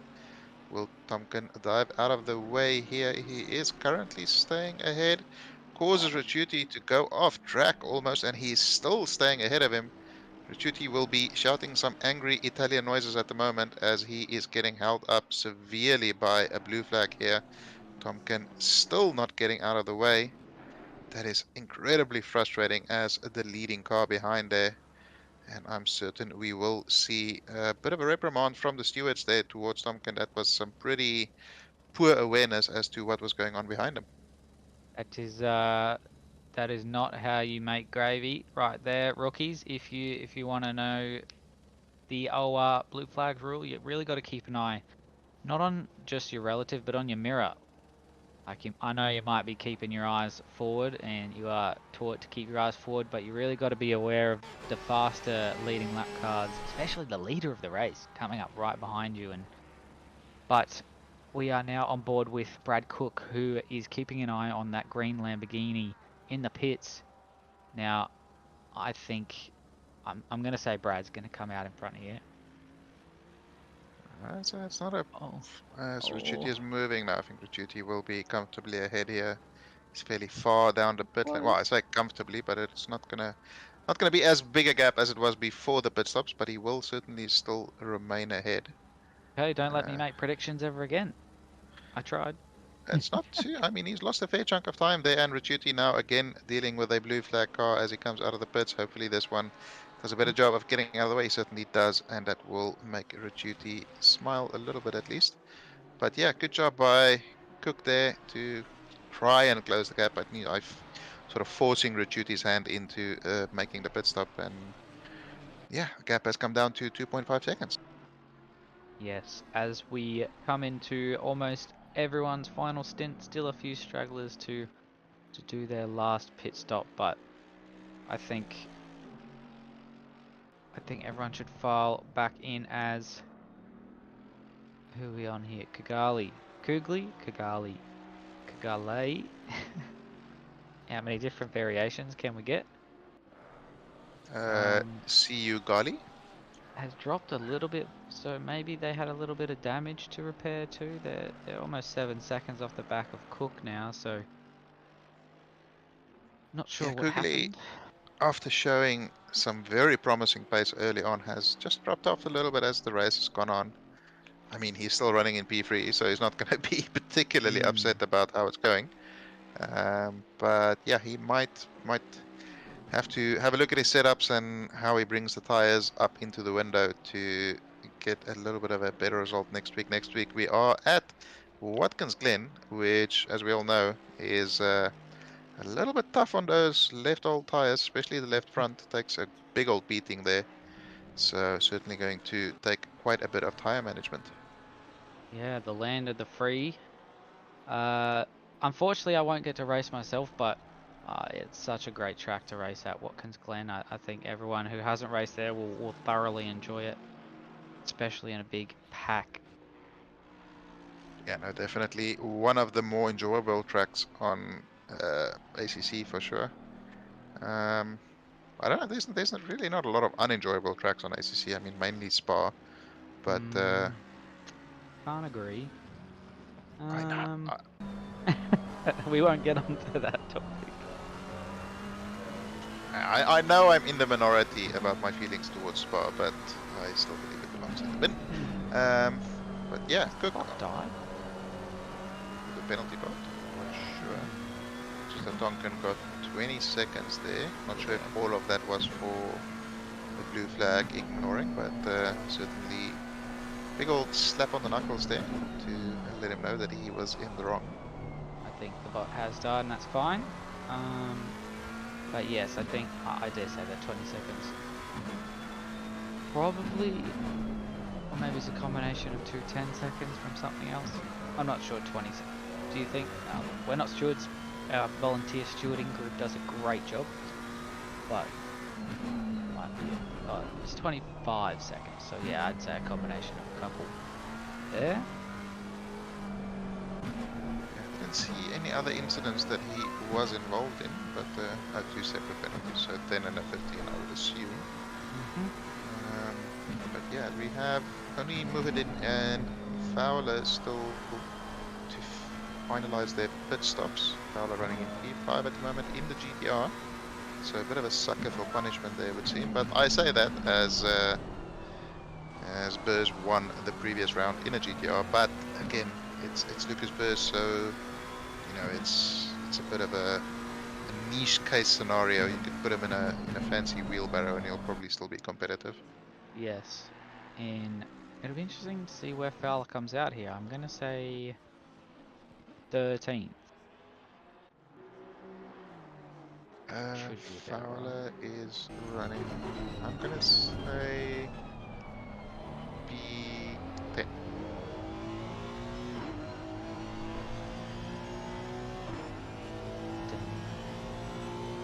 As they are moving.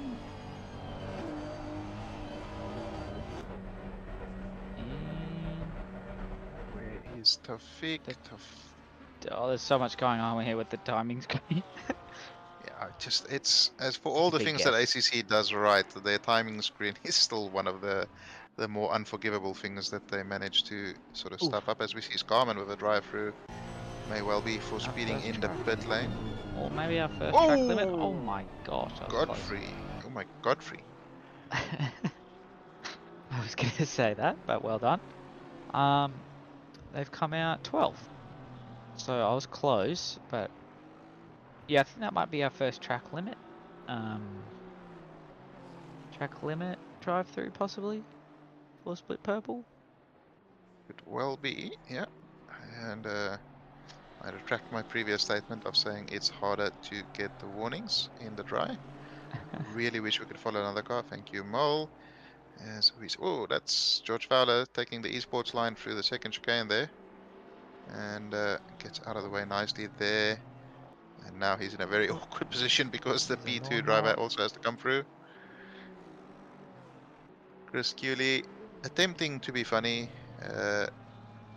The bum tish. I think your drums are broken. It's usually badum tish. I don't know what's happening at their house, but might be that's probably it's okay for late night OR. The bum Yeah, I tish. don't know. Whatever the bum is doing, it's fine. We don't Tished. kink shame here. All that But toilet paper. Look at the gap to Googly that's formed. He's almost over 8 seconds, almost 9 seconds behind Cook. So really, I'm not sure what happened to him. To be honest, I would be interested to know what was his struggles after. I mean, the promising pace that he showed early in the race. Yeah, maybe some traffic, some lap traffic. I'm not sure where they are on track. Car 67 is now in sector 2, so maybe not, maybe or not. Who knows? Clear air at the moment. Yeah. Justin Wills, I got the weirdest ad. It was just a Motorhead song. Are you sure you weren't listening to Spotify, mate? That's generally when you click on a song, it plays the song. So Yeah, it does the thing. as we see Tomkin here, he is on poorly now, but he does have that 25-second penalty, which is going to be dropping him down. How far is it going to drop him down? Maybe only 2 or 3 positions, actually, because the gaps are so big behind. 40. Yeah, maybe to 10th or 9th. Because he has 14 seconds to Witchell behind and then another 8 seconds, so that is already 22. 15 as well. Yeah, so probably, yeah, B8, B9, somewhere around there. Not really gonna affect him too much. Oh, the other penalty was for speeding in the pits, so Yes, that as we is thought.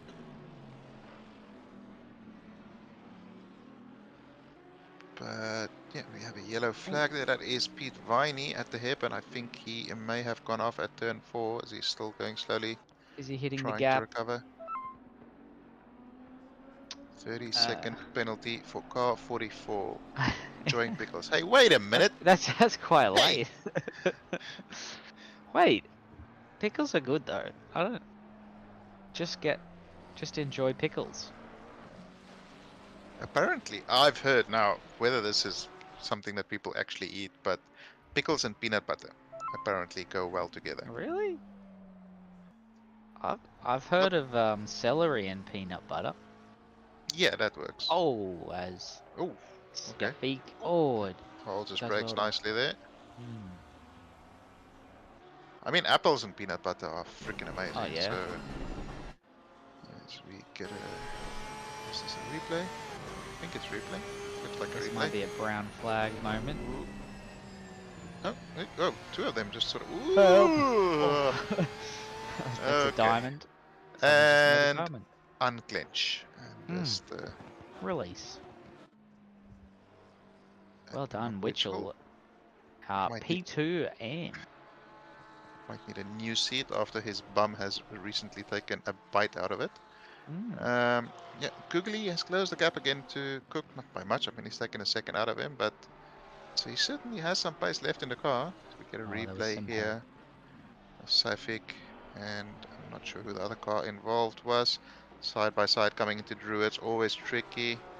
bang. And he just taps him on the rear, very unfortunate, and then gets onto the grass, goes around, and gives Witchell a small little heart attack. It has to be a stiff pickle, I think, to have the peanut butter on it. Depends how you like the pickles. Anyway, racing. Like, it can't be like a floppy chip. It's got to be like a little baby pickle. Raj, I didn't suggest it. I just said I heard that people put their pickles in try it. peanut butter. I'll try anything once. Maybe that's what I get tomorrow for lunch. Okay, well, Thanks, if Raj. it's good, you're welcome for the I'll report recommendation. back. If it's bad, it wasn't my idea. Nah, I'm on Team Pickle. It's alright. We'll try anything once. Big pickles, little pickles, stiff pickles, floppy pickles. We'll try them all once. Yeah. Oh, there's that. The less said, the better. No, I like digging myself a hole shit. sometimes. It's for the content. Oh, There we go. Thank you, Franklin. Yeah. No, that's not Franklin. What was his name again? no, Sorry, that was can't remember. Eminem. No, oh shit, here we go again. It's No, it from was. GTA San Andreas. Oh, yeah. I can't remember the name of the character. Maybe somebody in chat can. Roman, let's go bowling. No, that's GTA 4. It's me, your cousin.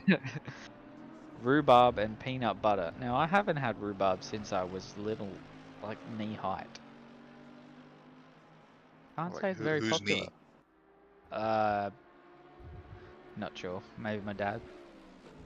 Probably that. I mean, I rhubarb's not something we eat often. I do like a rhubarb crumble. That's quite nice, but I've never had it with peanut butter.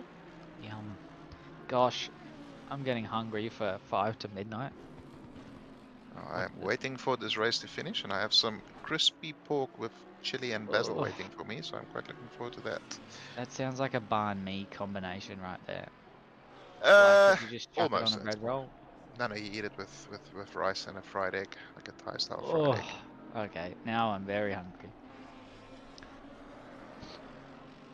And yeah, speaking of hungry, look at this for a segue. Richuti is certainly hungry for a win as he is leading quite comfortably at the front. Brad Cook about 4 seconds behind Lewis Googly, another 7.5 or 8 seconds behind that. 7 seconds, sorry. And then Jake Brown running a very comfortable, boring race by himself. I'm not sure if it's his first, I'm assuming it's not his first OR race, but he's not a name I'm particularly familiar with. And then Brendan Pauly running in P5, lead AM driver. Alexander Tonkin putting the pressure on him, but he does have a 25-second penalty that will drop him down a couple of positions. And Mark Witchell running a nice clean race in P7, Moyun Tawfiq in P8. How Jung, I apologize if I butchered that. He is running P9, and then Brock Godfrey in the awful livery in P10. It's alright. We, Brock, if you're listening back, we all can respect the doggo. It's just the rest of the livery is a bit questionable. So maybe we might see an update for next week, but maybe then we won't. Just to spite us. That's fine. Maybe we should scrap commentary for the latest splits. That is incredibly offensive, Chris. How dare you, Chris? Why don't you get in the comms box next week then, huh? If you think you're just above our commentating. You see Shazran here, he's had a day to forget, and not many of it was his own fault. He's certainly been involved in his fair share of bad luck. Holy fuck, that scared the absolute backside of me. That one is, sorry for the the coarse language, but that was louder than the other ones and it scared me. Is Tonkin gonna lose their podium spot? No. In the Pro-Ams? No, I don't think so. Because that gap to Witchel's so big behind the ball. Yeah. So it should be fine. Who doesn't want to hear Beach at midnight? My wife, I think. Is she... The neighbours. Apart from, yeah, the neighbors, my son when he's The sleeping. dog. Yeah. Oh, and that is not a curse. He's already had a terrible day. I will not take responsibility for that. What has happened here? This is a quick little replay. And what is he? Interesting. Was he trying to let him through or something? Maybe, and just caught himself on the grass there. Unfortunate spot to get stuck. Has he? No, he hasn't beached it. He's done well to spin it around as we come into the last 5 minutes of split purple. See another yellow flag there. Parkin has had a bit of an oopsie at the second chicane, I think. Parked it. Ricciuti, he was under a little bit of pressure earlier on in the race, but he's handled it well, just kept a very consistent pace and pulled out again. It's not after midnight here, it's 9 o'clock at night here. It's 11:59 actually.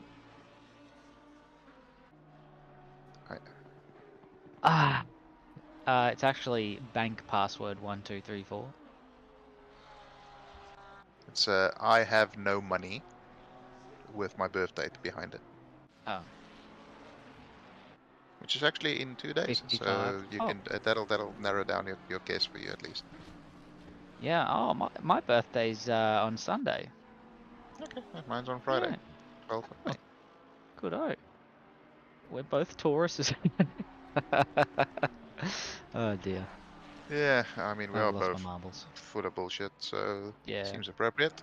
Something. But yeah, as we see, Saifik. Yep. I think you smashed that. I mean, I said it 4 different ways, so one of them would have smashed it. Oh, that's a bit wide there from Park, and he's having a bit of a mare. It's not gone well. You're almost there. You can do it as he comes to the first chicane. Goes a bit quick on entry. Gives up, hits a big bump. Rejoins. Has another big bump. Finds wall. Dear. Yeah, it could have gone better. Let's just say that. It could definitely have gone better. Some of the questions coming in. How slow is Poliver going to be tomorrow? Seeing as Poliver is here, he can maybe answer. That's me. So I just put the new rig together yesterday, coming to grips with it quite well, so hopefully not too slow. I'd like to see the checkered flag. That's my aim tomorrow. Yeah, hopefully it's my first OR race while I start to a fresh season in a couple of seasons, so I'd just be happy to see the checkered flag.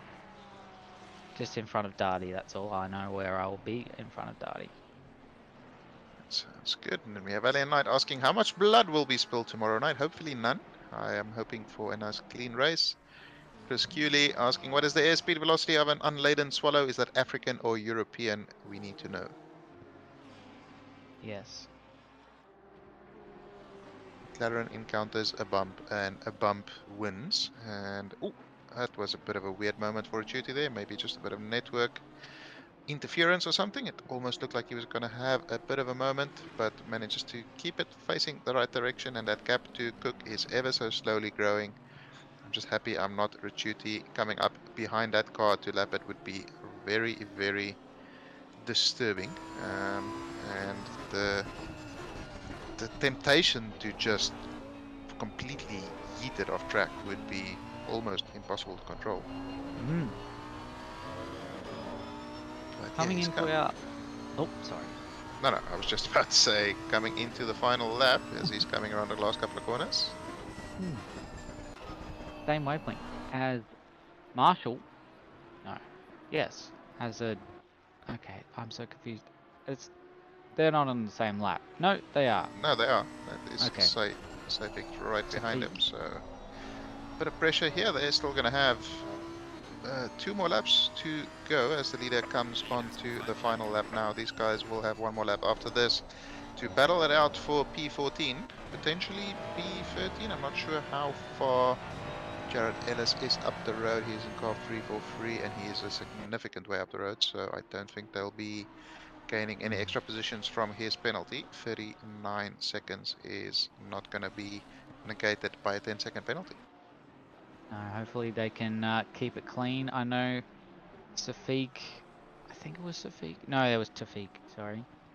My apologies. Safik had the moment with the other Yeah. Ferrari into Druids, which caused Witchell to age 9 years. Oh, as there's a run here. Is he going to send it? I have a suspicion. Oh, I was wrong. It's just got to be patience around this track. I think, as we've seen a few times tonight, if you try to force it, you really got to make sure your dancing partner knows where to put their feet, or you're just going to end up in the wall. Yeah, it's very much a track of not necessarily doing an on-track overtake, but forcing mistakes out of the other driver. And speaking of mistakes, Ricciuti has not made a single one today. Coming through Druids for the final time onto the little back straight before the final corner. Qualified on 2nd position and took the lead at the first corner, and he has been essentially faultless since then to take the first win of the season in Split Purple in the Simrigs OOR Sprint Series. So fantastic race there by Ricciuti. Fantastico, bravo. That Yeah, was Spanish, bellissima. sorry. I mean, bravo could be whatever. No, I said Brad Cook takes P2. Lewis Quigley will cross the line in P3. He will do some reflection on time management and hopefully come back stronger next week. Jake Brown, as we said, a boring race for him, but a boring race in P4 is better than an exciting race in P15. He will be very happy with that result. He hasn't really done much in this race, but he's been nice and clean and consistent. Win in Class 2. Our Pro-Am winner for Split Purple, Jake Brown. Great job for the ITM Motorsports Porsche. Well done. And Absolutely. Brendan Pauly in the number 196 Lamborghini Evo 2, taking P1 in amateur. So great job, Brendan. Duncan crosses the line behind him. He does have that 25-second penalty to take care of that, which will allow Mark Witchell to potentially gain that position. I think he is close enough to get P6 here based on that penalty. Mayan Tafik will unfortunately... I don't think he'll actually lose much in terms of position. Actually, he won't lose any positions, even though he does have a 15-second penalty. And Ho Long Ao Yung will take P9 there. And Brock Godfrey already crossed the line in P10 as he has disconnected from the server. Oh. But yeah, that would be a wrap up. Well, no, we still have Lachlan Parkin in that very beat up McLaren, who's had a exciting all day. And yeah, that is the end of round 1 for Split Purple. Yes, it was a few new faces we've seen in Split Purple here for our late night Wednesdays, but Stefano Rasciuti, Brett, Mr. Cook, and Mr. Kigali, our podium sitters for our first race overall for Split Purple. Our Pro-Am leaderboard is going to look like Brown, Tonkin, and Godfrey, who didn't seem to change any positions from their penalties. And for our AMs, it's going to be Paulie, Witchell, and Scarman. So, welcome to Asia Pacific Wednesday nights. Yeah, next week we will be discussing pastries instead of bread, Yes. I'm just ticking them all off as we go. Almond croissants Almond croissants. I'm going to go eat some Oh. pickles and put it on toast with Marmite, I think. with peanut butter. Just get some peanut butter. Apparently, that's a thing that people apparently do. Absolutely. Interesting taste. Thanks, Mal. Great call tonight, JP. Great call, Pat.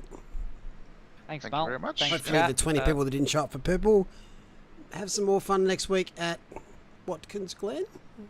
Yes. Yes, nice. Well, Yeah, no, Thanks for having me. thanks, team. Talk to you soon. Bye. thanks Bye. Good luck tomorrow. everybody. Thanks, chat. Thanks, everybody. 3 splits in the bags for round 1. Tomorrow night we have split blue and split red. Make sure you join tomorrow night because I think they're going to be absolutely barn burners. And then we've got Europe and North America following that on Friday for our time, Thursday night for their time. Until then, hope you all have a good night and we'll see you tomorrow.